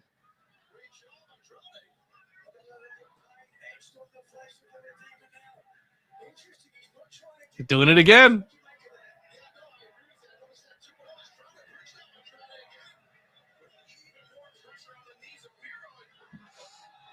Oh, there. The physical. That's physical. That's physical engagement. Wait, who did she just? She just prevented him, Andrade from winning. She's going. Snap. She's helping her husband. There goes my lovey-dovey. I'm still here for you. It's my husband. Here comes the big boot. Bah. A pin, please God. No! I needed that pin. Now he's gonna stomp him. He's gonna stomp him and break his back. Yep. Fuck. Why did I say pin? You suck at this. Why did I say pin? That was so stupid. So dumb. Why did you pick Miro to win, but you picked pin, Tony? You dummy. Dummy idiot. Dummy. Well, there's your interference. So if you picked interference, you got it. Miro is your winner by submission. I don't know the exact near fall count. I don't know the exact rope break count, but CJ Perry did interfere. So if you pick that on your card, enjoy your 3 points. As soon as I get updated, I'll get back to you. Oh, it's updated. She's you guys like giving him. I love this. She's blowing him kisses and flipping him off at the same time. So Andrade wins by submission. First to 3 near falls is was neither. Yeah, neither was the answer. Rope breaks was 3, and CJ interference was yes. So let's do a quick update on our standings. Look, this is quick. It's get done quick. Ryan Buck jumps out to a huge lead with 37 points. Lusser sitting at 29. We got a big tie here at 28. Hunter Dillon hanging out in there. I believe that's Steven is Nom's Giant. Mm-hmm. Steven's sitting at 3rd, tied with Hunter. I'm sitting at 9th. Lily, unfortunately, I was gonna say I just got knocked to the dead last. Yeah, you're absolutely that was it. dead last. I picked Andrade. There was a lot of stuff there that I just did wrong. Yeah. So that's it is. First time. The update card. I hope you guys are having fun. This is good, but it looks like we're getting a title match here next. She's like, shut up. Don't talk. Now's not the time. Next match. She was mad and humiliated. I know what that feels like. But if Tony Storm did that to me, I would be neither of those things. So that her winning is on the actual. Look how tiny that title was. It's like wrapped around her like 3 times. So little. Surprises going on so early. I agree, but it looks like they have enough on the card to go match, title match, non-title match, title match. Like they can break up each match and then put a title match in between most of them. Luther interference on the scorecard, but not Maria May though. Is that the thing? It says Luther interfered, but Maria May can also interfere. But if the card says no Luther, no Maria May, then that's not a selection. Where are we at here? AEW Women's Championship. So here's what you can do. The winner, either Tony Storm or Riho, fall type, pin, submission, DQ, or whatever. There's a few other ones. Match time on this one. So we're keep an eye on the time of the match. That'll be a factor in this one. Most near falls. Luther interference and how many times it goes black and white. Yeah. Now, here's a question. Here's a question for you pro wrestling scorecards. Does black and white count on the entrance, or is it during the match itself? Ooh, that's a good question, because you know what I did? I counted how many times I thought it would go before the match, how many times I thought it would go after the match. It's a shoe-in easy 1 point if you give the entrance. But if entrances don't count, then it's during the match only. Now, usually, and then the cue for black and white is when Toni Storm poses her face. When she poses her face during the match, that's when they cut to black and white. All extras are measured bell to bell unless noted otherwise. There you go. There's your answer going forward. So going forward, playing the card, that is how it goes. Everything extra is bell to bell. So match time is bell. This doesn't count as a black and white yet. No. So also when you're wrestling and you tell an independent wrestler you have 18 minutes, that usually counts your entrance. Not in pro wrestling scorecards, bell to bell.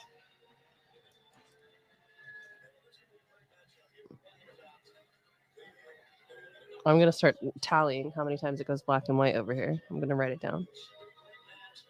The other day we were watching, and when Marina for Shafir was on Rampage and she threw her socks into the crowd, I'm surprised they're not on eBay or some they probably weird, already or are on some for like weird $400 website. per sock. Yeah. Example, on the World Championship, the devil is revealed anytime, so that counts no matter when it happens. Right. There you go. So if during a vignette the devil shows himself after the Toni Storm match, which would make no sense, it still counts as a devil reveal throughout the night. Wait, does that count? So that's what they should do. You see because the bell didn't ring, but that's how her title should look. It should be like black and white. It should be silver. It should be silver. She should change the world title for herself and make it black and silver. And just like one little thing of red in there. Do you know what I mean? Like her lipstick on top of it or something. We've yet to have a custom women's championship. No one has done a custom women's championship yet. Doesn't it have her on it? No, but when I say a custom, like MJF's leather of his belt, how it's the Burberry. Burberry, the Acclaimed turned their titles into scissor titles, so that's a custom title. The TNT title has changed 4 times. Like other people have had custom TNT titles. The women's championship has yet to be customized, but I think if you're gonna do it, make the title black and silver so it looks black and white for Toni Storm. I agree. I would agree.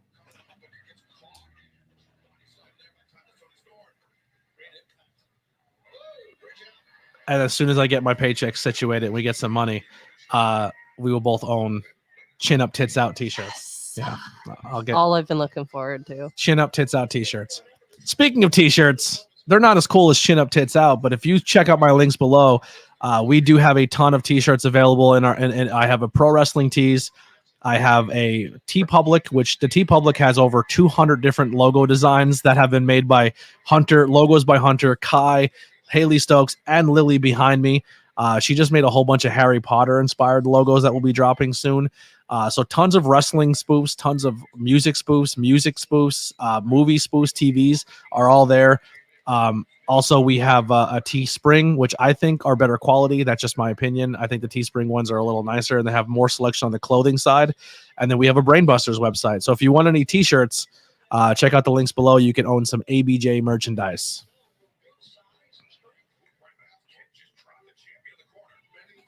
My only problem with Riho, man, when she throws a strike, it looks like it does nothing. Ding. Not interference. How is that not interference? Because she jumped into Luther. Oh. Luther did not hurt her. But he just passed her right over to Toni. Oh, I don't know. The judges pro wrestling school. He's here. They're here. They can judge if that's considered. I would say no. How does this go? I say no. That's not interference because she jumped into Luther. But Luther didn't physically hurt her. Passed her over. He didn't physically hurt her. He physically touched her. That wasn't his fault. What? I mean, he could have not grabbed her. He could have let her fall to the freaking ground. Well, they will judge that. We'll find out right away. Boom has come into my arms. There we go. There's one black and white. She I told you. She did the pose. We have one black and white. He says no to. No to interference. Okay. All right. I'm right. Big Chief has spoken. But we have one black and white. Roll up pin.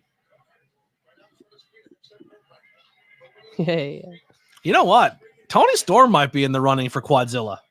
I was gonna say she got some nice, yeah. Got some big quads. Power quads. I will say this too.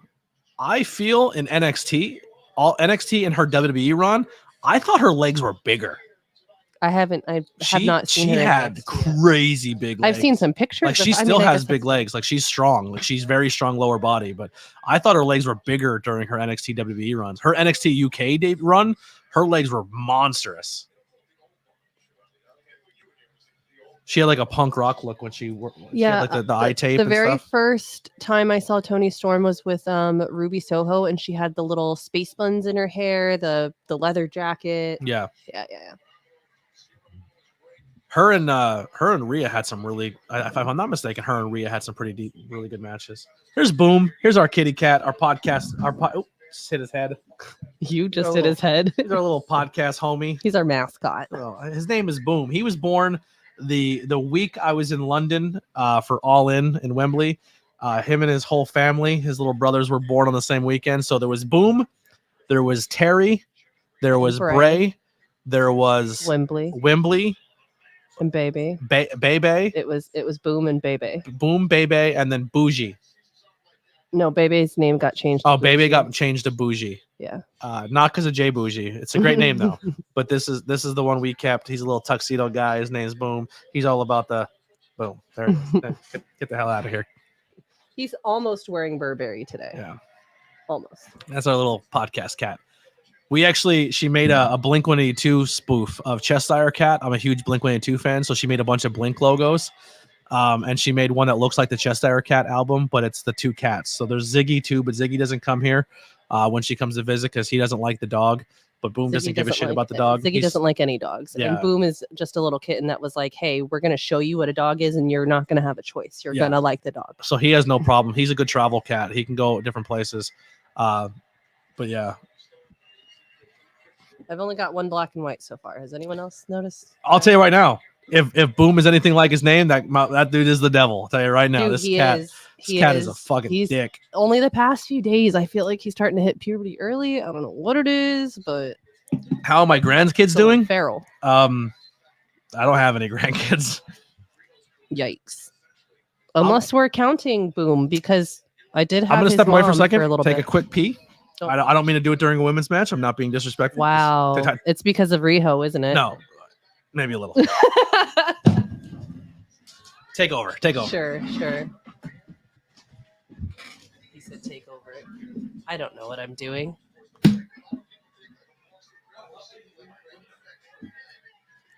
I completely forgot about that. I'm sorry. Does this count as a Luther interference? Oh, I feel like that definitely should count as a Luther interference, even if, ooh, does it if he didn't touch Riho? No, he had Toni Storm on his shoulders and like helped her push. I feel like it should count. That has to be interference. Is that still legal?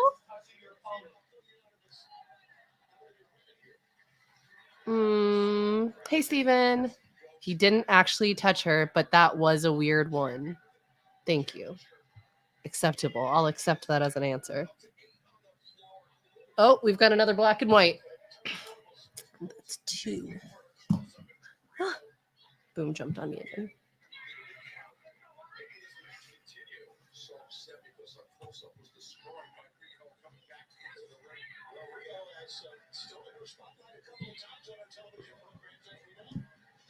It's the swing.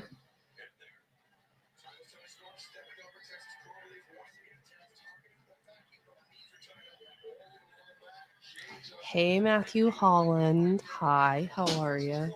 Long time no talk. Did you come up with a nickname for me yet? Because I'm still waiting.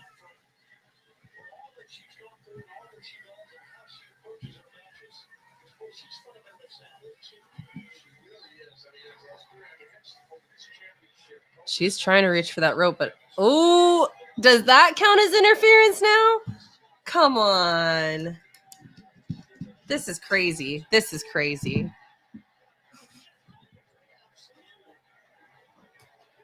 Oh no.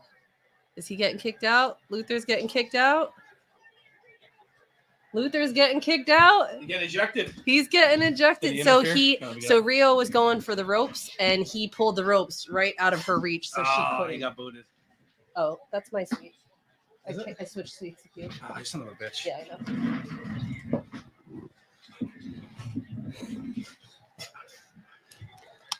So Luther interference is on the board. I don't know if it counts or not. He said that is. So Okay, whatever he cool, did last cool, time cool. counted. Actually, I'm gonna open up Canva real quick. Oh, say hi, Chubby Chelsea. Oh, yep, Chelsea, what's going on? I'm gonna do a quick He update. didn't come up with a nickname still. Matthew Holland, we are friends on Instagram. We have been Instagram friends for like 6 months, and I still don't got a nickname. I thought I heard the bell ring for a second. Oh my! See, she couldn't even scoop slam her. Jesus Christmas! No. Ooh. Zero chance. There's no chance. I get nervous, you know? It's the anxiety in me, I guess. I already got rid of the thumbnail. Never mind. I'll do it for the next one. Next pay-per-view pro wrestling scorecards. I will add you to the banner background. So where it says ABJ watch along, I'm gonna space watch along out a little bit and then put the pro wrestling scorecards logo in there. If you guys have one that's different than the one, I had to make a custom one. So I found one online that's your black logo, but it's transparent and it didn't look right on the background. So I made a white background for it and then put it all together so it has like the white trim with the the Pro Wrestling Scorecards logo.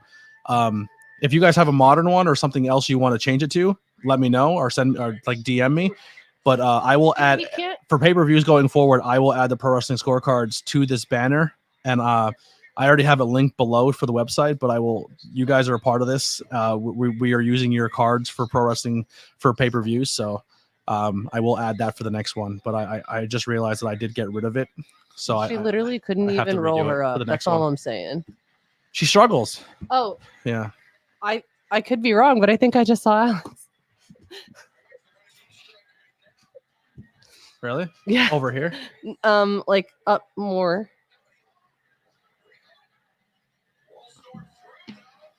That's it. It's over. No, boom. No. You know why I know it? You know how I knew it wasn't over? She stared 'Cause at the she's- damn ref. Thank you. Look at she's learning. Ugh. She's learning. Tony Storm just hit a pile driver. Riho looked dead in the ref's face, so you Was knew it like, was a false finish. Is this gonna happen? Not yet. It's the big eyes.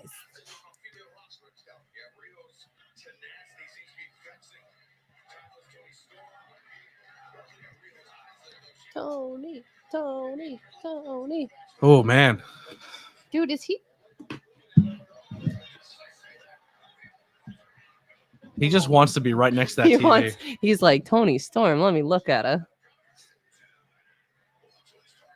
I'll make you a Tony Storm's trying so hard to make this match look like it's going to be a believable contest. She's trying her best. If Riho wins, I'm rioting. That's Long Island for you. See that guy dancing like an idiot. Oh, that was good. That's what Riho has to do. do. You're that tiny in wrestling. Your job is to take insane bumps. You are Spike Dudley. You have. That's right. Every move should look like you get your neck broken. Tony Storm retains. My girl. As it should be. So wait. That Bell already wrong. I was about to. So then we only got two. Two black and whites, I would say. Well, we'll see. We'll see. I'm over here tallying them. I only saw two. Official ruling.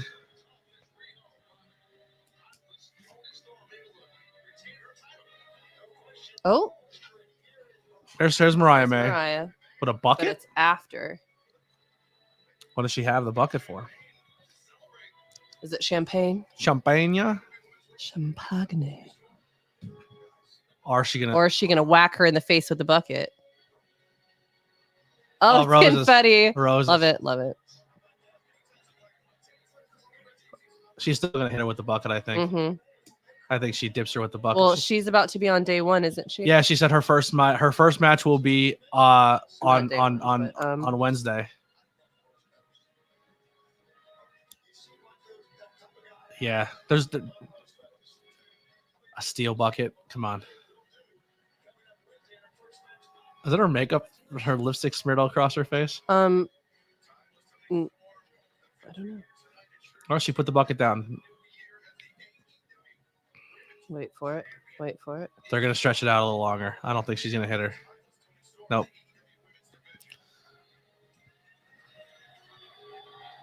All right. How did I do there? I scored 11 points on this one. So winner, Tony Storm. Pitt, fall, 3 points. Match time. We don't know the match time yet. Most near falls. Riho. Luther interference. Yes. Turns black and white. I put 5. The correct answer was 2. It's okay. I think I put 7. I did horribly for that one. Let's pull it up. Ryan Buck Killing it. still has 48 in first place. Dark Order slides to second with 45. Lusser, who was in second, drops to third at 43. Rock Chick and Jay Miss are at 41. Hunter Dillon sitting at 39 with Ackrats, not sure. Then at 36, we have a tie. And then I'm sitting at 10th with a 3-way tie with 33. Ooh. Sorry. You know I get excited every time.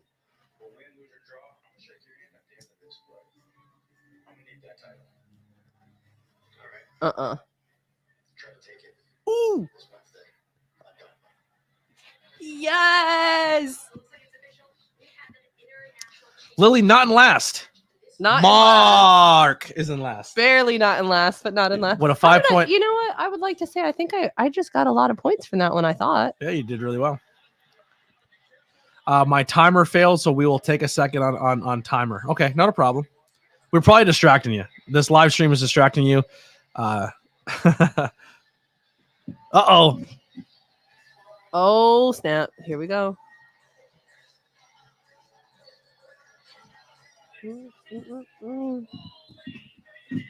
Go ahead, Prince Nana. I'm white. I Do it. can't dance, but I can swerve. I can swerve when I draw. Do it all the way. Do it like you mean it. Don't just like halfway do it. Prince Nana, legit a prince. I know. Legit a prince. Yeah, here's my thing. You know what Swerve just did right now that I'm a fan of? You wore yellow No. with black. Well, yellow and black is a good move. Swerve's wearing guy liner. I'm into it. Yeah. I think the guy, dude. Yeah. I hope. All right, here's my secret thing. I'm gonna tell you guys right now. I should have painted your nails. The day guy liner becomes accepted. I mean, it pretty much is. Anyone can do it. accepted. I just don't have the balls. I don't have the balls yet. I think a few more You other know people what? need to make it trendy and make it cool.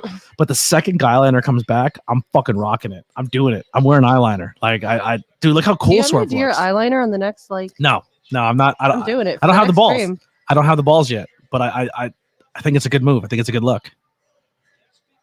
I think that's a good look too. Jesus, calm down. Jesus, Lily. No one knew what I was looking at. Jamie Hayter beats Tony Storm for the AEW championship. There you go. I think Jamie Hayter beats her, but I think Jamie Hayter will win it closer or in Wembley Stadium. I think Wembley Stadium is going to crown 2 British champions that night. I think they send the crowd home super happy. Wait. Who did you say? Because I need to write this down on your. Jamie Hayter and Will Ospreay, I think, will win it in Wembley. I don't think I have anything about Jamie Hayter on this. I love Dustin. Look at Dustin. Guy's great. He had a really he was someone too who his sobriety was a problem, and he cleaned up his and now he's been training people behind the scenes. He's fantastic.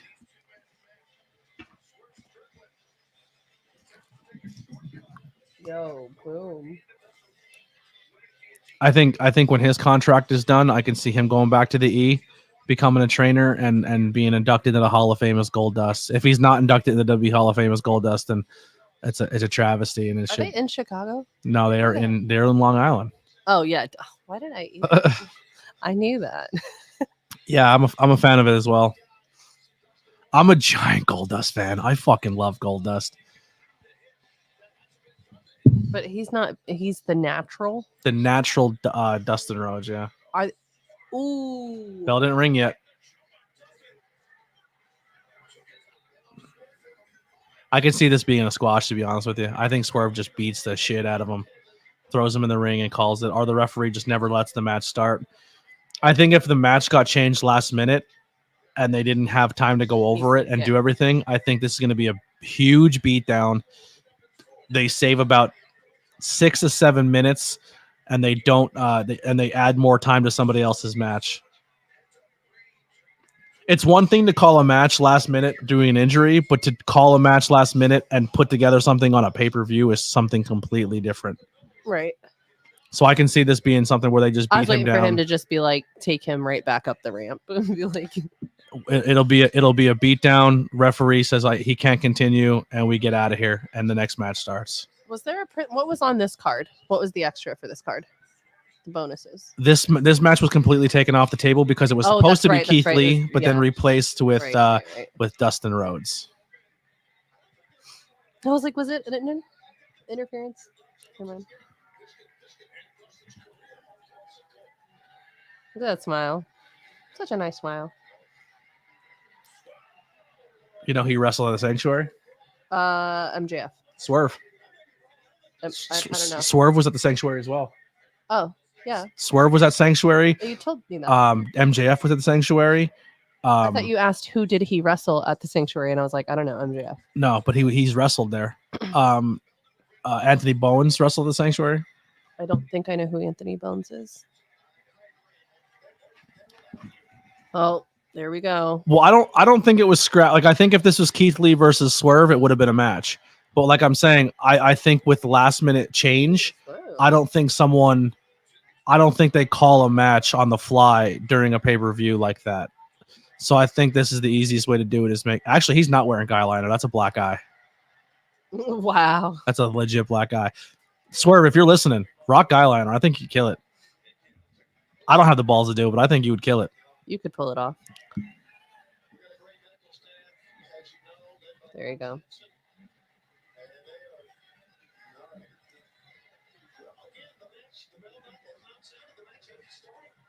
Did the bell ever ring? Nope. He never. So you have to both be in the ring. The referee has to kind of do a you ready, ring the bell, and then it starts. Got you. I think I just seen Alex. Do you? Yeah.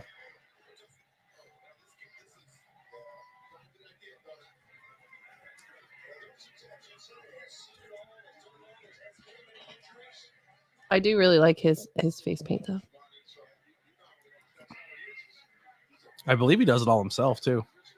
Hell yeah. I know he used the love gold that. dust paint by himself. Swerve is so goddamn good. So when this pans down, I think he's sitting right there. Yeah. Ooh, I like his boots. You know what I will say that I don't like about his outfit? Oh, Surprisingly, Dustin Rhodes. but Texas flag just doesn't belong there. It's Well, not he's that from Texas. I figured as much, but it doesn't cohesively fit with the rest of the outfit. I feel like it could have been done better. he has bulls all over him too. I saw that. That's why I asked if he was in Chicago because I'm dumb. But Yeah, Chicago is not the same flag. no, I'm. You're from Texas. You should No, your I know flag. that. When I said, "Are they in Chicago?" and you're like, "No, they're in Long Island," and I was like, "Yeah, duh." But I was putting together Chicago and Bulls, and like maybe he's coming out to the crowd as like a Bulls fan. Gotcha. Yeah, no. Thank you.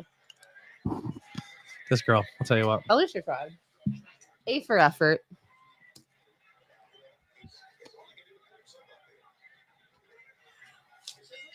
Ooh, they rang the bell. I still think it's gonna be a squash. If they surprise me and put a match together, I think Dustin's good enough to call a match on the fly, but I don't think they're gonna do it. I think it's gonna be a showcase to make Swerve look like a psychopath.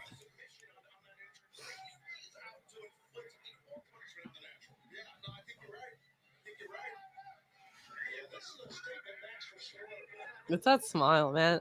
I don't know.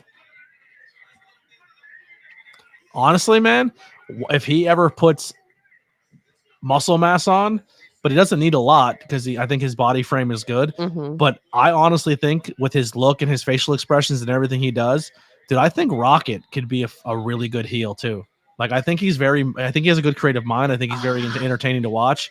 I know he has that natural, you just love his face, Right. but I think he can pull it off as well. See, he's got a smile that's just like, oh, like not, I don't want to say precious, but I feel like his smile is too baby face. Yeah, I think I don't know if I Rocket could should be see- on TV. He's another one I think. I don't know he's if I so can see him good. as a heel. I mean, I would. He has been a heel already. I mean, no, fair, but he's been the heel of part of a group. right. So they did That's a just they someone did a who's like a menacing person. they did a no holds barred match at a promotion. I'm not going to say the name because I don't want to promote them. I don't care. But Hawthorne's ambulance was involved in it, and they brought the ambulance to throw them into the ambulance and drive away. And they were trying to unlock the door, and it wasn't opening. And when they finally got the door open, Rocket's sitting there like this. He goes, "Hey guys!" Like he was sitting there waiting for them to open it. Like it was perfect. This is definitely going to be used just to continue the Keith Lee story by destroying his partner. Totally agree. And if Keith Lee can't compete, it still makes Swerve look like a menacing psychopath who is on his tear to be the top guy in the company. So even if the Keith Lee thing does fall apart, it'll be a situation where Swerve can move on and do bigger and better things, and he's not stuck with a Keith Lee story. And then Dustin was a sacrificial lamb, but it's looking like they're going to give him time. It's not going to be a quick squash, which is fine. Cause I think Dustin Rhodes can do it, but you have to realize these guys probably had to put a match together today within an hour, which is not an insane thing to ask to do because that independent wrestling that's their thing. I thought that might've been him right there. Somewhere. Right. Yeah. Somewhere in there he is. Uh-huh. But he's so tiny, he's probably peeking over the barricade. I'm gonna be honest. I'm looking for Alicia. Is she there with him? Yeah. Alicia's probably easier to find. They probably. I wonder if Alex is sitting on books. You know what I mean? Like they probably had to. He probably brought his titles. titles. I said I don't see you, and he goes, "We have good seats. I'm just super short." Alex is sitting on his AEW championship so he can see over the barricade. He's gonna watch this back. Yeah. No, he's not. Wow. He's not gonna watch. Yeah, this no, back. it's too long for him. Yeah, he doesn't have the attention span to watch back a 6-hour stream. If it was Harry Potter, though. I'm gonna tell Alex I talk shit about him the whole show, so he goes back and watches it, so I get the watch hours. All right, time has been updated. We're gonna go back and look at the scorecards. I don't like the update. I hate the update. I'm joking. Is it? It's not bad. I moved from 10th to 11th, and Steven took the 10th place spot. Am I still second to last? You are still second to last. Dang. Ryan Buck is actually it put Lusser back to second place, and Ryan Buck is still number one. But what? Let's see what the time was. Let's check out the time. 12 minutes. I put 18. I suck at times in matches. I'd be a terrible timekeeper. All right. Updates in. That used to be called Shattered Dreams. And he got Prince Nana. Actually, you should watch the Blood and Guts match between Dustin and Cody. Two brothers. Yeah, they beat the dog shit out of each other. Why do I feel like I actually wrote that down for someone's favorite between the rows? No way. Wow. Yo. I was about to say. Think, though. I was about to say. That's why Dustin's so good. I mean, they're both good. These are two talented performers. Like, what a sell. Look at this. Yo, that was So good. Super good. For a second there, that audience was like, "Holy shit!" Dustin Rhodes Gold Dust versus Roddy Piper. Yeah, but Dustin Rhodes versus Cody Rhodes. Now that Alex has given us access to his BR Live, we can go back and watch old AEW pay-per-views. I don't remember which one it was. If you guys are good with your remembering, put in the chat, when did Cody and Dustin have their Blood and Guts match? I still have a lot on this list of everyone's favorites from the Discord. Yeah, that's another thing too. If you guys are in the chat, put in some of your favorite matches in the chat. Double or Nothing 2019. Thank you. Writing it down. Thank you. If you have a match, because like I said, Lily is only a couple months into being a professional wrestling fan, so there's a lot she has missed. If you have an AEW match you want her to watch, if there's a old WWF, WCW, it can be ECW, any promotion, an old pay-per-view that you think she should watch, You said Double or Nothing when? Double or Nothing 2019. 2019. Put some recommendations in the chat. She has been going like through the Discord and people have been giving her recommendations and she's been watching matches. Fun fact, she doesn't like really bloody violent matches. She still struggles with those. Wait a second. So one of the first matches I've ever shown her. True. You just didn't warn me about how bad like you were just like, oh, you're gonna like this. Oh, you have to watch it in front of the entire Discord to see your reaction. And I cried. And I'm not ashamed to say that. Shawn Michaels versus bawled. Undertaker career versus streak match. Shawn Michaels. Kevin, welcome. First time chatting. I think the first time I seen you here tonight. Thank you for that. He wrote Kenny Omega versus Adam Page versus the Young Bucks. Oh, Revolution 2020. wait a minute. Kenny Omega hanging on Adam Page versus the Young I'm Bucks. still on Shawn Michaels versus Taker. Taker versus Shawn streak versus career. I think it's the second time they fought. I don't know what WrestleMania it was firsthand, but it's the second. It's a second Taker Shawn fight at WrestleMania. Second WrestleMania. Okay, and the second one you said? They said in the chat, Kenny and Hangman versus the Young Bucks in Revolution 2020. Hangman, Young Bucks. That was a good match. Revolution 2020. Yep. Adam, look at we say put favorite matches for And Lily then to they watch. just The chat blow goes up. crazy. Flair versus HBK in 08. That's the I love you, I'm sorry. That's a good match. HBK. Wait, what? HBK. Oh, he spit in his Oh, wait. face. See, now I'm missing. Hold on. HBK versus Flair. Oh, Yeah, wait. I got that. I wrote that. I didn't get the one after. Yo, he just picked up that spit out of that was a loogie. Eddie versus Ray, Halloween Havoc. Rey Mysterio. Yes. I think I have that written down somewhere already. MJF versus Danielson, Revolution 2023. That was the Iron Man match. That was a good one. I think you've seen that one. I'm sorry, which one? MJF versus Danielson in the Iron Man match. One of the first matches we made her watch was Bucks versus Lucha Brothers in the Steel Cage. I cried. We made her watch Britt Baker versus Thunder Rosa. That one was pretty cool. She Because loves by that one, I was like, okay, now I know what to expect. Yeah. She loves Orange Cassidy, so I had her watch Orange Cassidy versus Kenny Omega versus Pac for the triple threat. That's the one. Yeah. That's the one. I'm still stuck. You said so many. I don't know. I'm gonna just have to come back. Taker versus Kane, WrestleMania 20. Taker, Kane. Wrestle. Is he doing a top rope kill shot? The swerve stomp. Sorry, I keep calling it a different name. Shit. Yo, he's winning. That's over. Count to 1,000,000.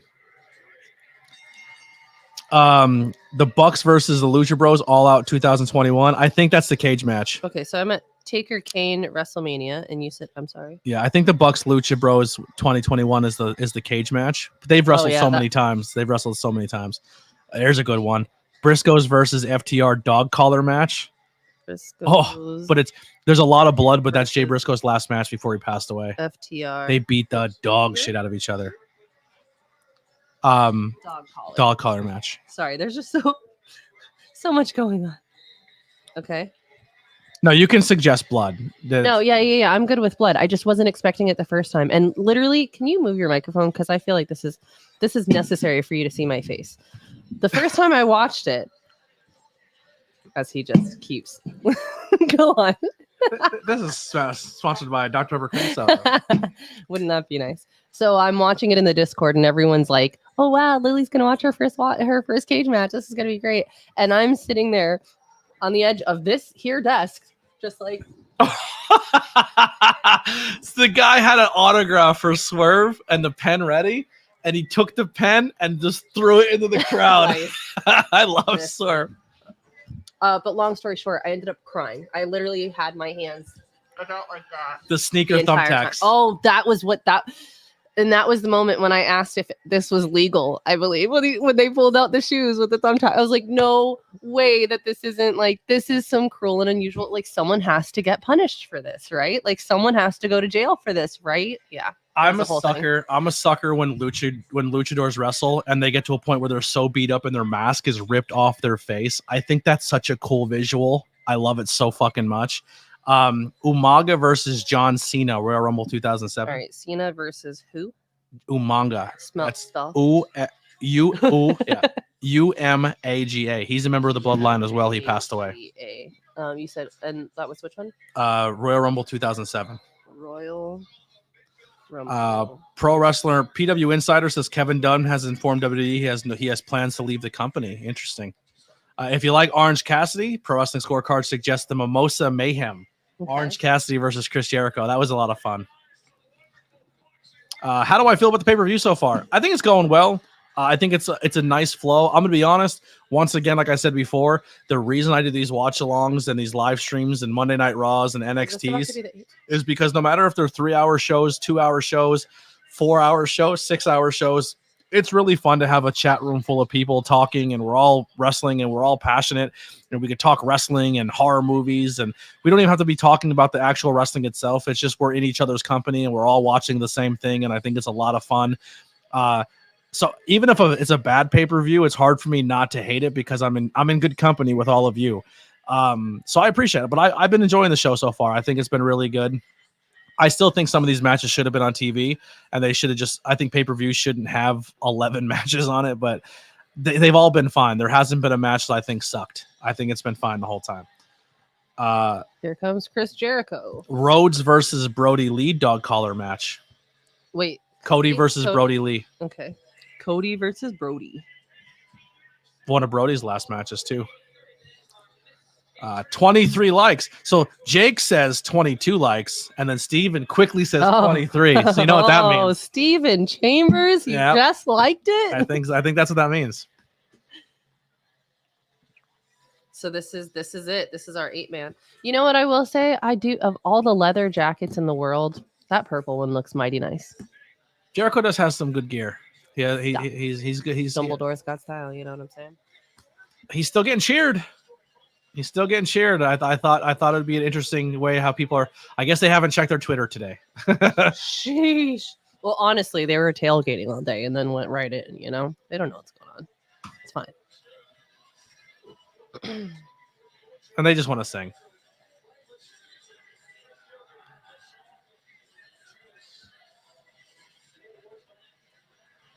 Are you ready for this? I can't even tell what his song is.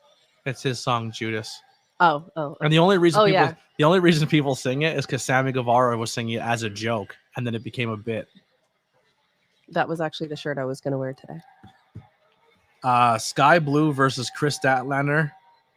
I feel like I saw that one. For the TNT Championship full gear. Was that earlier this year? Sami Zayn versus Shinsuke Nakamura, NXT TakeOver Dallas. Definitely haven't seen that one. That's a good one. She needs to see more black and gold NXT, so that's a good recommendation. Sami Zayn versus Shinsuke. I don't know how to spell that. Nakamura, right? Dude, I totally agree. A lot of wrestling fans like don't buy into that. I totally get where you're coming from. At where? NXT TakeOver Dallas. Y'all just gave me more, like, a whole page in my notebook. Thank you for that.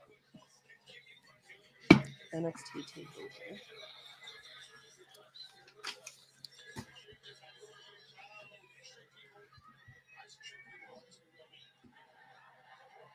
Oh, God. So this is... What do you mean? He's your favorite. Yikes.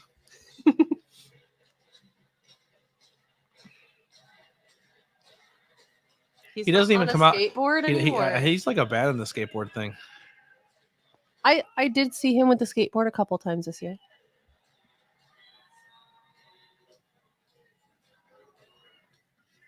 So I'm just gonna put this. Unpopular opinion. Oh, Adam Cole versus Gargano TakeOver 25. It's a good match, but the only problem with that match is it's one of those matches where there's like 158 false finishes and 138 final finishing moves happen. I'm just gonna go ahead and say it. I watched All In this year, and it was an amazing main event. But there was so many where I was like, oh, it's over. Oh no, my gosh, it's not over. Imagine if you hit your finishing move 16 times and it never wins. It never wins the match. That's kind of what happens with Adam Cole Gargano and TakeOver 25. You're like, oh my God, kick out. Okay. Oh, he did it again. Kick out. You're like, what the fuck? Gargano, what does it take? Oh, that's a good one. Sasha Banks versus Bayley for the NXT Women's Championship, NXT TakeOver Brooklyn 2015. Bro, that the top rope spot for that move in that match, ooh, fucking crazy. Good recommendations, everybody. Thank you so much for joining the chat. If you haven't done so already, make sure you hit that thumbs up button, hit that subscribe, share this out on social media. Let people know what you're watching. Let's grow this channel. I do watch alongs every Monday, Tuesday, Wednesday. Every Thursday, we do Tornado Tag. We have a weekly topic. We cover weekly wrestling and then throw some other fun stuff in there. And then Fridays we do SmackDown Rampage. Fridays and Saturdays are up in the air sometimes because if I can go out and spend time with friends or go do things, I will on Fridays and Saturdays. As of right now, I just mostly stay in because I don't have a car or I don't have good money, so I stay in and do wrestling streams. But I also interview independent wrestlers, so I have tons of interviews out right now. So if you guys want to check out some cool interviews, I do a bunch of them. Currently, I have an episode out with Matt Mikowski. He's from the Northeast area, former MMA fighter. Really, really nice guy. So check out some of that content. I do a vlog when I go do wrestling content. Lily takes my camera and videotapes the independent shows, and then we put a whole vlog together. It's a lot of fun. So check out the content. I appreciate everyone for stopping by tonight. If it's your first time, let me know. And any feedback is good. Let us know what you think of your stream, what you like, what you dislike, what we can change, what anything like that. I'm always down to learn and building and growing our community. We have a Discord that we're always hanging out in. So if you ever want to join the Discord, it is below in the links, as well as ways to follow me on social media and support with merchandise and stuff. All right, what else we got here? We got Io Shirai versus Candice LeRae, NXT TakeOver Toronto 2. Io? Io Sky. Well, at that time it's still Io Shirai, but Io, yeah. Io versus Candice LeRae. Candice LeRae. TakeOver Toronto 2. Dude, Hobbs is fucking jacked. Hobbs has a crazy story too. If you ever listen to the AEW Unrestricted podcast, his story is bananas. The stuff that guy went through. There's a good one. Here's Steven Chambers coming in with the classic matches. Let me know when you're ready. I'm ready. Ric Flair versus Sting. Classic Champions 1. Ric Flair versus Sting. Clash. Don Callis, fun fact about him, someone tried to Avada Kedavra him. Avada Kedavra. I say hell I want. But he's the boy, he's the one who lived with that scar on his head. I was wondering. Another good one that they're recommending you should check out is MJF versus Samoa Joe, World's End 2023. Oh, that's a good one. That's a good one. Looking forward to that one the most. The fact everyone on this team except Sting has allegations against them says a lot. Yikes. Not everybody. Almost everybody on that side, on that team. What did Darby do? I know Darby said some crazy shit about Sasha one time, but like they squashed it. He was just being stupid. The rest of them were pretty well aware of. That is the greatest women's match of all time, in my opinion. Did you see Willow Nightingale versus Athena at ROH? Because that was unbelievable. Dragunov versus. I need to write that down because I haven't. Dragunov versus Walter. Then now Gunther, but Walter. But that was a good one. Because I'm writing down Willow versus Athena. ROH. ROH final battle, I think it was. Yeah, I know that was Sammy. I know Darby's allegations. I don't know what Sammy's allegations are. Okay, and next you said? Dragunov versus Walter. Dragunov versus Walter. And then in parentheses, Gunther. Gunther with the ... over the U. Got it.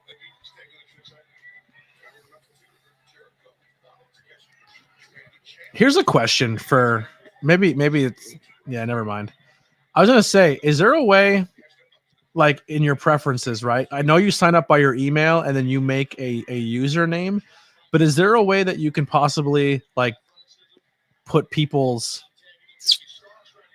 like a shoot name, like a nickname on there? Not nickname, but like have the idea or the option to put in like Ooh. real first name last names, That was cool. or even like if you're So the like, not if- a screen name. yeah, not just a screen name, like real, like they can still go by their screen name, but if like you join a faction, for example, like I'm the leader of a faction, if I look and say, okay, Ryan Buck won my thing, and as a leader of faction, I can click on them and see like their first name, last name, or like an email address, and I'm like, hey, congratulations, you won. I'd like to send you like a T-shirt because you won. Because like some of the screen names, I have like no that's idea who they HIPAA. are, but they join and then join the faction.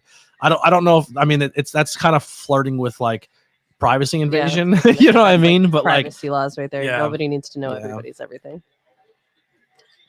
but maybe an option they can opt into of like, hey, you're joining this faction. Are you comfortable with them wanna make it- contacting you if you win Well, for maybe possible it's- giveaways? or even doing it as like a public if you want it public. If you want Yeah. it to be known. Or they make it as a public if you're interested in that. Yeah. Right. Where you could have the option of making your profile public or not. Mercedes Monet versus there you go. Fucking some love for the what's the Stardom stuff over there. Mercedes Monet versus Kari in New Japan Spell Pro Kari. World Battle Valley. Spell Kari. There's reasons in there with the EU about rules about personal data that we don't want to deal with yet. No, I totally get that. That was just like a thing for me, like where like if you're like you could reach out and do prizes and stuff. But this is completely free, so you don't want to get into those territories either. But no, I totally get where you're coming from. That was just a super long one. I'm sorry.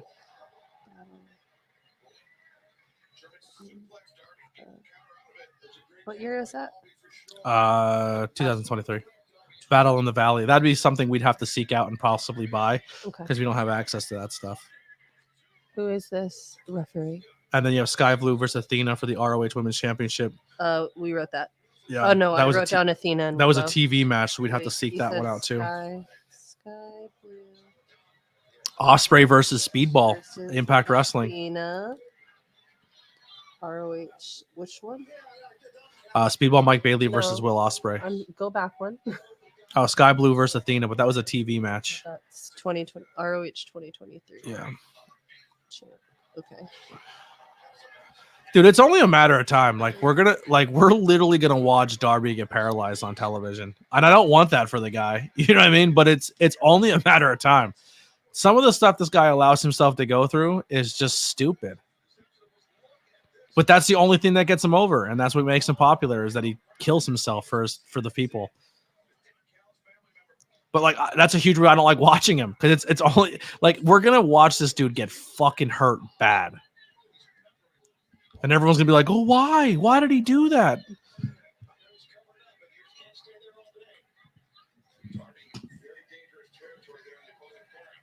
Look at the Timbs on Big Bill.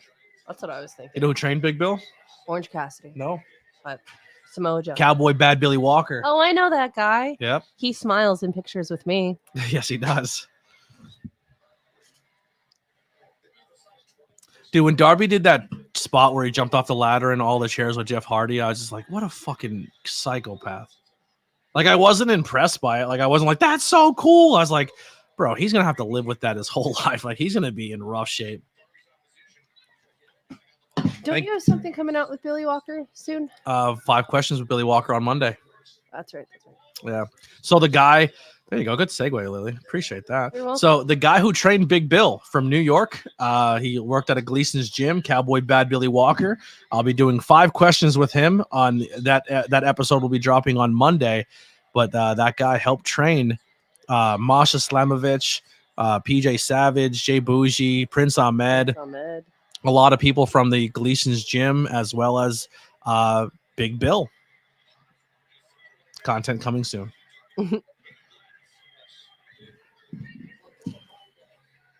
I like the camera angle from there.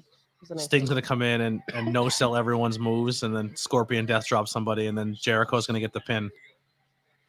Is this how it's going down? Yeah, Did you put that in the? Did you put that in your scorecard like that? No, but Jericho's definitely getting the pin. I'm curious how you did put this one in. I'll tell you. Where are we at? 8-man tag. I have Chris Jericho pinning. Oh, I'm sorry. I have Team Jericho. Actually, I don't have Jericho doing the pin. And one of the guys who I said was going to be in the match isn't in the match. So that affects me. Oh, actually, yeah, same, because I think I picked the same thing. I picked Kyle Fletcher takes the fall from Sammy Guevara, but Kyle Fletcher's not in the match. Yep. That was my bad. I also put Kyle Fletcher in the match. So I won't get. I think I had Sammy getting the pin because I figured he was returning. So I thought the returning Sammy Guevara gets the win. Legal tags I have 6. Interrupted pin attempts I have under 7.5. Bat uses a weapon I have yes, but we'll see how that plays out. I put the yes for Bat as well. I think. Yeah, that was a late swap. I didn't fix it. That's my fault. Now this guy's going to come in and fight everyone like a fucking brick statue. And everyone's going to sell his punches like they just got hit by a fucking dump truck. I'm sorry. I'm not a big Sting fan. I respect Sting, but I've never, even back in the WCW days, man, I'd never been huge on Sting. I just looked at it. I just looked at him as a dude who took the face paint from the Crow, and I thought he was insanely unoriginal, and I just never got into him. I don't mind Surfer Sting. I just never got into Crow Sting. I thought it was crazy. I always looked at it as, what if like your favorite wrestler came out and wore a Batman mask, but never said he was Batman, but then tried to make a whole personality based off another character that you didn't create and make money off it. Like I'm not a fan of it. Preach. Like he even called himself Crow Sting, and they're like, you can't call yourself that. That's copyright. And they're like, all right, I'll just change the face paint a little bit. Like, there you go, Joker Sting. Like he hasn't been original. He's just not original. I don't know. I don't get into him. And every move he does and everything he essentially does, Bret Hart has done it, but done it better. It's just my opinion. Wow. People call from someone who's not a Bret and Hart I'm not a fan. Bret Hart fan at all, but they don't call it the sharpshooter for no reason. They don't call it the Scorpion Deathlock. It's the sharpshooter. And there you go. Truth hurts. Tell him, Lizzo. But it's something more exciting. And I met Sting. I worked with Sting. Yeah, I was like, what's up, man? Cool. I was probably the only one not marking out that day.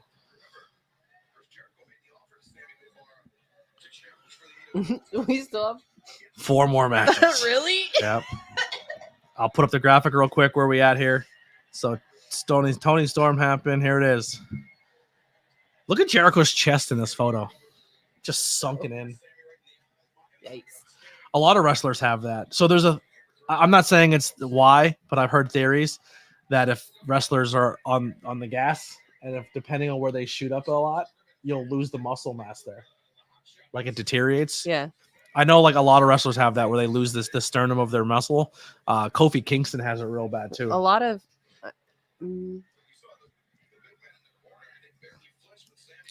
Taker. I'm reading about the tea, the spilling of the tea about Jericho. Taker did the same thing. What did Taker do that was the same thing? Gimmick change? I mean, the only thing, Taker was a zombie and then he became a biker, but I mean, he didn't watch a movie and take an entire personality trait from a movie and make that his whole career. I think Taker pretty much stayed as original as he could be for the longest time.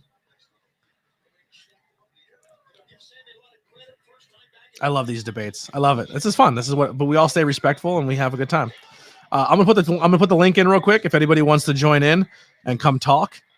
You don't have to be in here for a long time. I'll keep you for a couple minutes. We'll have ask each other a couple questions, and you can jump out. But I try to keep the platform open if anybody wants to come and chat. We got 20 people watching. Thank you guys so much. If you're here, make sure you hit that thumbs up and subscribe if you haven't done so already. Did we hit 870 yet? 872. Watch Yo, out. We're killing it. We're climbing. Can we hit 880 tonight? Yo, I said the goal was 888. Let's do it. I said the goal was 5 subscribers, and I think we've You hit 5. surpassed that. I think we hit 5 subscribers tonight. We were at 69, right? So Yeah. what are we at now? 72.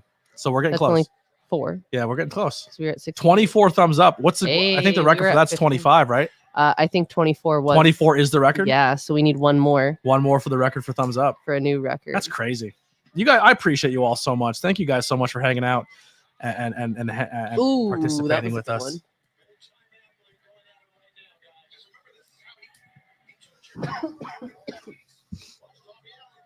Other chats are quiet tonight. Oh yeah, well, that's a shame. Maybe the hosts aren't engaging. Maybe the hosts aren't like talking to their people, or maybe you're watching streams where they hate AEW and all they do is just trash everything they're watching, and that's not really. Oh my fucking Christ! 873 subs, not 872. What a fucking crazy asshole, man.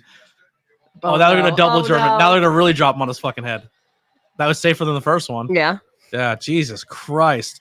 I don't know if Takashita fucked that up or if Darby just takes bumps like a psychopath. Darby's like, oh, I'm gonna take this. Like, oh, if anyone, Sting fucked that one up. Sting fucked it up again. Yo, what is happening right now? Why are they going nuts? Because that's his finishing move. If this match ends with Sting, Scorpion, Deathlock, I'm gonna be pissed.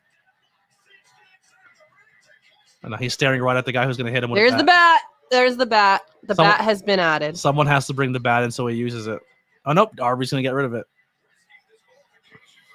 This match is a mess. I agree.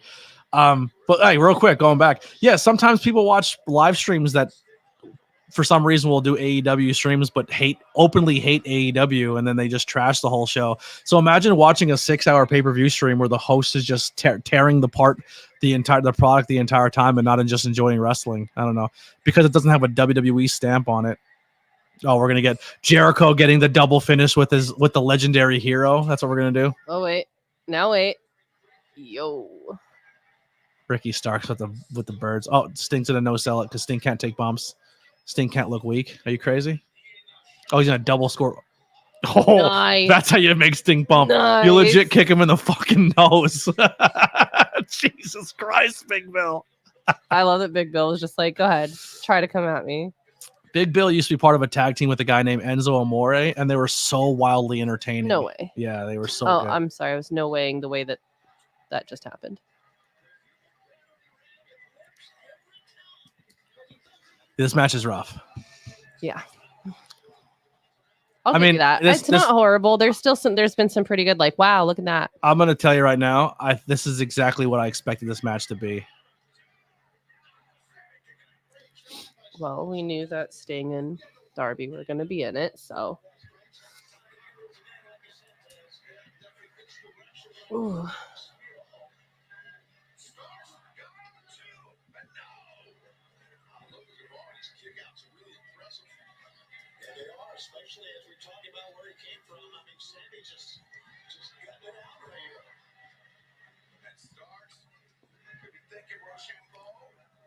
Rochambeau.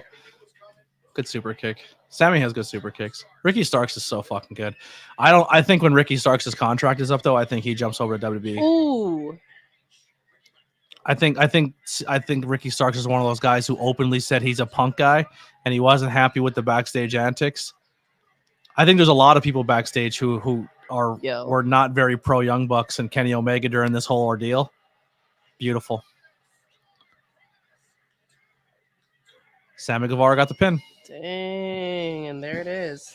Didn't expect him to get it over Ricky Starks, but I figured Darby that Sammy was going to get the pin. So I got points there. That's helpful. Yeah, the spots are good, but they didn't flow very well. You're such a loving and respectful and loving person, ABJ. I try. I'm not. Listen, I have my flaws. You know what I mean? But I try to be as real as possible.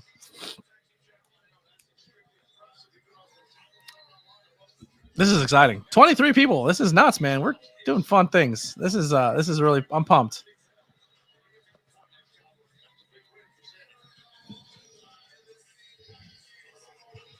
I'm very thankful for all of you who've been coming in week after week and show after show and supporting and not just supporting the live streams, but going and watching my interviews and my other content that isn't mainstream wrestling based and really supporting the independent wrestling scene in that aspect. It means a lot to me. So thank you all for for showing your boy some love. And we hit 25 thumbs up. Wow. We did it. Officially have a new record. Officially new record for the streams.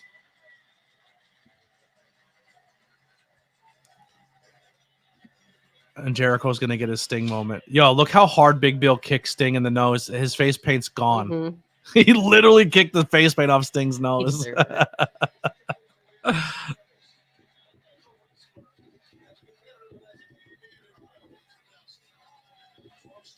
He does look great for his age, though. Like, Sting is killing. I was going to ask you how old he is. He's up there. Because I can only tell by this is going to sound rude.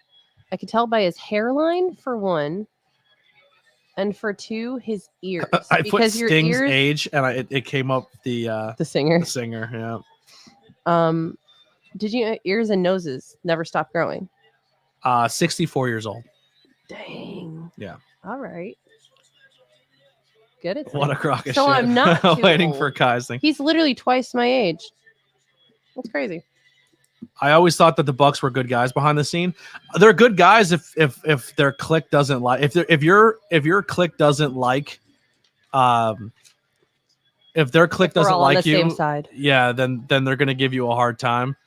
I'm sure the Bucks are really nice people to the people they like, but if you're not on their side, it seems to be like it's a problematic thing. Ryan Buck from your faction leader is 10th overall in the Pro Wrestling Scorecards community. Good for you, Ryan. Killing it right now. Is Ryan Buck a bot? I have no idea. I'm really wondering now. Ryan Buck is in the lead right now at 67 points. Rocker Chick, who's a 2-time champion, has jumped up to second. D. Lusser is up to third place with 62. Dark Order at 56. Jay Miss and Hunter Dillon tied at 55. Dark Knight at 57. Then we have a huge tie right now at 47. So it's still tight. I mean, and I'm officially in dead last. But I think it's a three-way run here with the 60 points right now, with the 67, 64, 62. But there's still a lot of card to go. But we're having a good time here. I should probably, as I'm talking about that, should have opened it as I was doing it. But yeah, Ryan Buck is killing it right now. What's the overall? Let's check this real quick. Factions, Pro Wrestling Community, World's End. The highest point score total is 80 points. That's crazy. That's like they're killing it. A perfect score. Yeah. Let's see what the number one person has. The Battle Royal, they scored 10 points. Perfect. FTW Championship, they got hook, submission, in ring. They didn't get falls, but they got everything except the falls. So they almost have a near perfect card there. Andrade, almost a near perfect card. Didn't get first in three near falls. Strickland, that was struck taken off the thing, but they would have done really well. 8-man tag. Zombie. Almost a perfect card there. And then the women's championship, they did get a perfect card. So they are killing it. Jay Beeler just tearing it up. We'll go back 22 and 1. Go back to our faction here. Abaddon. Got a little mix now between Beetlejuice and the Exorcist face paint. I'm curious on where you got Beetlejuice from. The green moss looking eyeshadow with the green hair. Looking. I'd see the green. I'll give you the green. But I think usually she does. Usually they do black around the eyes, which really gives it that Beelzebub demon look from Exorcist. Okay. Vladimir from W Superfan. Talking to Sting. Yep. Samoa Joe's first match in TNA Wrestling was Sage Dutt, who owned TNA Wrestling at the time. Jeff Jarrett is the devil. No, the devil is going to be Adam Cole. I got to meet Julia Hart, and she did a show in upstate New York, and I was really impressed with her in-ring work. And she was working some girls on the independent scene who were very green and didn't really they weren't up to her snuff. But I thought Julia really carried the match, conduct herself really, really well. I thought she was definitely the ring general and held together a match with two girls on the independent scene who clearly weren't on that spectrum yet. And I was really impressed with Julia, and I was like, man, if they give her more TV time, she's going to do amazing things. And then, sure enough, about a year later, here she is as the champion.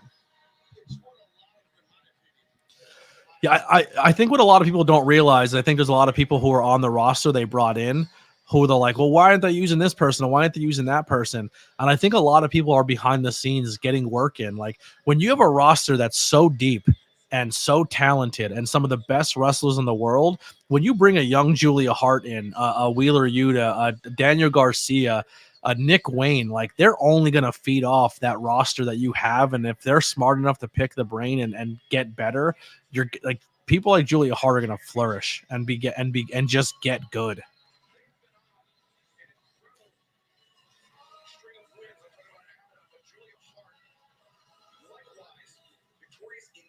I actually really hate how the TBS champion looks right now. That's another one that has not been customized. That's been the same title. More like snakes. That's all I'm saying. That title has essentially been locked down since its creation by Jade. Now we're waiting for Jade's probably going to make her debut at the Rumble. I'm digging Julia's outfit. I actually think that I like Abaddon's outfit more though. I like the one contact.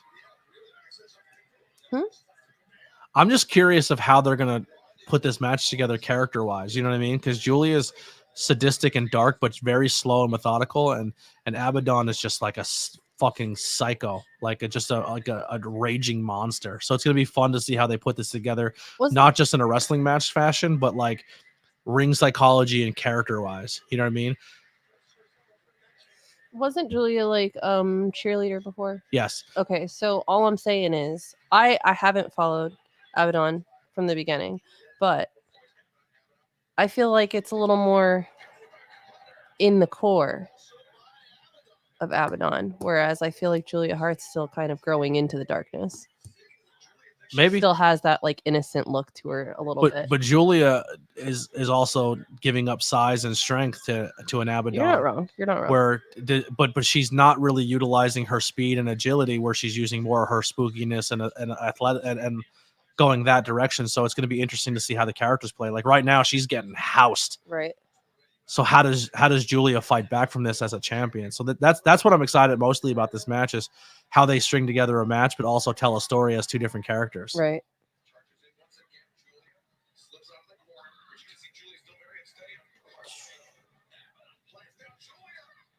Tony Khan needs to mention he's looking to sign more women in 2000s. There's so many people on the independent scene that you could be snatching up that are so good.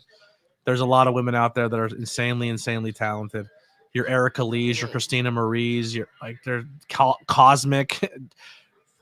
Everyone's favorite. Yeah. The second that you can get a Masha Slamovich out of Impact Wrestling, if you can get her out of there, I'd be signing her up like crazy. You got Allison Kay on the scene, who I don't know how no one grabbed her yet. Allison Kay just wrestled in for LVAC today. Spooky.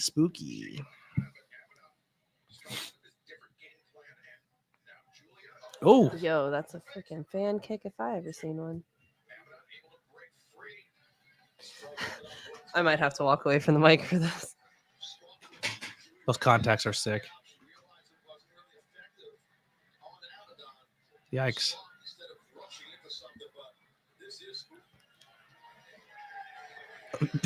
I need the Xbox achievement thing to tick. New kink unlocked. Okay, so I don't have to walk. All right, me and Lily are in horny jail. All right, we're in horny jail. Are you doing the thing across? No. Good. Like not this one. No horny jail. No. I'm sorry, crawling at each other like that. It wasn't just Yeah, it was. Yeah. It did something. Right. Sorry, chat. I am not sorry in the least bit.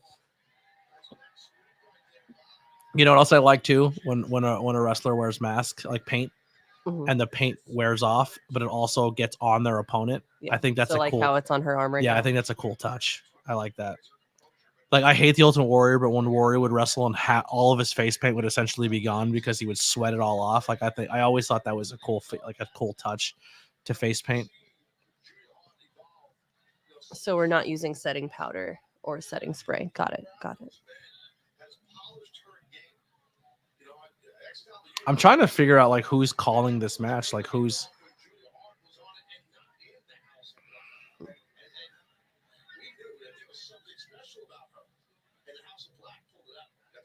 It seems like Julia Hart's taking the reins here. I could be wrong though. Huh? He's right there. Who? Alex? Yes. So Alex is on the left side of the Yep. ring. So the whole time we were wrong. looking at. I just saw him. He's right in there. So he said the right side. And Alicia. Yep. Well, is he maybe? So Maybe from where he's looking at. Fun he's on fact: the right side of the Alex is square. on the left side of the ring, not the right, because he doesn't know his directions. I'm only saying it for sure this time because I saw Alicia too. Really? Yeah.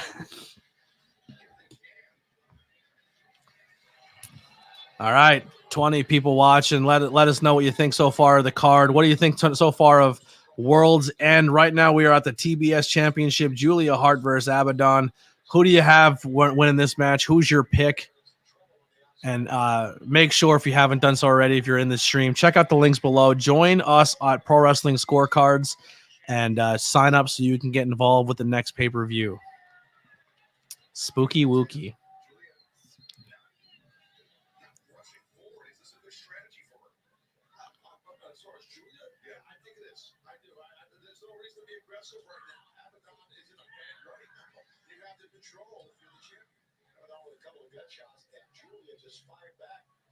Yeah, there's a lot of people in that place, So Abaddon is essentially to meet Julia's character is selling more of a slower pace. I'm injured and I'm on the ropes, so she can slow her game down to suit Julia's style. so they can slow their game down. Yeah, I'm sorry.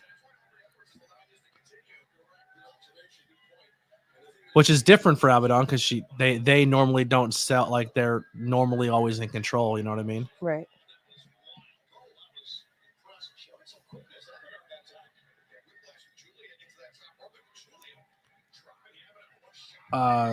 This a house? No, I don't think this is a house rules match. I think this is just a regular TNT. Like, I don't know if Julie is actually claiming House of Black anymore. Is she? Is like, are they saying she's a House of Black member, or is she kind of doing her own? I don't know. It's weird. I feel like it was, and they made like the Coven thing for like a second, and then it just kind of faded. Well, the Coven's not Fade to like black. it's only her and Julie and Sky right now. Yikes. Oh, she's a zombie. That's it. Julia Hart missed, and Abaddon bites. So now she's gonna turn into an Abaddon. That's the rules. When you get bit by an Abaddon, you turn into one. Well, she just got bit twice. She still is House of Black. There you go. Double Abaddon. I hope she makes her own House of Black, like a female version. I think that'd be a lot of fun, and that's why I kind of hope it is Willow Nightingale. There's Willow Nightingale, Julia Hart, and Sky Blue, all like part of the Coven or whatever they would call it. Yikes.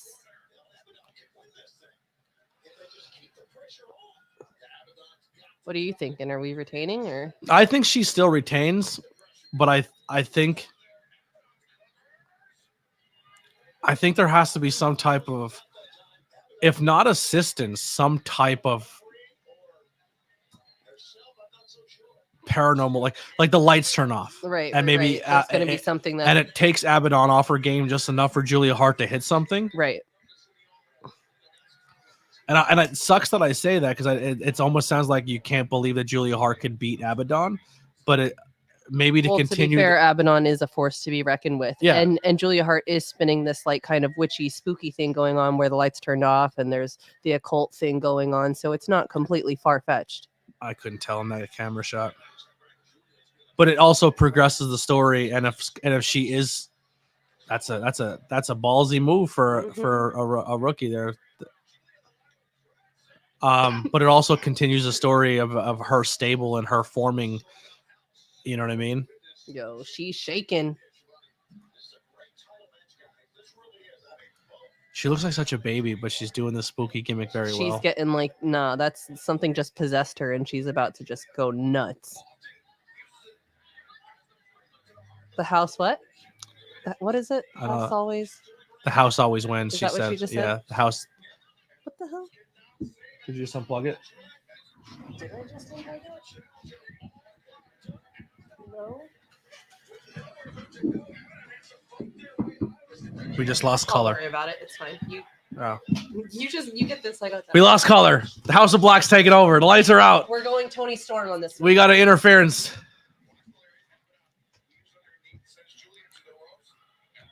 I don't think this is a house rules match. I think this is just a regular TBS championship. It turned on for a second. Is it unplugged? Huh? It's not unplugged. I'm just going to switch it to the next plug over and see if that works. Did it burn out? Hit it with the remote. See if the remote turns it on. Hey, we're back. That one turned off too. Oh, maybe they just timed out. They timed out, yeah. We've never done a 4-hour stream. That's what it is. They timed out after 4 hours. Oh, she's biting her again. Oh, she distracted the referee though. Oh, There's Sky Blue. I couldn't tell. We didn't have the good. There's the angle. Oh, she just Undertaker set up. She's going for her. She's gonna get misted. Sky Blue's gonna miss her.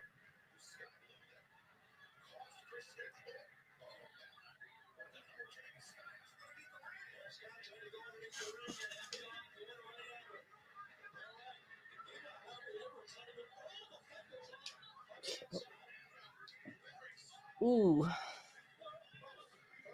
Sky Blue's another young talent that's great for a roster for your young talent.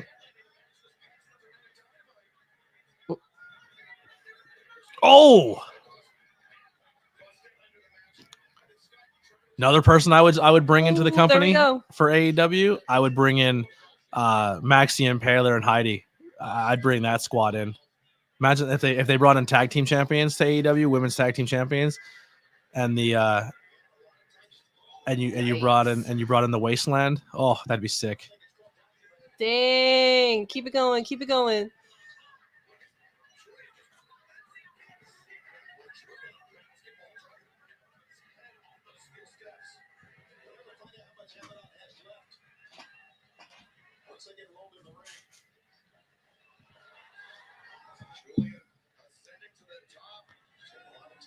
Oh, it is a house rules. Abaddon has chosen no DQ as a stipulation. All right, appreciate that. I wasn't aware. Where? Great. Oh, she landed on her feet. I don't think she was supposed to do that. I think she overextended and landed on her feet. I think she went a little farther than she expected. It still looked dope. It did. I mean, it looked like it didn't land perfectly to hurt your opponent, but she landed on her goddamn feet. Like almost flat. All right, so stomp out Abaddon, send out Willow for the save, and then Willow turns spooky. There you go. I'm trying my best. See, I wouldn't get rid of trios. I think there's enough trio men's teams that you can keep trios. I'm being honest. Or does Sky Blue turn on Julia here and want that title? Yo, Sky Blue's goth look is. I was just thinking her makeup is fucking flawless. Great. Oh, she just kicked her out the ring. I'm sorry, kicked them out the ring.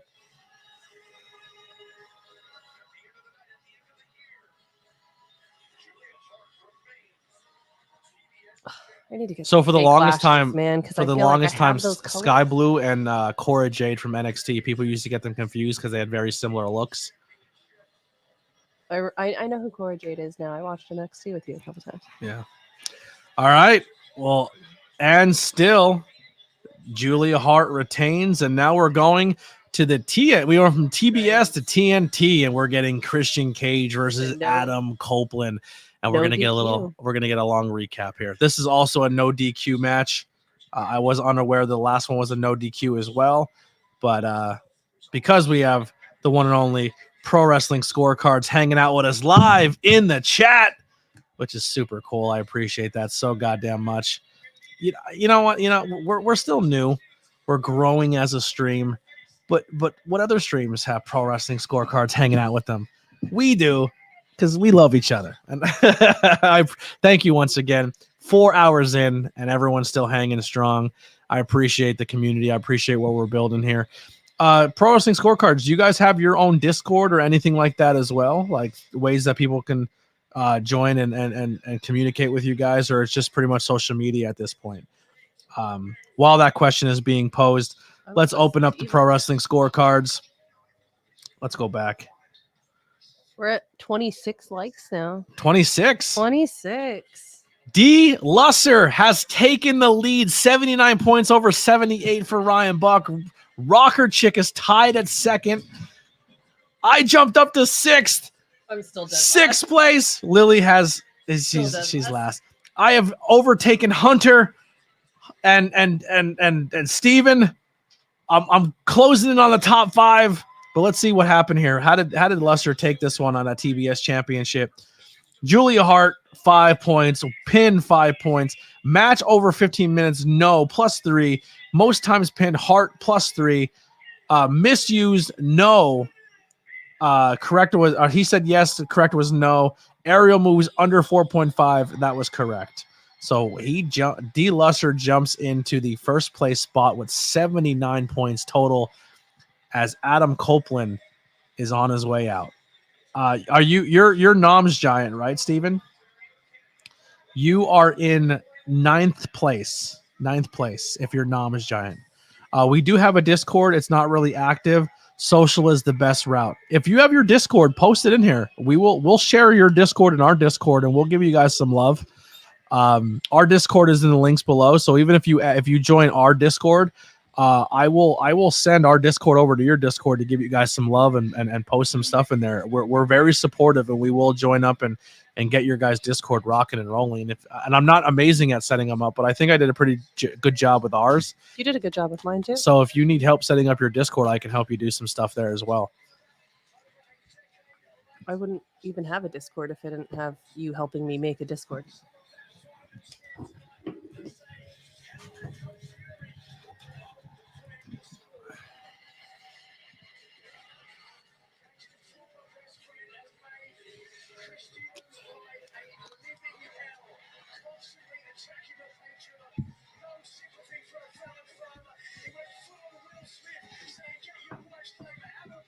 Wow. Jesus. Wow.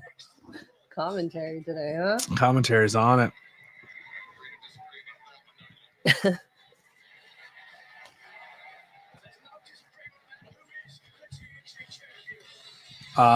Here's the Pro Wrestling Scorecard Patreon. If anyone who wants to jump over to their Patreon, it is free to join. So if you want to join that, they also have $1 subscribe, which is Discord access. $5 gets you credit on the scorecard as a contributor, and $25 gets you an alternate version of the scorecards, branded for your website, podcast, or organization. Great for league use. So there's 3 different tiers you can join their Discord with.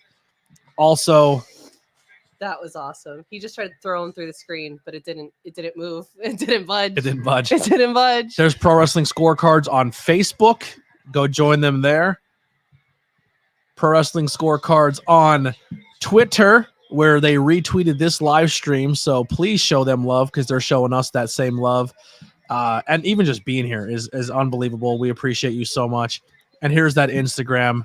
Go support that as well. Pro Wrestling Scorecards coming in clutch for us and hanging out. We appreciate that so damn much. And one last thing.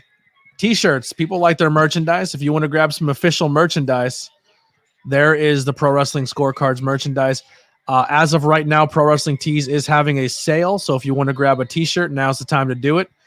There is the Pro Wrestling Scorecards Pro Wrestling Tees.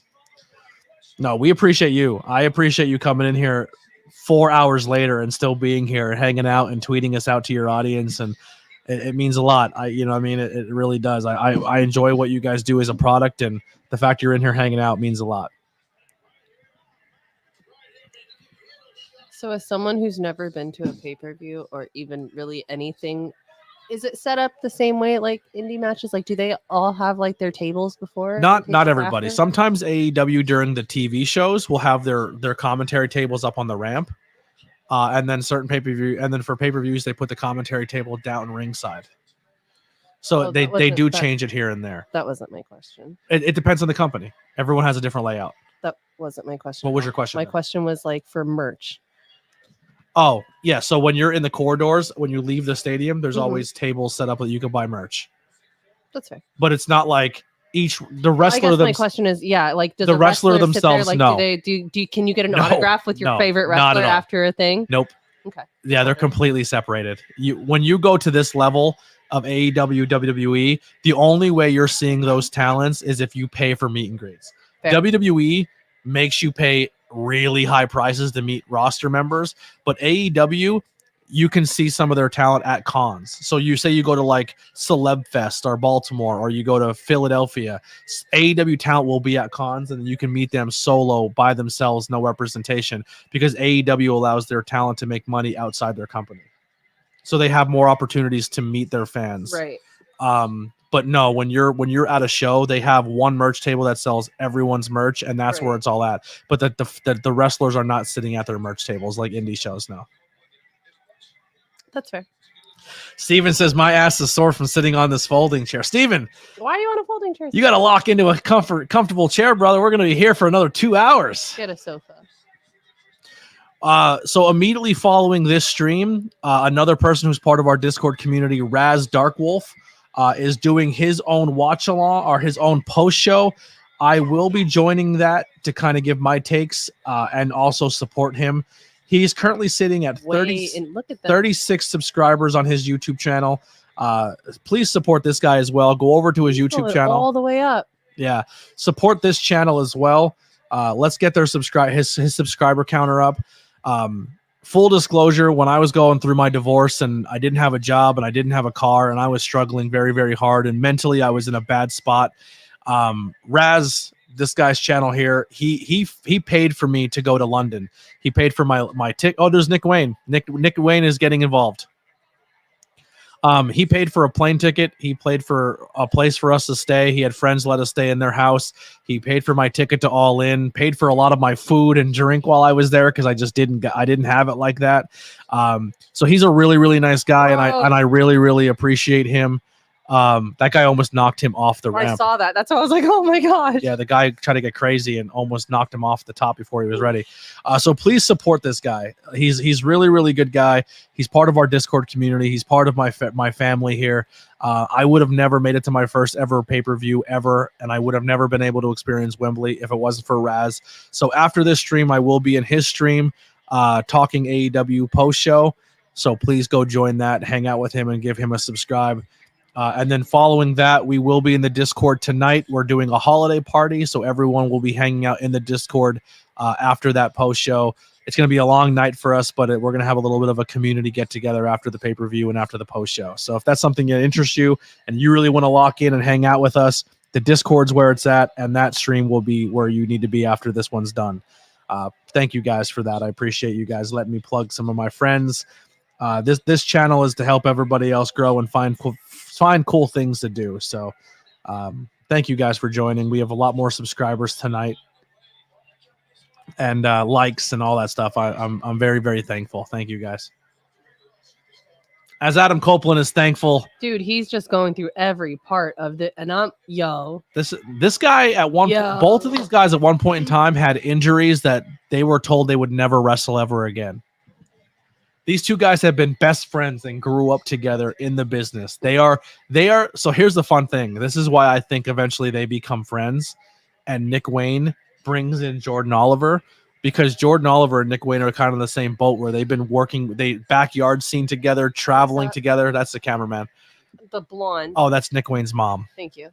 I thought you meant the guy jumping the guardrail. That makes sense. Yeah. So I think it's only fitting in 2024 that Edge and Christian become a tag team again, and they pass the torch to another young tag team of two guys who have been traveling and working together their entire time. It's like passing the torch on.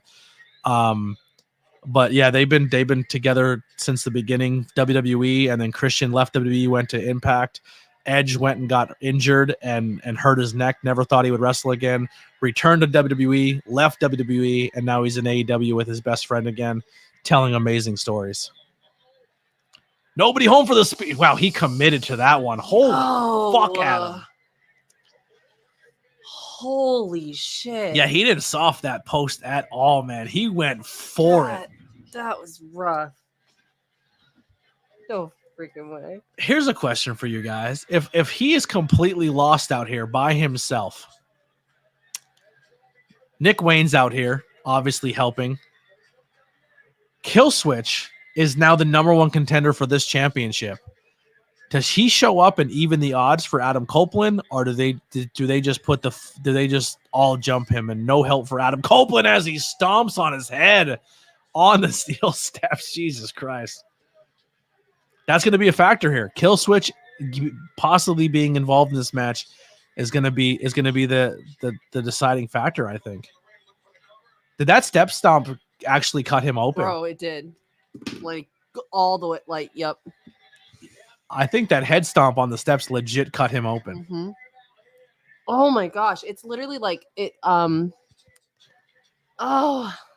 like a flap of his skin, just the way that angle was. Jesus. He wouldn't be doing these matches. Y'all want to know how I feel about blood. He wouldn't be doing these matches in WWE. I'll tell you that right now.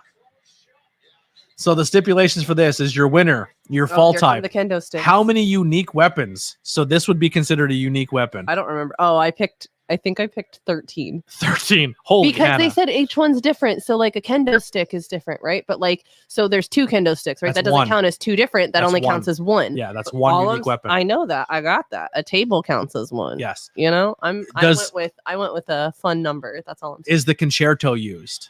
Yes or no? Does a wrestler bleed? Well, we already have blood. Killswitch attacks Cage at any time. So the thing is, does Killswitch not just come down? Does he attack Christian? Is the stipulation there? Yeah, that was a hard one. I am the TNT champ now and forever, you piece of shit. Something cut Adam Copeland's forehead early in the match too, but that cut seems to have stopped bleeding. Here's a question: does that step stomp count as a weapon? Or are the steps just part of the ring? Well, I think it's part of the ring. I think your steel steps getting in or not they're always just there. I don't think that's a unique weapon, but we'll find out from the pro wrestling scorecards themselves.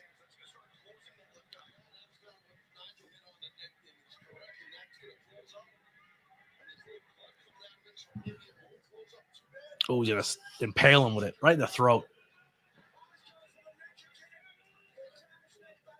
He said, "Do you want a tracheotomy? I got you." Yo, look how swollen that is. That's what I'm saying. Is that swollen or is that the skin? No, because there's a chunk of skin that's literally it's a flap, bro. It's a flap, and then it's not bleeding as hard as it should be. I think though.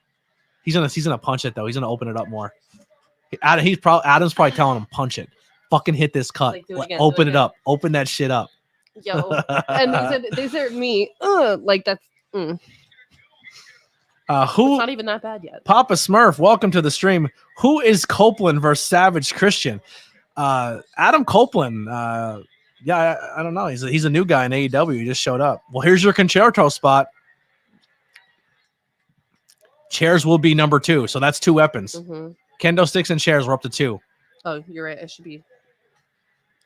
You're only 11 away. 11 away. They need to pull 11 more different weapons out. Did the stairs count or no?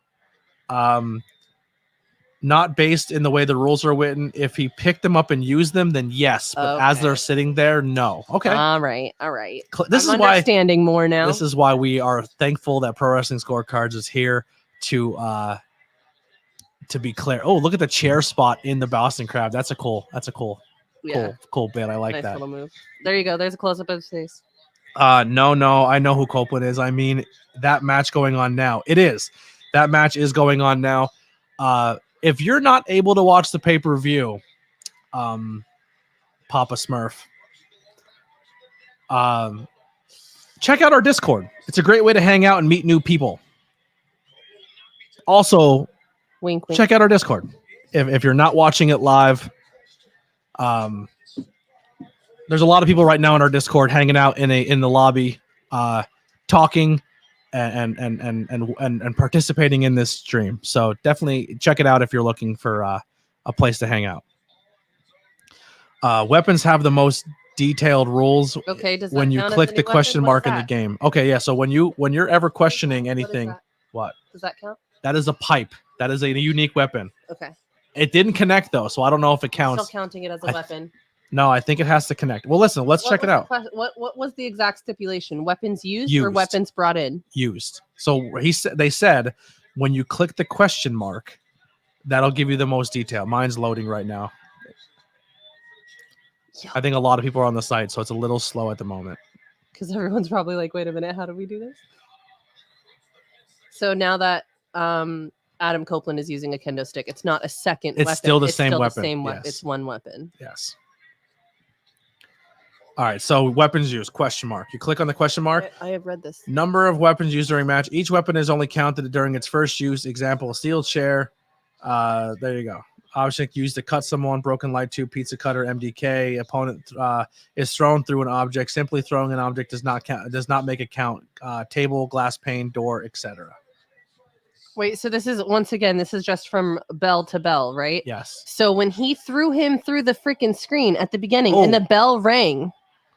So the pipe is being used used in the submission. Yes or no? he's probably like, I'm leaving. Fuck He's you like, guys. I can't I'm stand getting y'all. out of here. Fuck these guys.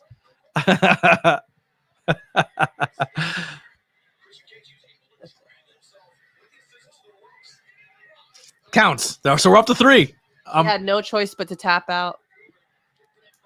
Is it done? Is it done? Did he tap?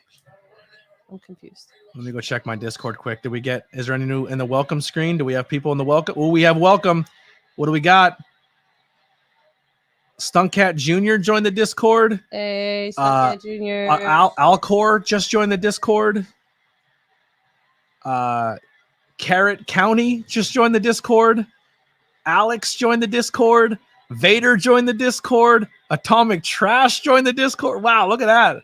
We got all these new members. Thank you all so much for coming and hanging out. This is super cool. And here comes a ladder. We just hit 83 members now in the Discord. 83 members just joined.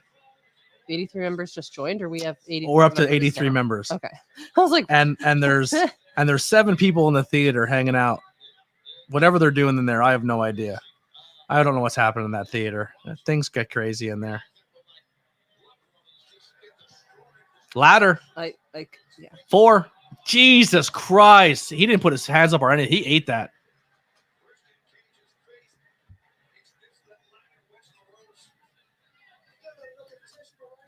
Ooh.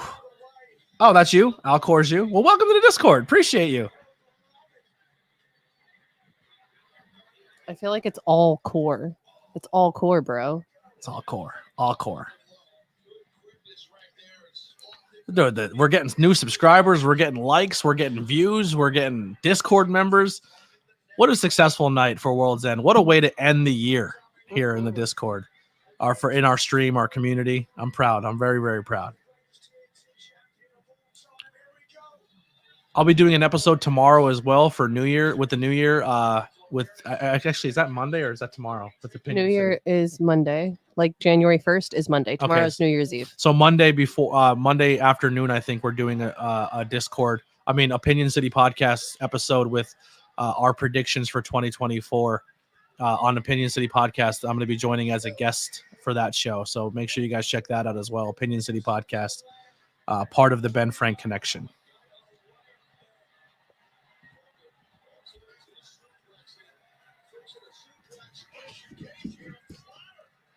They're closer to the rail, though.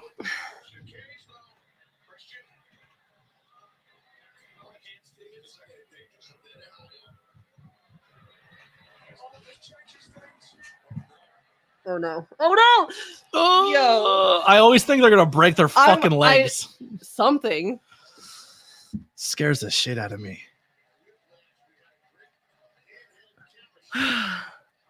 Watch this. Yikes.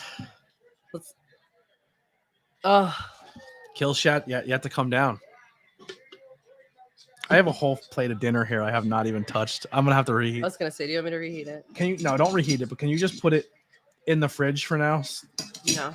please? Not right now. No, yeah, after this match. Like, not right now. Oh, I have a beer sitting here. It's warm. Dang, I'll get you a new beer too. Yeah, I'm fucking dropping the ball. I have a water. I have Here, a you water. left this one here yesterday. Throw them both in the fridge. All right, we'll put them both in the fridge. I'll get you. Dude, I'm so into these matches. I haven't even touched my beer. I'm 4 hours in, haven't even cracked it. Yeah, I just cracked my Oh. water. And here comes the table. We got tables. So was it? We decided that it was when it actually gets used, right? Yeah, so I think we're up to, I think this would be This is number 5. I'm keeping 5? tallies over here. kendo stick, chair, pipe, ladder, table. This will be 5. Wow, it's like okay. Congratulations, you did not deserve anything. You earned every. Thank you. I appreciate you, CC. It's up to you. I know Chubby Chelsea is the name of your cat. If you're cool with telling me like a name that you want to be called, or if you just cool with us calling you Chelsea, even though you're you know what I mean, It's not your name. it's not technically your name. It's completely up to you. Your privacy is up to you. But if you have a name that you want me to call you, I will call you by your legit name if you're comfortable with that. Nick Wayne saves his tribal chief. Wow. Wrong show.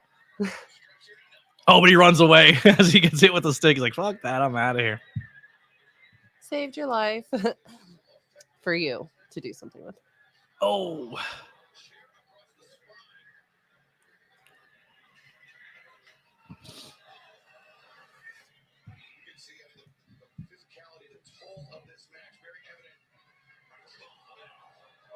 Someone's trying to join. They're backstage. And their name is MJF. They have nothing connected, so I can't bring them in. But the rule is, here's the thing. I think I kind of know who this is. This is probably Alex at the arena trying to join in, but they haven't given their access to their microphone or camera. But when I put the link in for someone to join, here's the only rule I have. I'll put the link in again, but there is someone backstage, but I can't bring them up because they didn't give access to their devices. When I put the link in for people to join, I say firsthand, I don't do phone call-ins or so you can hide behind your thing and then you come in here and say something that's against terms of service that would get me in trouble. Concerto was about to be used, but it was prevented by Nick Wayne.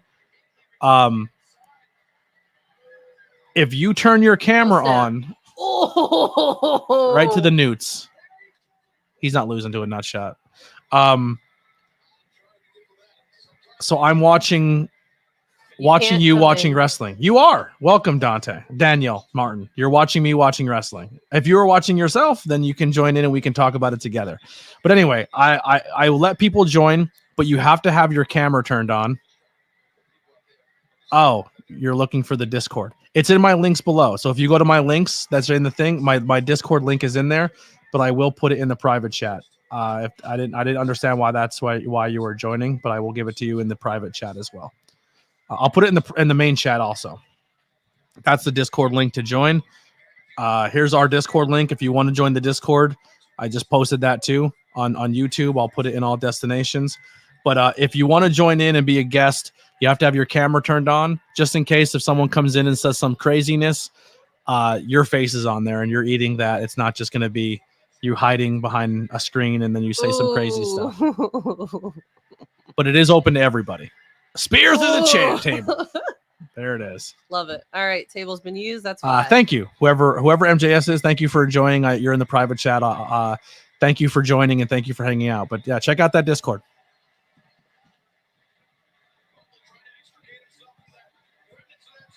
What a spear! 1, 2. Oh, not fair. Nick Wayne's mom has You're got gonna do it it. I was going really on. hoping you wouldn't, She's but you all didn't. I want, and I waited for so long. The only person that can stop her is Beth fucking Phoenix. Nick Wayne's mom is gonna die if Beth Phoenix shows up. Oh, right in the top of the head. Nick Wayne domed him. What's he looking for? Cutter? Woo! Yikes. His elbow. What a psycho. Nick Wayne, that kid's young as fuck too. He's so good. I was talking more or less how Adam Copeland's I thought he was arm gonna just hit go that I table. thought he was gonna go- I thought he was breaking his fucking. I thought he was gonna do the cutter through the table. That table's still sitting there for a reason, though. Mhm. I think Kill Switch is gonna come out and choke slam him through it.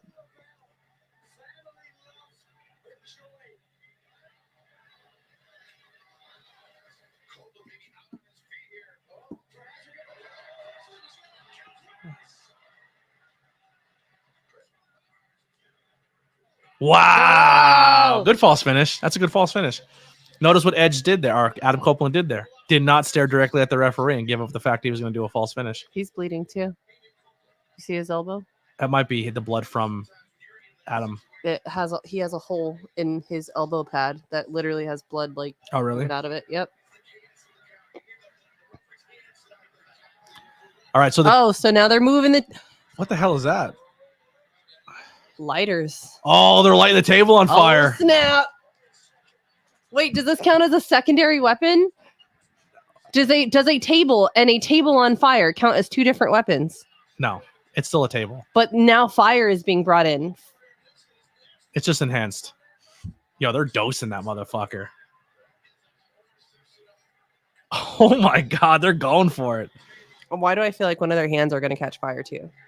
I always get skeeved out for fire. So they did a table spot with fire in AEW before, and Cody did it, and the table burned too long, and the fake wood that they have, The particle board. it peeled off, and it was stuck to Cody's skin. Oh, Yeah, it was that sounds wild. awful. Yeah, it was terrible. And Cody did a move that was supposed to put his opponent through it, and Cody ate the whole table, and his opponent never touched it. It was crazy looking. Bro. Yo. Oh, Nick Wayne's going through a fire table. He is wearing a jacket, Yep, so he's yep, protected. he's being Yeah, protected. yeah, he's gonna get powerbomb through it. He said, "Let's add some fucking more." Oh my gosh! Oh, it went out. He's like, "Fuck, where's the lighter?" It all. He's like, "Where's the fucking lighter?" Oh, he wants more. Oh! Nick Wayne's still overselling it, like I'm Way dead. Overselling it, but he keeps picking himself back up. How come she's not Yo, doing he's anything? putting the whole. How come she's not doing Yo, anything? she should take the She don't lighter and care run. about her kid. She don't give a shit. Take the lighter and run. She's like, please, She's no. like, oh my gosh, no. Oh no, don't do it. Oh my I God. wasn't ready. Yo, Nick Wayne. Yikes! Oh, he missed the table. Shit. He's fine. He's fine. It's good. It's fine. It's good. It's good. Holy shit, though. What do you mean he's good? He just got dropped on his Yeah, neck. but he like jumped back up from it so quick. He's good. He's fine. He's selling the fire, but he he's just got selling it the fuck out dropped of it. on Yeah, his no, he neck. definitely got dropped on his neck. But like, dang. Yo. Yikes. If I don't say he's good, then I'm gonna start crying. So like, that's just gonna be my Hits him with his own move. And new? Nope, he's looking right at the. Oh, he took it. And new. Adam Copeland is your new TNT champion. Comes from WWE. Alex is popped right now. Yeah. Oh, Alex for sure. loves Adam For Copeland. All right. Well, listen, I collect all the TNT champion figures. I now have to get. Well, Chris, I'm gonna get the Christian figure. I have a title I can put on him because I have an extra one. But now when they make the Adam Copeland We're gonna have figure, an Adam Copeland one. I wonder if there's gonna be a blood and guts figure. Is he gonna be the TNT champ? Look at how swollen his fucking head is. Dude, that eyebrow. That was awesome. That was a cool match. Yeah, it was. What's up with the luchador mask on the belt buckle though? That's I was wondering that too. wow. I noticed it when he cam out. That was exciting. I had it wrong. I had Christian Cage winning that. Really? Yeah. I had Adam Copeland. I thought Christian Cage is going to retain. How am I still in last place, bro? Alex is getting the Edge TNT title. Well, it's still they haven't changed it. It's been Oh snap! Kill shot just showed up. And here, that's why the luchador mask. There you go. Oh.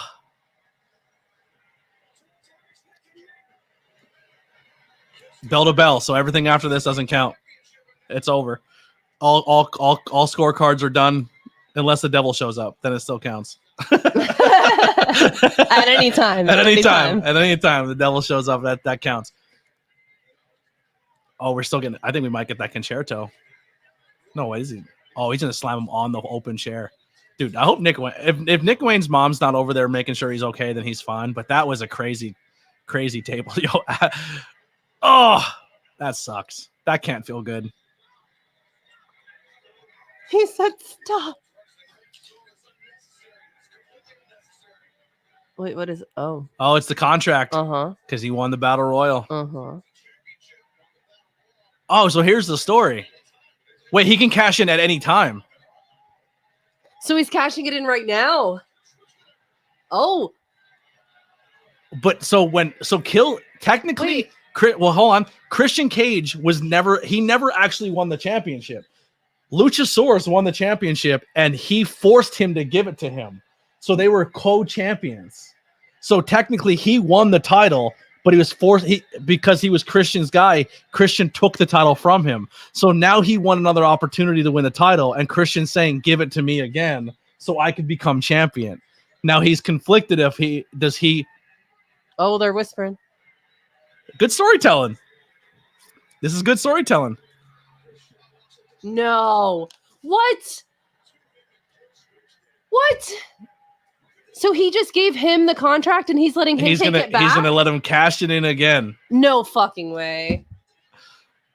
He's cashing in the contract. Oh no! So they're continuing. Did Killshot actually leave?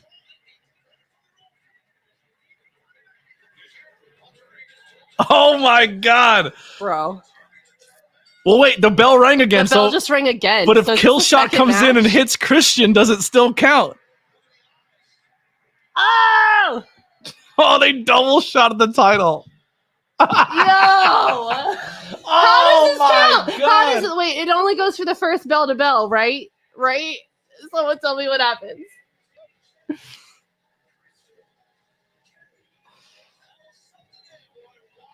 Bro.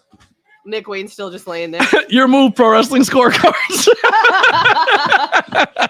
He's like, man. That was great.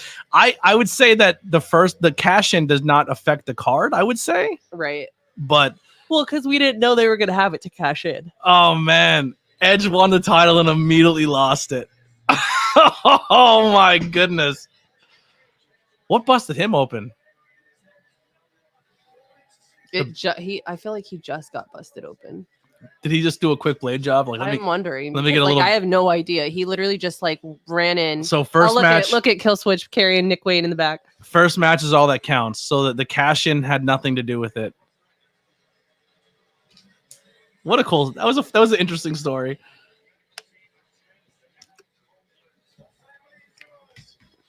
Tens to Adam Copeland. Have you checked Nick Wayne's neck? That guy almost died. What a fun story. What a fun way. That was interesting. I was definitely sports entertained by that. Christian Cage loses the TNT championship to Adam Copeland, who officially became a champion in AEW, but it was long. It was not long for the taking. For about 7 seconds. Killswitch came out, cashed in his contract, but gave the contract back to Christian. Christian cashes in and becomes a TNT champion once again. So in one moment, Alex is popped. And then turn right back around. Bro. I cannot wait for Alex to get home on the Discord so I can hear his. He's gonna be so upset. Oh, that kid is heartbroken. Oh wow, look at this. I put the link in. So now Miranda's in the Discord, Saint Javelin's in the Discord, and another, I don't know how to say that name. Mr. F Bowles and in the Discord. There we go. 9 people in the theater. So if you're enjoying that theater, go check it out. And you are free to invite your friends into the Discord. If you have people but here's the thing, man, just be respectful. Don't be a dick in the Discord. Don't be an ass. You know what I'm saying? Just go in there and have a good time. Be respectful. If you have any problems with anything in the Discord, please contact me or one of my staff members. If you're not comfortable talking to a staff member, I'm always available. But thank you for joining the Discord. Papa Smurf says Christian is a savage, and you are not wrong. That's Taz. That's Hook's dad. Yeah. Papa Smurf got hit with the emotes. I have to adjust Nightbot. I'm sorry, everybody. He gets a little possessive sometimes. Nightbot gets a little crazy. This next? So our co-main event, we have 2 more matches. John Moxley will take on Eddie Kingston for the Continental Classic final. We will find out who our Triple Crown champion is going to be. Will Eddie Kingston keep 2 of his championships, or will he lose them all to his longtime best friend, John Moxley? We will find out now. Going forward, what a night so far. We have 2 more to go. We're at our co-main event. Your boy is exhausted. I'm going to step away for a second, let you guys talk to Lily. I'm going to take this food down that I did. About to do that. Oh, you're going to do it? Yeah. You can go ahead. Unless you need a break, like. No, I'll be fine. I just All right. just bring me up a beer. Got That'd be great. Got you. Nightbot is a little bot that helps me if people are spamming or saying crazy stuff. The Nightbot gets a little crazy if you do too many emotes, but I have to adjust it. I'm still trying to figure all that stuff out. Mox versus King of the Bums.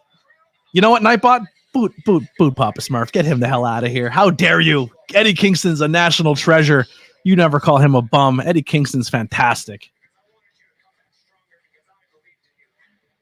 Listen, if you're walking down a dark alley and you needed someone to escort you to the other end of that alley, you're calling Eddie Kingston. That's all there is to it. That guy is a gangster. So Raz only got 1 subscriber out of that. So if you guys can do me are you like Eddie Kingston? All right, you're safe then. If you guys can do me a favor, this channel right here, Raz Darkwolf, I will be on that channel immediately following this one to do to help his content and give him some love. He's going to do a post show. Please subscribe to him. He's at 37 subscribers. He does a lot of he's predominantly AEW based content. He does a post show every Dynamite, and he's going to be doing a post show after. I agree. He's totally authentic, but he's going to be doing a post show after the pay-per-view as well. Go support him. And immediately following his post show, we'll be in the Discord hanging out. For a holiday Hometown party. beer, Yingling Lager. If you're from Northeast Pennsylvania, Texas, it's moved its way I was down. going to say it is in Texas now. You can find it in Texas. It moved its way down the coast, but this is America's oldest beer right here. And I'm going to drink one as we cheers to you guys. Cheers to the Discord. Cheers to New Year. Cheers to World's End. We're at the co-main event. We've made it. My Dr. Pepper. Dr. Pepper. Kingston's such a good guy. I love chatting with him at cons and shows. I've never met Kingston, and I'm really depressed about that because I fucking love Eddie Kingston. I have my pin I got from the Crow Wrestling. Yingling Black and Tan is better, but Lager is good too. Look at Ralph hanging out. Welcome, Ralph. The Yingling Black and Tan ice cream, I'm a huge fan of. It's hard to find though. Yingling Black and Tan, and then you have the chocolate, the pretzel one. Mm-hmm. It's impossible to find. Boyers. So Pennsylvania grocery stores have them. Yeah. So my favorite, you met Kingston at Chikara. Yep. So actually, fun fact: Black and Tan, when they make it in the bottles, it's actually porter, and it's premium. But the way that it should be made is porter and Lord Chesterfield ale. That is actually the proper Black and Tan. But for some reason, when they bottle and can it, if they use Chetty, it has a weird reaction when it sits in the can or the bottle for too long. But when you're at a bar, if you ever see porter on tap and Lord Chesterfield ale on tap, I think it's 60-40 is the correct measurement. 60 porter, 40 Chetty. But that's the actual Black and Tan. If you've never tried it, Ralph, definitely do so. That is the actual proper Black and Tan. Chesterfield is my favorite beer. I'll have to get a case of that for next couple streams to get a couple shots. What a great camera shot! That's a great camera. I had him angle. from all the way from the back. You missed like the first half of it. Why would you turn awesome, it? though. Why would you turn it? Keep looking. So you can keep looking at all the rest of the people no, but that are that sitting shot here of the screaming at him. Titantron with him looking like that would have been a great camera shot. I hope a photographer grabbed that. That's a great view. Actually, he should be walking by Alex. Yeah, he's gonna be walking by Alex. Alex better get a picture of it. No, he's past Alex now. He came around. Alex is over here. He came out by Alex. Came out by him. Yeah. What's his shirt say? Ace of the World, bitch. He's wearing the Ace of the World shirt again. I gotta go to some weird places in PA to find Lord Chesterfield ale. Yeah, you gotta come to my neck of the woods. You want Chesterfield, you gotta come to my towns. That's where it is. I'm keen to see the new belt. Yeah, we're finally gonna see what the Triple Crown belt looks like. There's Raz in the chat. Raz, I've been trying to pump people over to your stream. How about the Discord blowing up tonight? People in the lounge. I hope everyone's being cool in there. But you went from like 6 people watching to now 10 in that lounge there. I don't know what's going on in that lounge. We can't talk about it, but there's some crazy stuff going on in that Discord in that theater. They should be a spot. Write your local governors. Tweet Yingling. Tell Yingling, sponsor the ABJ podcast. Send that guy all the Lord Chesterfield Ale. Blow that up on Twitter. God, I would love that. If I had a constant flow of Yingling products and Yingling beer and kegerator just for Yingling and Yingling Lord Chesterfield Ale in my house at all times, I'd be a happy man. Happy man.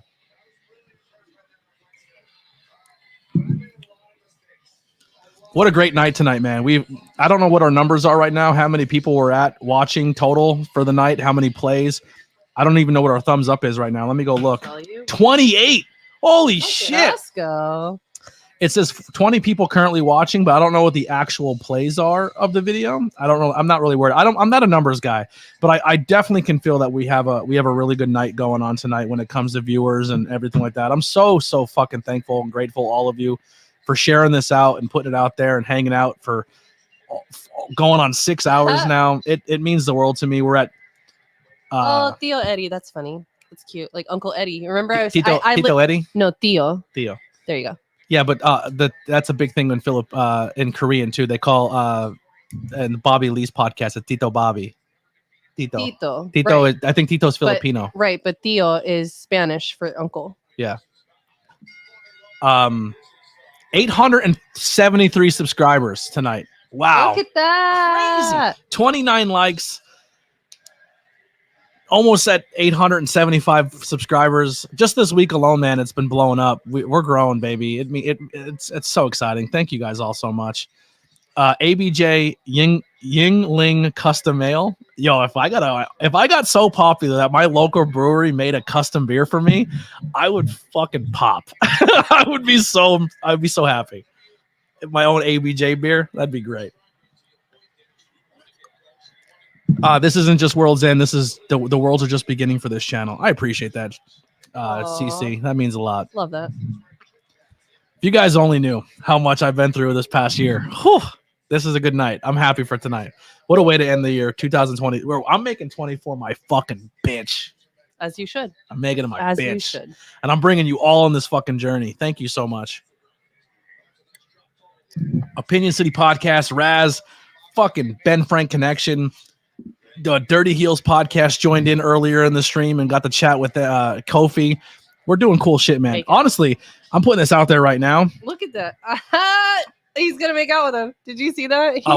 He said, and then went. Well, you know why he did the kiss thing, right? Why? When Swerve Strickland fought Moxley, Swerve kissed Moxley on the face. Love that. And then Moxley kissed him back. So that's why he's like, "Oh, you're not gonna kiss me?" He did. He said, "Yeah." I love it. Ralph, I'm gonna put this out there real quick. We have representation in Pennsylvania. We have representation in Jersey. I know it's not technically Ben Frank Bridge, but if I had to put my name out there, if we're gonna add someone to the network and add someone from the New York side of things, I'm digging those boys at the Dirty Heels podcast. They love the independent scene. They're all about it. I'm just putting the name out in the hat for those guys. It's something maybe reach out to and bring in and make a little bit of a tri-state connect. Well, still the Ben Frank connection. At that point in time, the name is locked in. That's what we're doing. But if I was going to add a New York presence to our podcast, man, I think those guys are a good fit. The Dirty Heels. I love this matchup.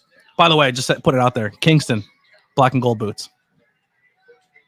Those are black and yellow. It's the same. Black and gold, black and yellow. We take it both. Go Steelers. Actually, I lied. Alex is over there. Moxley didn't go near him. Moxley came out by that side. Yeah. Oh, yeah. Yeah, we thought Alex was in the wrong spot, so he didn't go near Alex. I agree.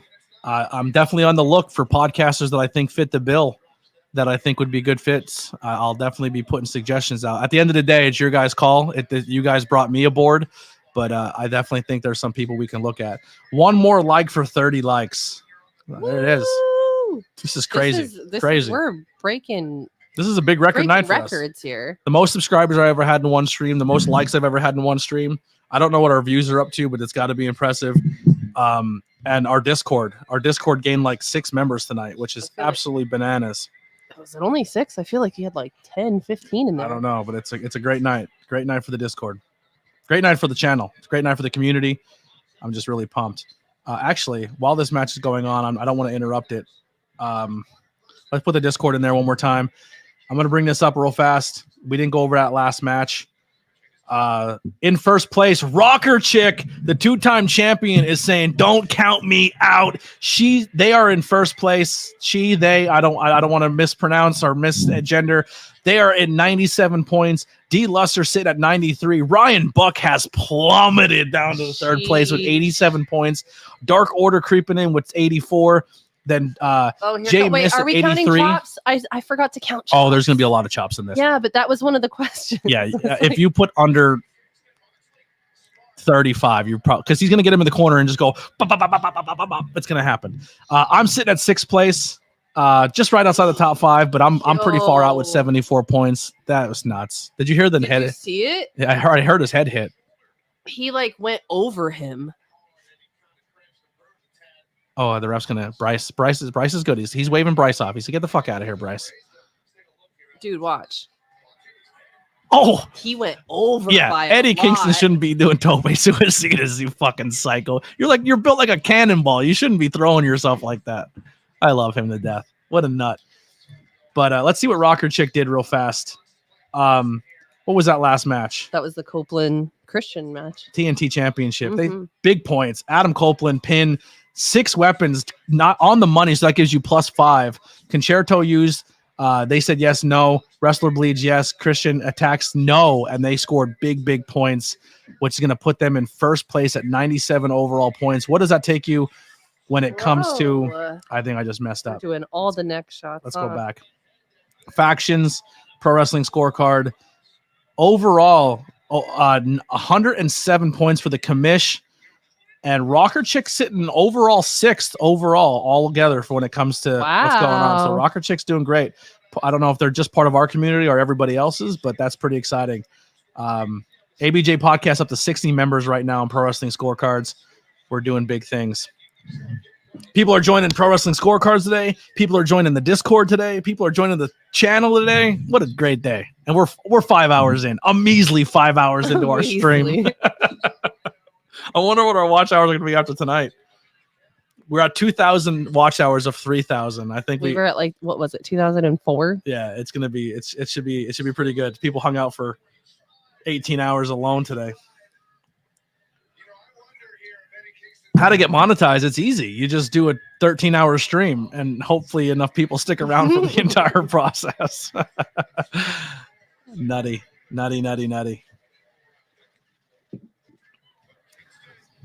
But what a good night. Discord link is up there once again. Nobody else joined off that one. That's okay, though. Let's get into this match. Kingston's here fighting for his life. He just got his eyes on the news. Fight, Owens, fight. I see what you did there.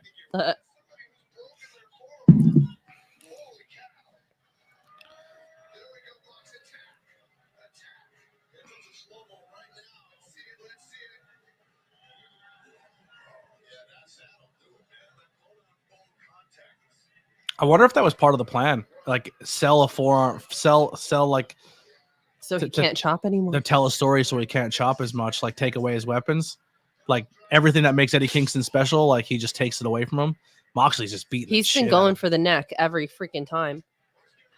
Yeah, Moxley doesn't mess around, man. The best way to end your opponent is cut their head off. So Moxley goes for DDTs. He goes for chokeouts. Hasn't he been having all these issues punches with to the face and his necks anyway? His shoulders. Every wrestler has neck and head issues. That's. Yeah, Danielson on commentary. The chop just hit the over. So if you picked over for chops, shocker, the over is in.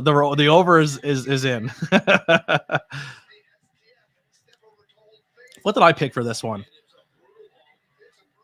Let's see. He's biting him. Biting his whole freaking thumb.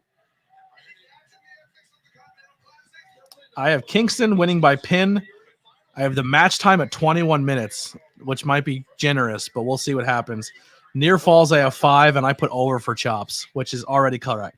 He just chopped again. Yeah, it doesn't matter at this point. I know. If you picked what was over 14 and a half. I have a question. How do we count half chops? This is a serious question. Is it like if they didn't do it all the way? Not the chop. Chop is a chop. But how did we have 14 and a half? I don't know what the half is, but maybe half a chop. I don't know, but chops. It doesn't. Even, the half doesn't He matter. just had to get over 14. Yeah, it's gonna get over. He's at like 17 now. Eddie Kingston's one of those wrestlers who is just absolutely fucking scary, but when you meet him, you just want to hug him. Like, look at him. Don't you just want to hug him? I feel like I was talking about this a little in the Discord earlier, and it's not that I don't find him intimidating, but I feel like I would find him more intimidating in an alley in the middle of New York than I would in a wrestling ring. Oh, in a wrestling standpoint, I feel like you would be like, if you met him in an arena, you'd be like, oh my God, Eddie. Like, he just looks like a good hugger. Do you think he looks like that's why I was laughing when I saw Theo Eddie, because like I would be like, oh, Uncle Eddie, what's up? Like, hey, Uncle Eddie, how are you doing? Yeah. He looks like somebody that, but like, you want him on your side, you know. But like, he's also the uncle that when you like show up, gangster. like when you go to pick up this girl from prom, and that's her dad or her uncle, and you like turn and walk away, and you're like, sorry, fam. Yeah, I'm going stag. I'm not. I'll meet you at the school. I ain't taking you. Right, Your uncle's right. Eddie Kingston. Fuck you.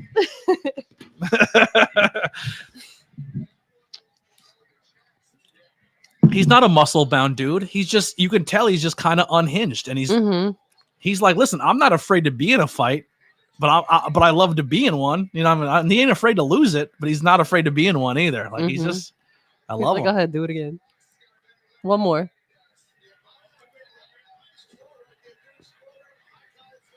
Moxley's a psycho fucking path too.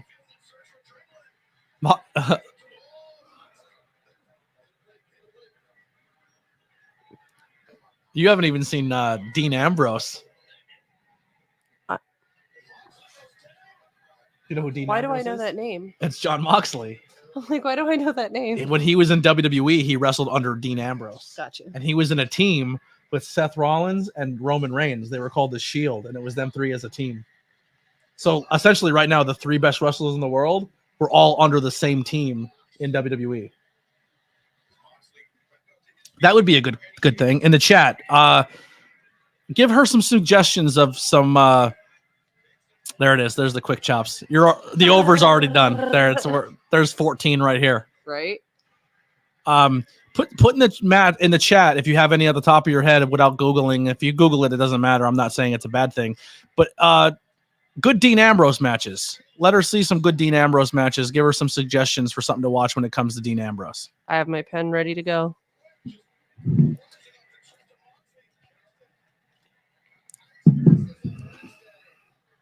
Oh, I know why.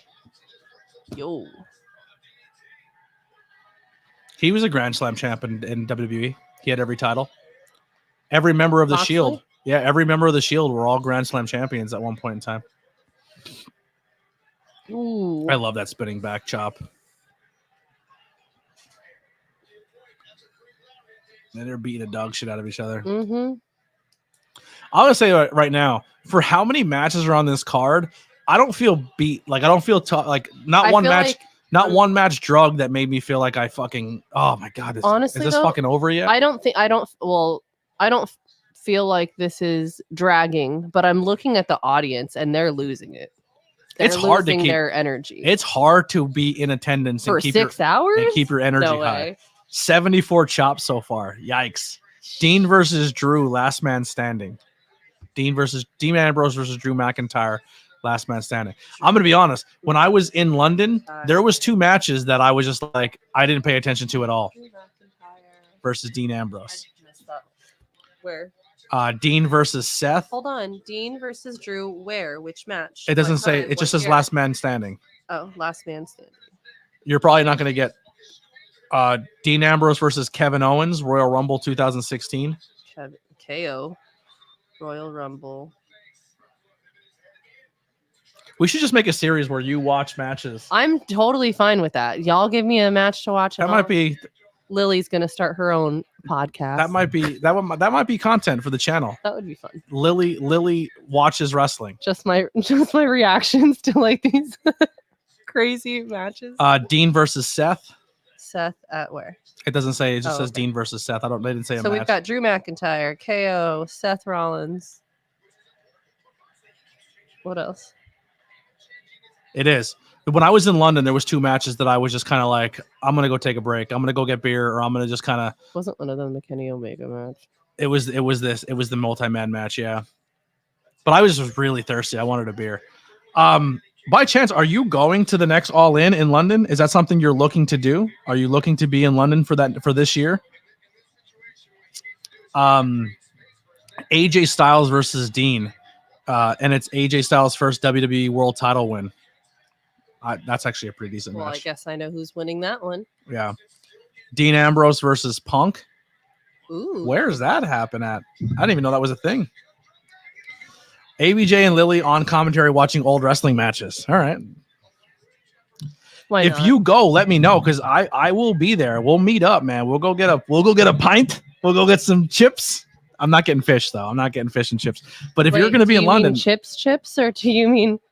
Yeah, the menu's fucking weird over there. Oh my gosh, because he didn't know chips meant French fries, and he's still upset. I'll be there for a week. I'm going to be there the week before the show, and then the show will be on a Sunday, and I'll probably leave Monday morning or Monday at some point in time and be back in the States on Tuesday is my plan. That's my plan. But I'll definitely be out there. But if you decide to go, man, we should link up. We'll get some tea and crumpets. No, we're going to drink beer. Will you be pissing the night away? We'll take it to that punk rock emo night again. What else we got here? Did you write Dean versus Punk? Yes, that's the last one I wrote down. This is another match that someone put in there. AJ Lee versus Caitlyn, Payback 2013. I've never seen that match. AJ Lee versus Caitlyn. Can you spell a Caitlyn for me? There's like 20. Kaitlyn. Okay, and where was that? Payback 2013. Payback 13. Oh, we'll drink chai. Yeah, we'll drink chai. Ooh, yes, dirty chais. I actually became a fan of chai when I was over there. That's my favorite now. Vanilla chai. I just made you a vanilla chai yesterday. I had a vanilla chai this morning. It's my new favorite thing. We go to Double or Nothing and All Out every year, and the cruise. One of the members of the Ben Frank Connection will be on the cruise this year. Maybe we'll get you in touch. Parm from Opinion City Podcast will be on the cruise. Maybe you guys can link up and maybe make some content or do something fun stuff while you guys on the cruise together. If you're going this year, head to head, quite literally. Is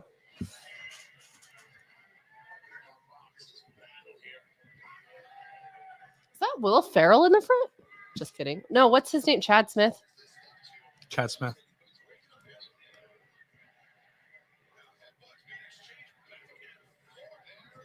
I feel like I called the headbutts coming. 29 thumbs up. Whoop, whoop. Holy shit. Killing it. What the hell's happening?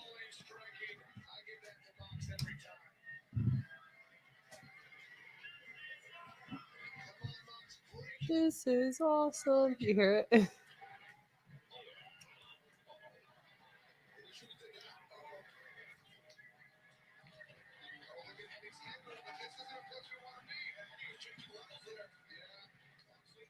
Ooh. That backhand. Oh. Whoop, whoop. Eddie Kingston beats John Moxley. Might be the last cruise.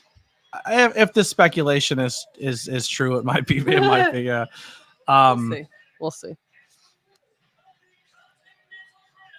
So, are we going to see this title belt now? The cruise is already booked by 6-Man. If this turns out to be true, they would just rebrand it. That's probably true. I think it'd be cool to have a wrestling Rock cruise. It doesn't have to be associated with Jericho. So I think if some of this stuff does turn out to be true and it is a big deal, I can definitely see somebody rebranding it and taking it over and making it something. Because I think it is a cool thing to have a cruise that's pro wrestling based. The Shield versus the Wyatt family. Definitely. Actually, put in the Wyatt. Say Wyatt. Yes. Okay. That's Bray Wyatt. That's what I thought. Also, okay. type in. Wait. Shield versus Wyatt. Okay. Also, put in Wyatt family versus New Day. Wyatt. That shit was sick. That was one of my favorite cinematic matches of all time. Okay. It should be rebranded with 3MB. That'd be hilarious. Oh, here we go. Let's see these titles. Oh, we're gonna see the new title. So he's got the ROH. That's his. They're the titles that he brought into the tournament. Right? Okay. So there are his 2 titles that he brought into this tournament and he put on the line So, for this. New Japan. New Japan Strong and ROH. And then here it is coming out of the bag. Bryce Remsburg, first one to unveil it. Our boy Bryce.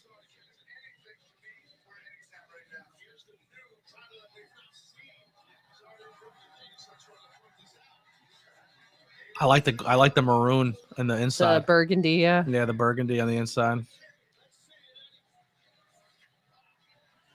With the crown on it. With the crown. It's a cool looking title. Do you know why I think I like that so much? Because I've seen your Eddie Kingston shirt that you have that's kind of like the biggie. With the crown? Yeah. Yeah. I have a pin too with Eddie Kingston with a crown on it too. I love Eddie. I think it's perfect. That's awesome. Dean in Money in the Bank 2016. That was a good Money in the Bank. Money in the Bank 2016. Money. 16. Got it. Let's see if So now what's next? Are we going to see who the... Tell me, is that Chad Smith in the front? Am I just noticing? Look at dude wearing the Better Than You, baby shirt.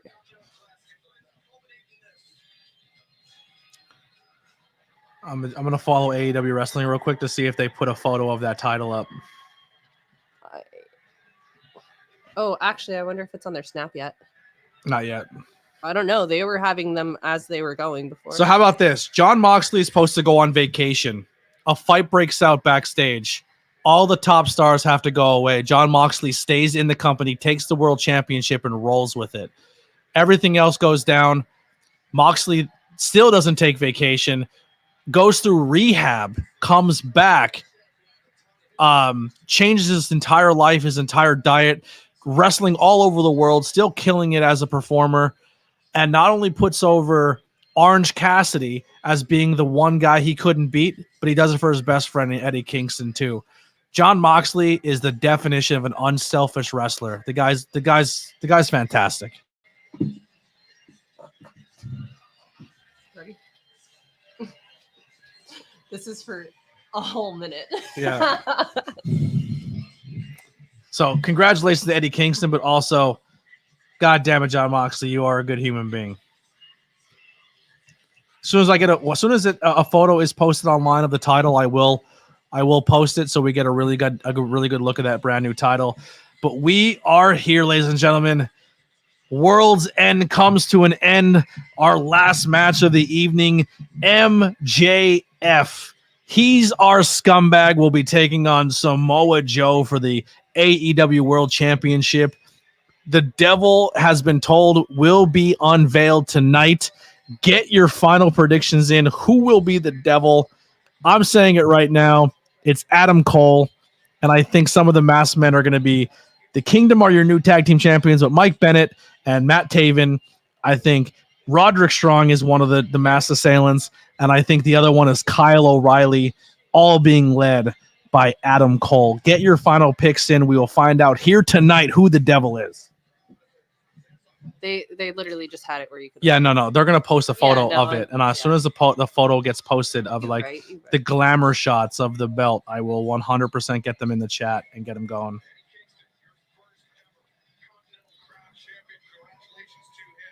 I'm really sad that you just started following them. I've been following them.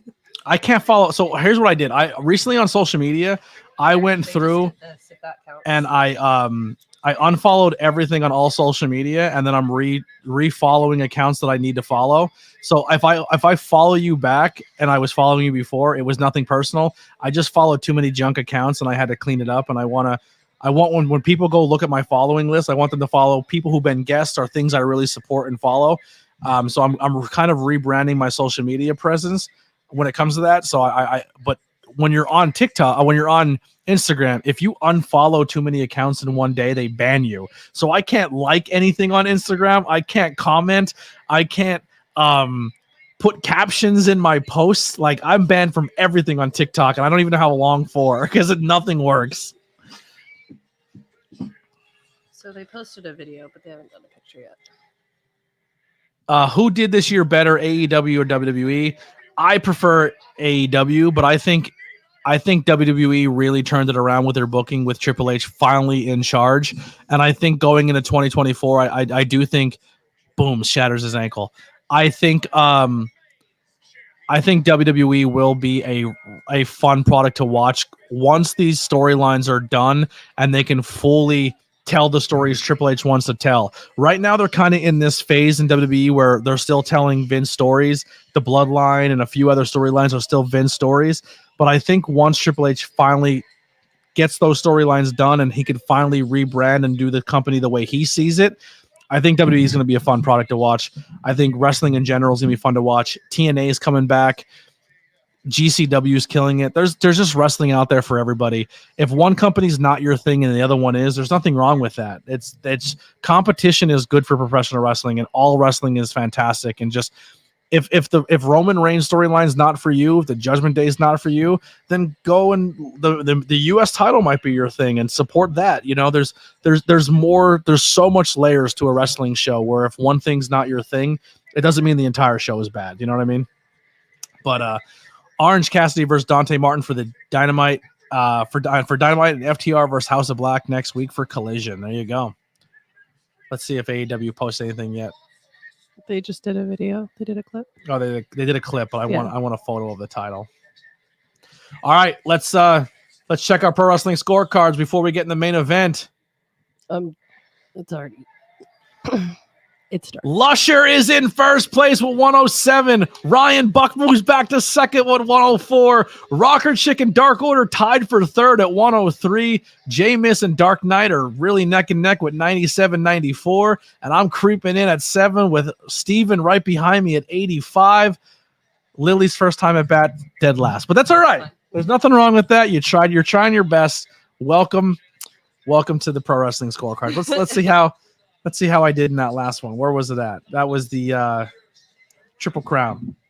Kingston, 5. Pin, 3. Match time, 17. I was a little over. Falls, I had 5. I was plus or minus 1. I got it. Chops, over, plus 3. Good round for me. But we are going into the main event. And this first, second, and third with a little bit of a fourth in there with Dark Order, it's tight. Real tight. Today? Let's see how it shapes up going into our main event here tonight. What an exciting card! What a good pay-per-view. We're here at the main event. How beat up is MJF? How is he going to be able to get this job done? Let's hear the eruption of MJF when his music hits. You know what the most disappointing part of this whole thing is?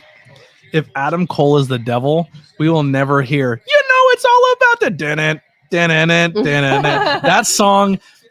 2024 best song of the year is the collaboration between Adam Cole and MJF. Oh wait, hold on.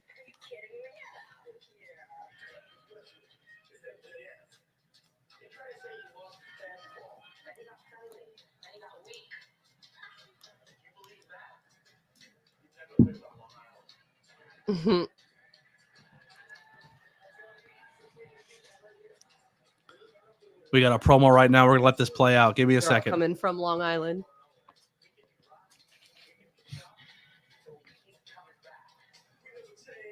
Oh, they had the Creator Pro background. Creator Pro getting some love. They're doing this. I don't even know if you understand why it's funny the way that it is.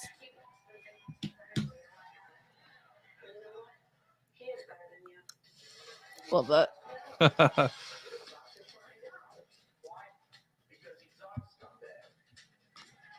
Nice. Oh, this place is gonna go fucking mental.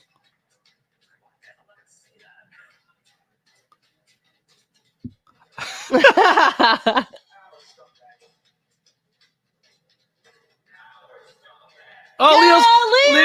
and CPT. I know that guy. Who else was back there? I'm like, I know Leo. Leo Sparrow makes it to the pay-per-view. No! I love fucking Leo Sparrow. Oh my god, I love that they beat him up. The guy said, I don't want to say that. I'm not gonna say this place is gonna go crazy.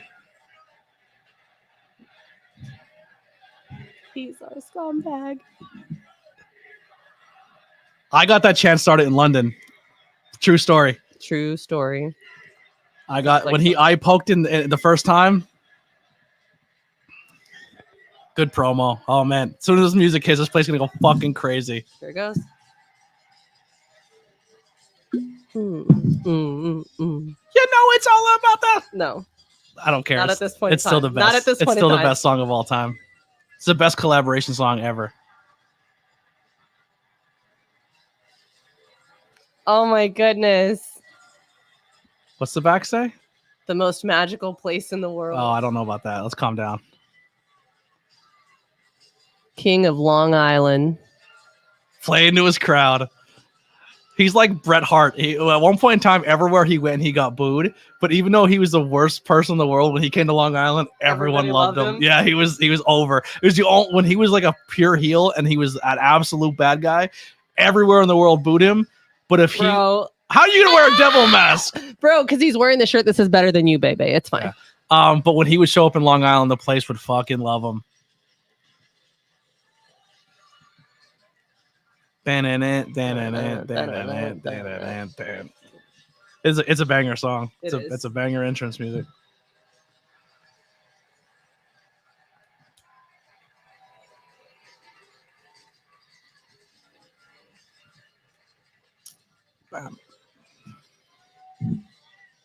Look at that giant. They have the Burberry blanket. A Burberry blanket. I had a Burberry thing. It's not done yet though. I show it off a little bit. Yeah, I'll go grab I'll show you how much. It's like halfway done. It's more than halfway done. I'm getting my own Burberry scarf made. Custom made. Because I'm a poor.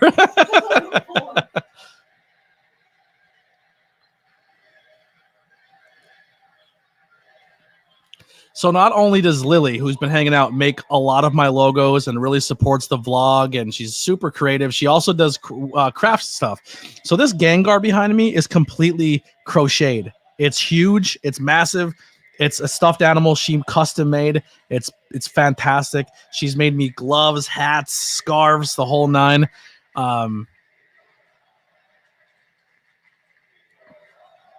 She's actually grabbing it now, but this is what she's working on currently.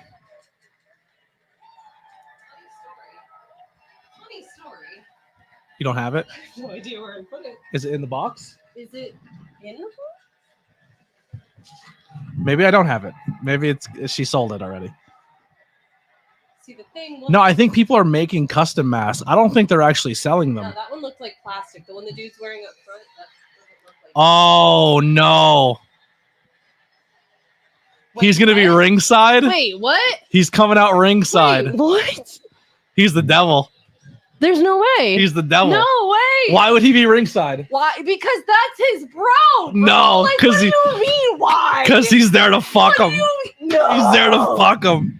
Oh no. Listen, I named my cat after this man. I love Adam. Listen, you think MJF? I'm not saying that I'm not going to support either one of these two men afterwards. So here's the thing. You've just met Adam Cole as good guy Adam Cole. If you think MJF is a scumbag, you don't know Adam Cole. Adam Cole right now. Adam Cole wrote the book on being a scumbag. And Adam Cole is the leader of every stable he's been in, and that stable takes over professional wrestling. So that's actually a pro wrestling crate box. Man, what did I do with your skull? What? No, I think Adam Cole is definitely injured. If they're getting ready to scream for me. But Adam Cole's in the costume. He's wearing all black. He's wearing all black.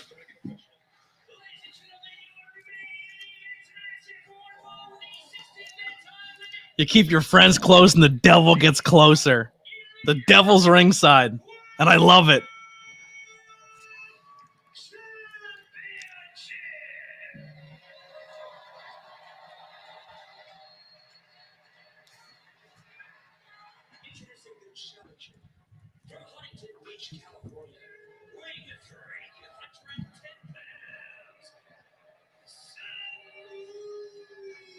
Samoa.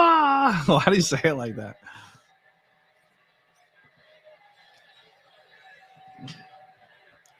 Still no photos posted online yet of the Triple Crown. There's a graphic up, but you can't really see the Triple Crown in the graphic.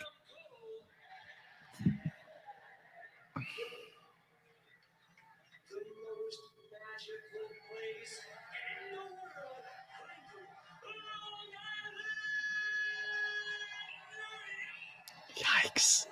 This is exciting. This is exciting.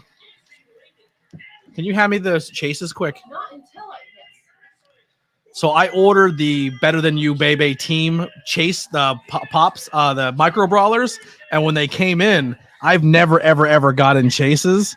I got my first ever chases, and what a better time to get them, right? Oh man. What? I have no idea where it's at. Did you take it home? I've been here.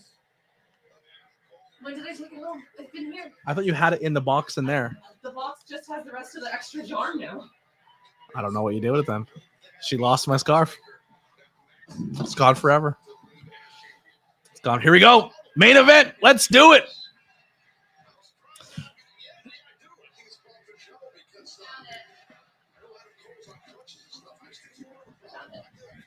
Can you put these back? Oh, you put it in the Black Craft box? Here it is.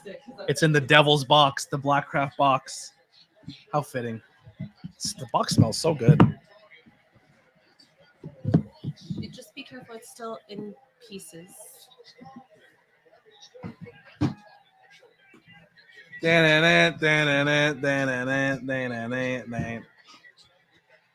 on. Yeah, okay. There you go. It's gonna look so nice. No one can see the clips holding the it fact together. that it still has just mass amounts of yarn on the side. I'm a poor, so I have my own custom scarf. F you, Burberry. Witchcraft by Lily. Oh, may I show them the shirt that you could suplex me in? Hold on. Explain the back now. I don't know where I'm at. Can you see it? Yeah. Did you put that on there? Or did it order like that? I put it on. Oh, you put it on there. I thought I ordered that one. Here. I mean, you can order it if These shirts, her shirts are available too on her own website. So if you go to my link tree, Witchcraft by Lily link is on there. So you can support her, follow her on social media. You can follow her craft page, or you can follow her. If you're old enough, you can follow my. If you're 18 plus, there's another link tree you can check out and support Lily as well. Times are tough, you know. Girls got to make money, I guess. Bills still got to get paid. She's our scumbag, you know. You know, We love her. We love there her you still. go. Thanks for that. Oh, leg drop on the shoulder. What are we at? 11:30 at night.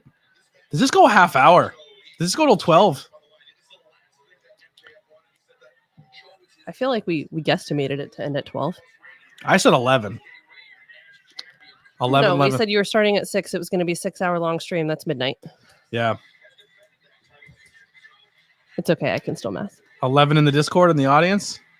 Nice. That's sick. 12. There's 12 people in there. That's super exciting, man. I hope everyone who's in the lounge watching. Ooh. Oh, another person just joined the Discord. 88 members now in the Discord. 88. Ooh. Wow. I hope you guys. I hope you guys all hang out. Jesus. We will be in the lounge with. You can turn your cameras on. So the thing is to voice chat and to talk in the Discord, you have to type. So if you're in the lounge right now chatting, type in there. Say hi to everybody. Type a couple times, and you will get level up really fast. Once you level up, you can do more things in the Discord. But people are taking photos of Adam Cole. I think they're trying to figure out if his legs really hurt or not. But I feel like they're also trying to figure out, like, wait a minute, is the devil going to come out? And if the devil's coming out and Adam Cole's right there, then that means he's not the devil.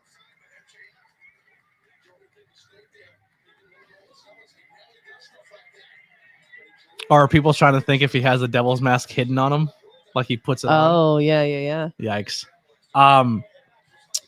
Yeah, but we will be we'll be live in the Discord immediately following the post show.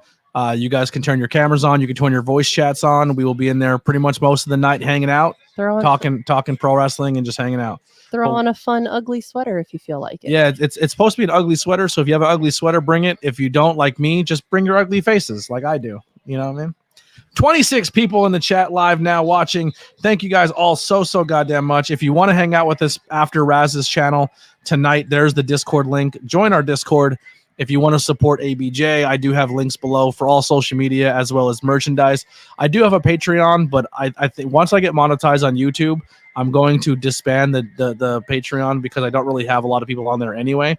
So I'm trying to force everything to go through Patreon, everything to go through YouTube anyway. So that's where I'm going to put everything. What a move. Wow.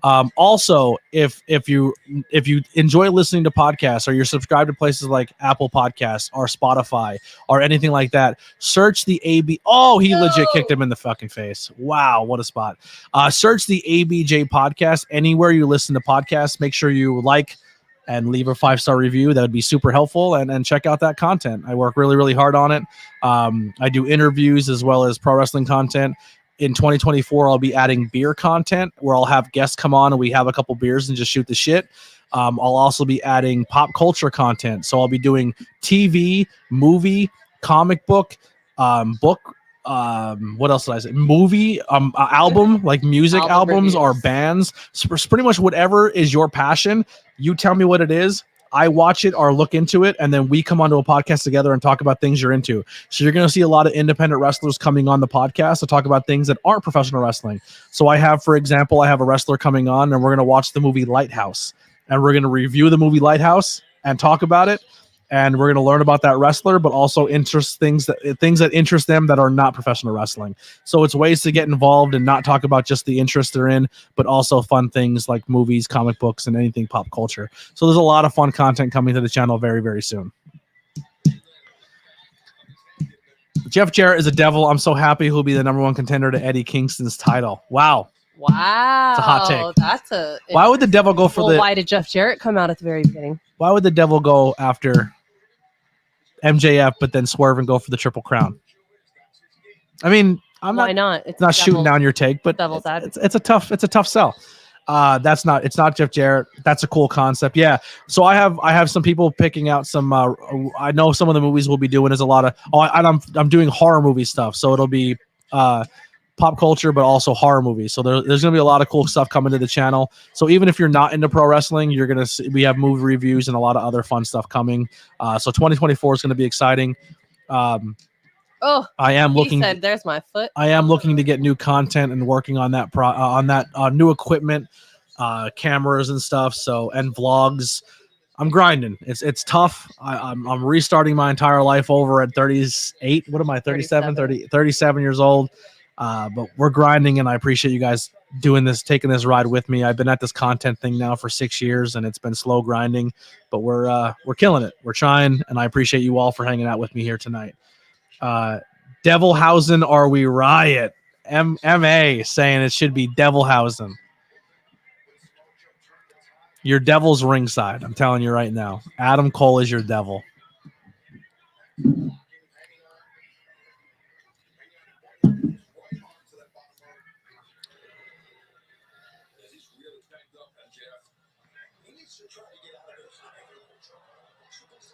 Adam Cole's been the one telling him the entire time to holy shit.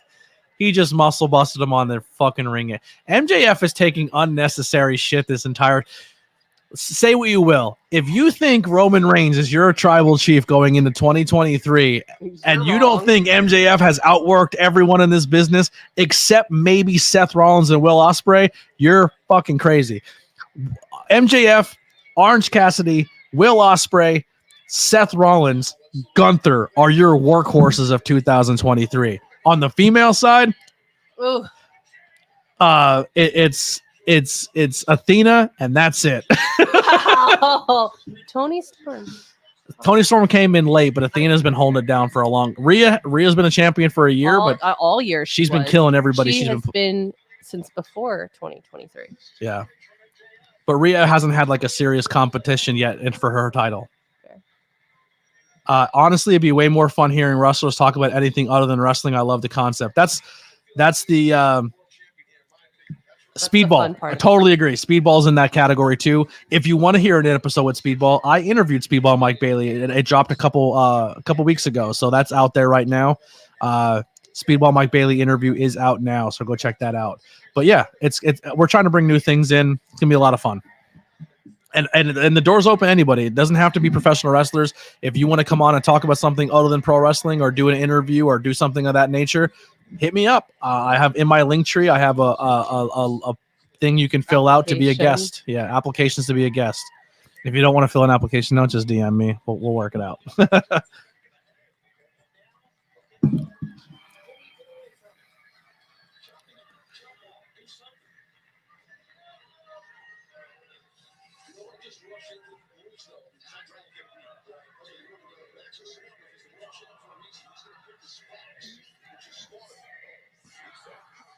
It's interesting because I feel like the story going into next year for MJF is going to be the contract war, right? Like everything about his whole thing he's been building up is the bidding war of 2024. Where does MJF go?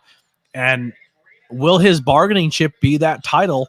Will he retain tonight, or will he just be so fed up that the entire roster's out to kill him? Maybe he wants to jump ship. Who knows?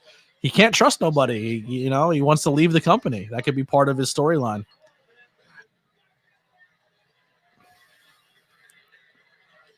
But if the devil has a whole squad, all I'm saying is Adam still cheering him on, though.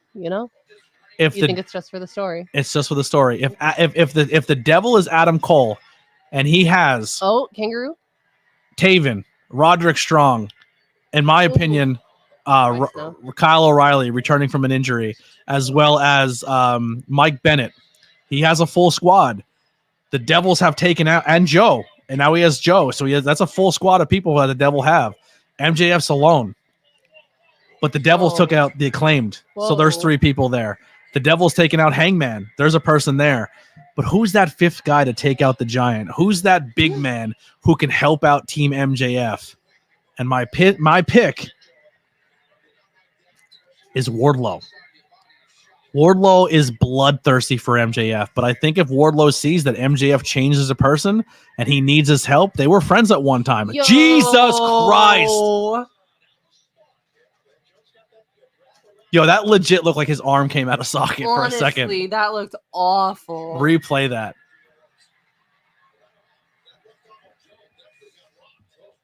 Leo Sparrow's new card. I was in the MJF promo on MJF on Leo Sparrow's commentary card. I love that. Grab the rope. Oh, I thought he was gonna grab the rope. But yeah, I think Wardlow's gonna be that last guy that helps get him over the hump. Jacqueline Fatima Morales dos Santos says Samuel. Fatima? Did I say that right? Actually, let me see. I don't know. Hold on. Fatima Morales dos Santos. Dos Santos. Two saints. Says Samuel. I don't know who Samuel is, but welcome to the stream. Appreciate you. Hit that thumbs up button, please. Oh, they already did. Appreciate you. Look at that thumbs up already out there. You guys are killing it. Appreciate you. Check out the YouTube channel, Anthony Blackwell Jr. on YouTube. Head over, get that subscribe button. Everybody's chatting on the YouTube side. I wonder if she was trying to say Samoa, like if it's screen or auto corrected. Do you know what I mean? Flapjack. Sunset flip. Go ahead, baby. Looking for the salt of the earth. It's 11:40. Does this go for another 20 minutes? Well, they still have to reveal the maybe. Oh, he's using the tape. Using the tape as leverage. Here's a question. Oh, I think that was one of the questions in. Does a dynamite diamond ring used? WWE? No, we're watching AEW tonight. Monday night we'll be watching WWE. Come back on Monday. Or you can hang out. It's up to you.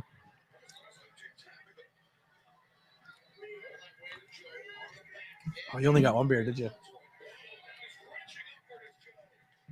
I'll grab you another one.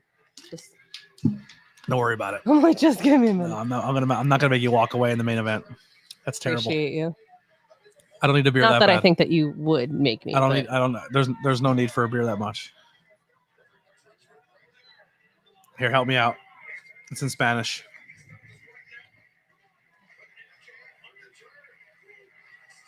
That's not That's not that's Spanish? not Espanol. Yeah. Oh, this is Portuguese, homie. Is it Portuguese? This is Portuguese. Gostosa.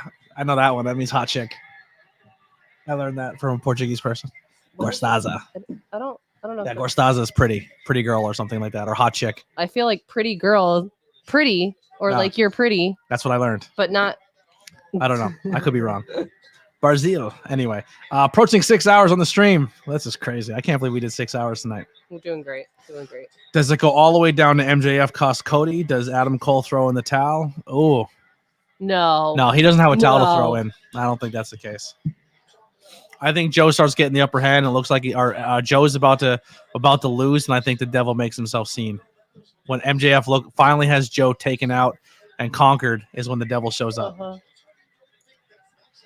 I'd agree with that. I can't translate these. That sucks. I'm putting them in there. They could be terrible. I could be pushing. AEW shows are ridiculously long. I agree. I totally agree. Uh-oh, referee bump. No ref. Oh, everyone's like, here they come. Everyone's looking at the freaking ring. Yeah, everyone stood up. He said. Yo. He's gonna pull out the dynamite ring.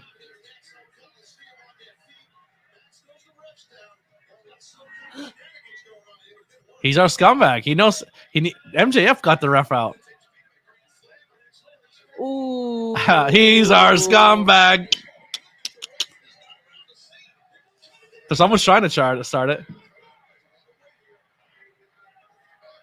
Just stop. It's the MJF needs my doll for me. He F5'd him. He F5'd Joe.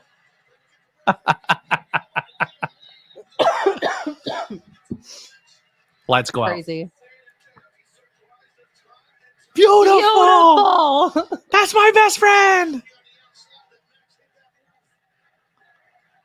On the broken arm. Man, they are stretching it. They're stretching it. Yo, ref is still not even up yet. These camera views. Man, too bad AEW has all these empty arena shows. You know what I mean? Yeah. Confirmed. Brock Lesnar's the devil. Adam Cole pulls the leg. Oh, it's a kick out. Could you imagine if Adam Bro. That'd be awesome. Ah, this is nuts. I am a devil worshiper, but this might still be I'm an Adam Cole fan, baby. Boom. Oh, there's the pinky. Oh, he wants the ring. Bring me the ring. Oh, Adam's got the ring. Adam doesn't have the ring. He lost the ring. Oh, okay. He got it. Oh, he's okay. Oh, no. Was he just holding him off long enough? This is how Darby beat him. It worked for Darby. Oh, what a transition. What a transition. Full hooks. He's trying to punch him. He can't get out.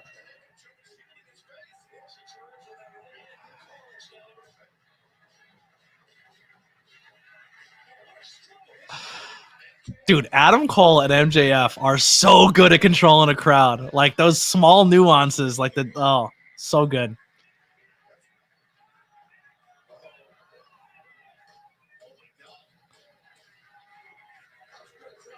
Did you see what he just did there? No.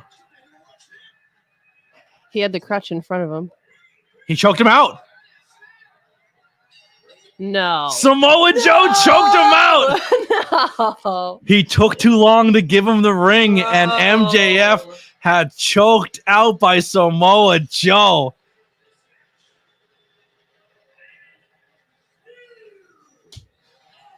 Samoa Joe, a guy that the WWE said does not deserve to be in our company anymore, said he's not world champion material, and here he is in AEW and your new world heavyweight champion, Samoa Joe. Yo, look how mad that dude behind him. He's yelling at Bryce. He's like, nah. But Adam Cole took too long to deliver the ring. Is he doing it again?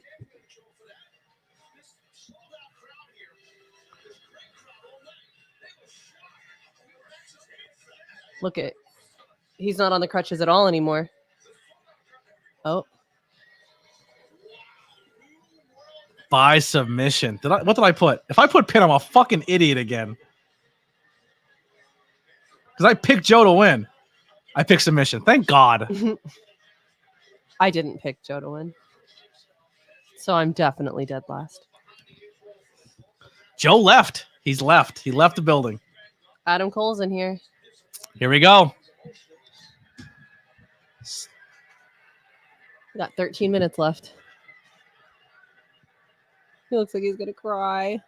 He looks like the little kid in the Rosie O'Donnell Poor show Max, right now. honestly. I want to be an opera singer and a pro wrestler. Singing Twinkle, Twinkle. Little star. Is honestly adorable. Marta, will you join? I wonder who the devil is. I think we're about to find out. Uh-oh. They're coming. They're coming. Wait a minute. Wait a minute. There's 4 of them. Is he about to hit him with it? He's going to crush it with a crutch. 100% going to hit. Wait a minute. They have the... Yeah, they won the titles off him. Make him watch. Why?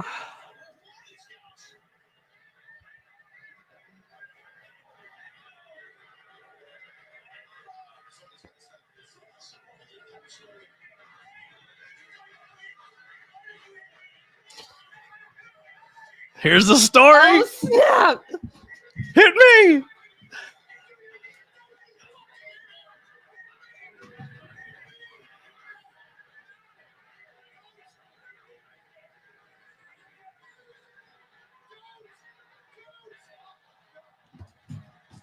What is happening? I love it. I love it.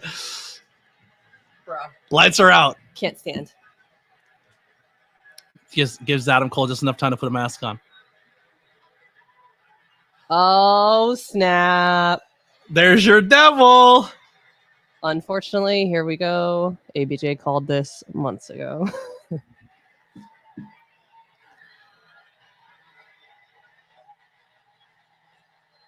Oh, it's Wardlow. Wardlow's part of the team. It's not Kyle O'Reilly.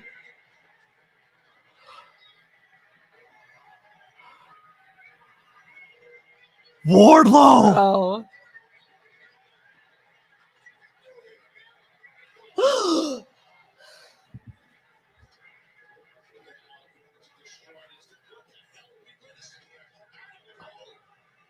Acclaim's music hits. Are you calling this right now? Acclaim make the save in the hometown. They beat him down, but Acclaim makes the save. Do you think Billy Gunn's coming too? I don't know. Maybe they just end it like this. There's the is. mask.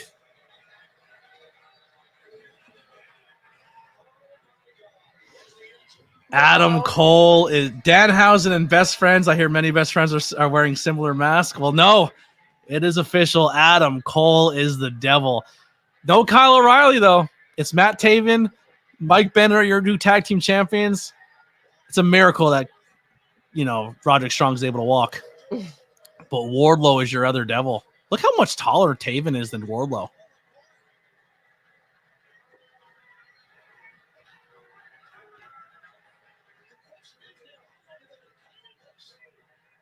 Yo, there's people pissed off just leaving already. Silly.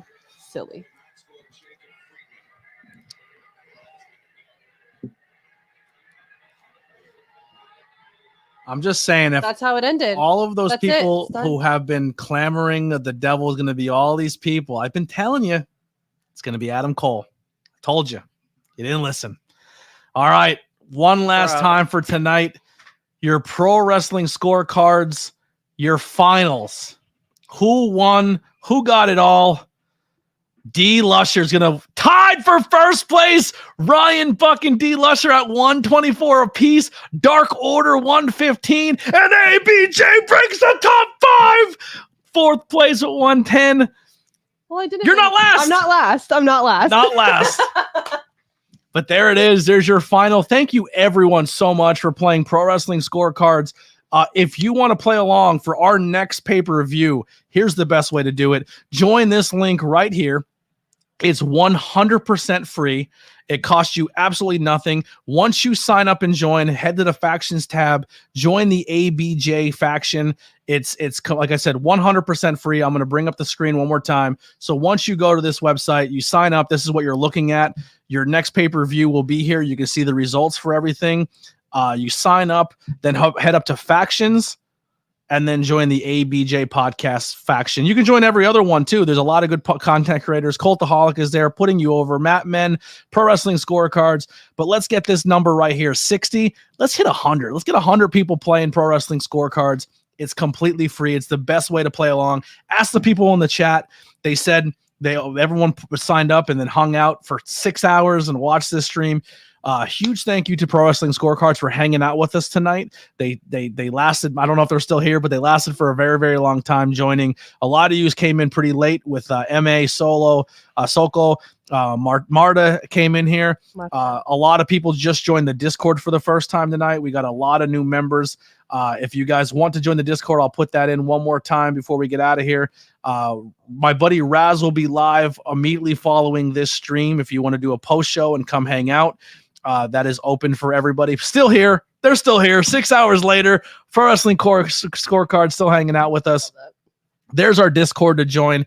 We have tons of great content. I'm going to do one last plug before we get out of here. Episode with Matt Mikowski is out right now, dropping Monday. Cowboy Bad Billy Walker. He's the guy that helped train Big Bill, the AEW Tag Team Champions. We announced it earlier. Episode 96 is going to end off our year, but coming up, episode 100 is announced. Lindsay Dorado will be coming on the podcast, and we just did our 2024 wrestling predictions for Tornado Tag. Everything is on this YouTube channel. Check the links below to follow my friends and people I support. Thank you all so goddamn much for the support. Oh, there it is. Weapon X. He knows what's up. Weapon X, 100%. I appreciate you all so much. We got so many new subscribers. We hit 29 likes, I think. 32. 32 likes. We're up to 874 subscribers. We jumped so much in the past couple weeks. I will be live from Monday Night Raw, day one. I'll be here for NXT on Tuesdays. I'll be here for AEW on Wednesday. There are some nights where I work till 8 o'clock. So if you don't see me on right away, I will be on around 8:30. I rush home. I don't do anything. I jump right on the stream and we watch the show together. So I hope to see you guys more in the live streams and other content I produce. Thank you all so fucking much. I'm taken away. We're gonna end it. 6 hours is too long. Head over to Raz's stream immediately following and let's have some fun. This has been AEW World's End. The devil is Adam Cole, baby. See you later. Oh, that was the wrong button. That was a fuck up. Bye-bye.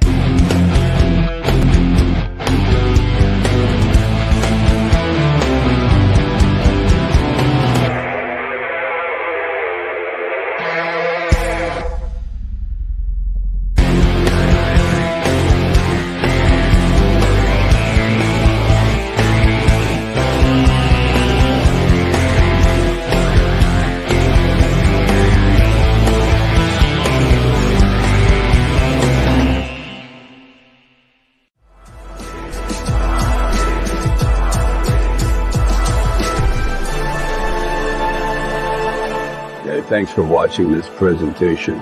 Like, share, and subscribe for more.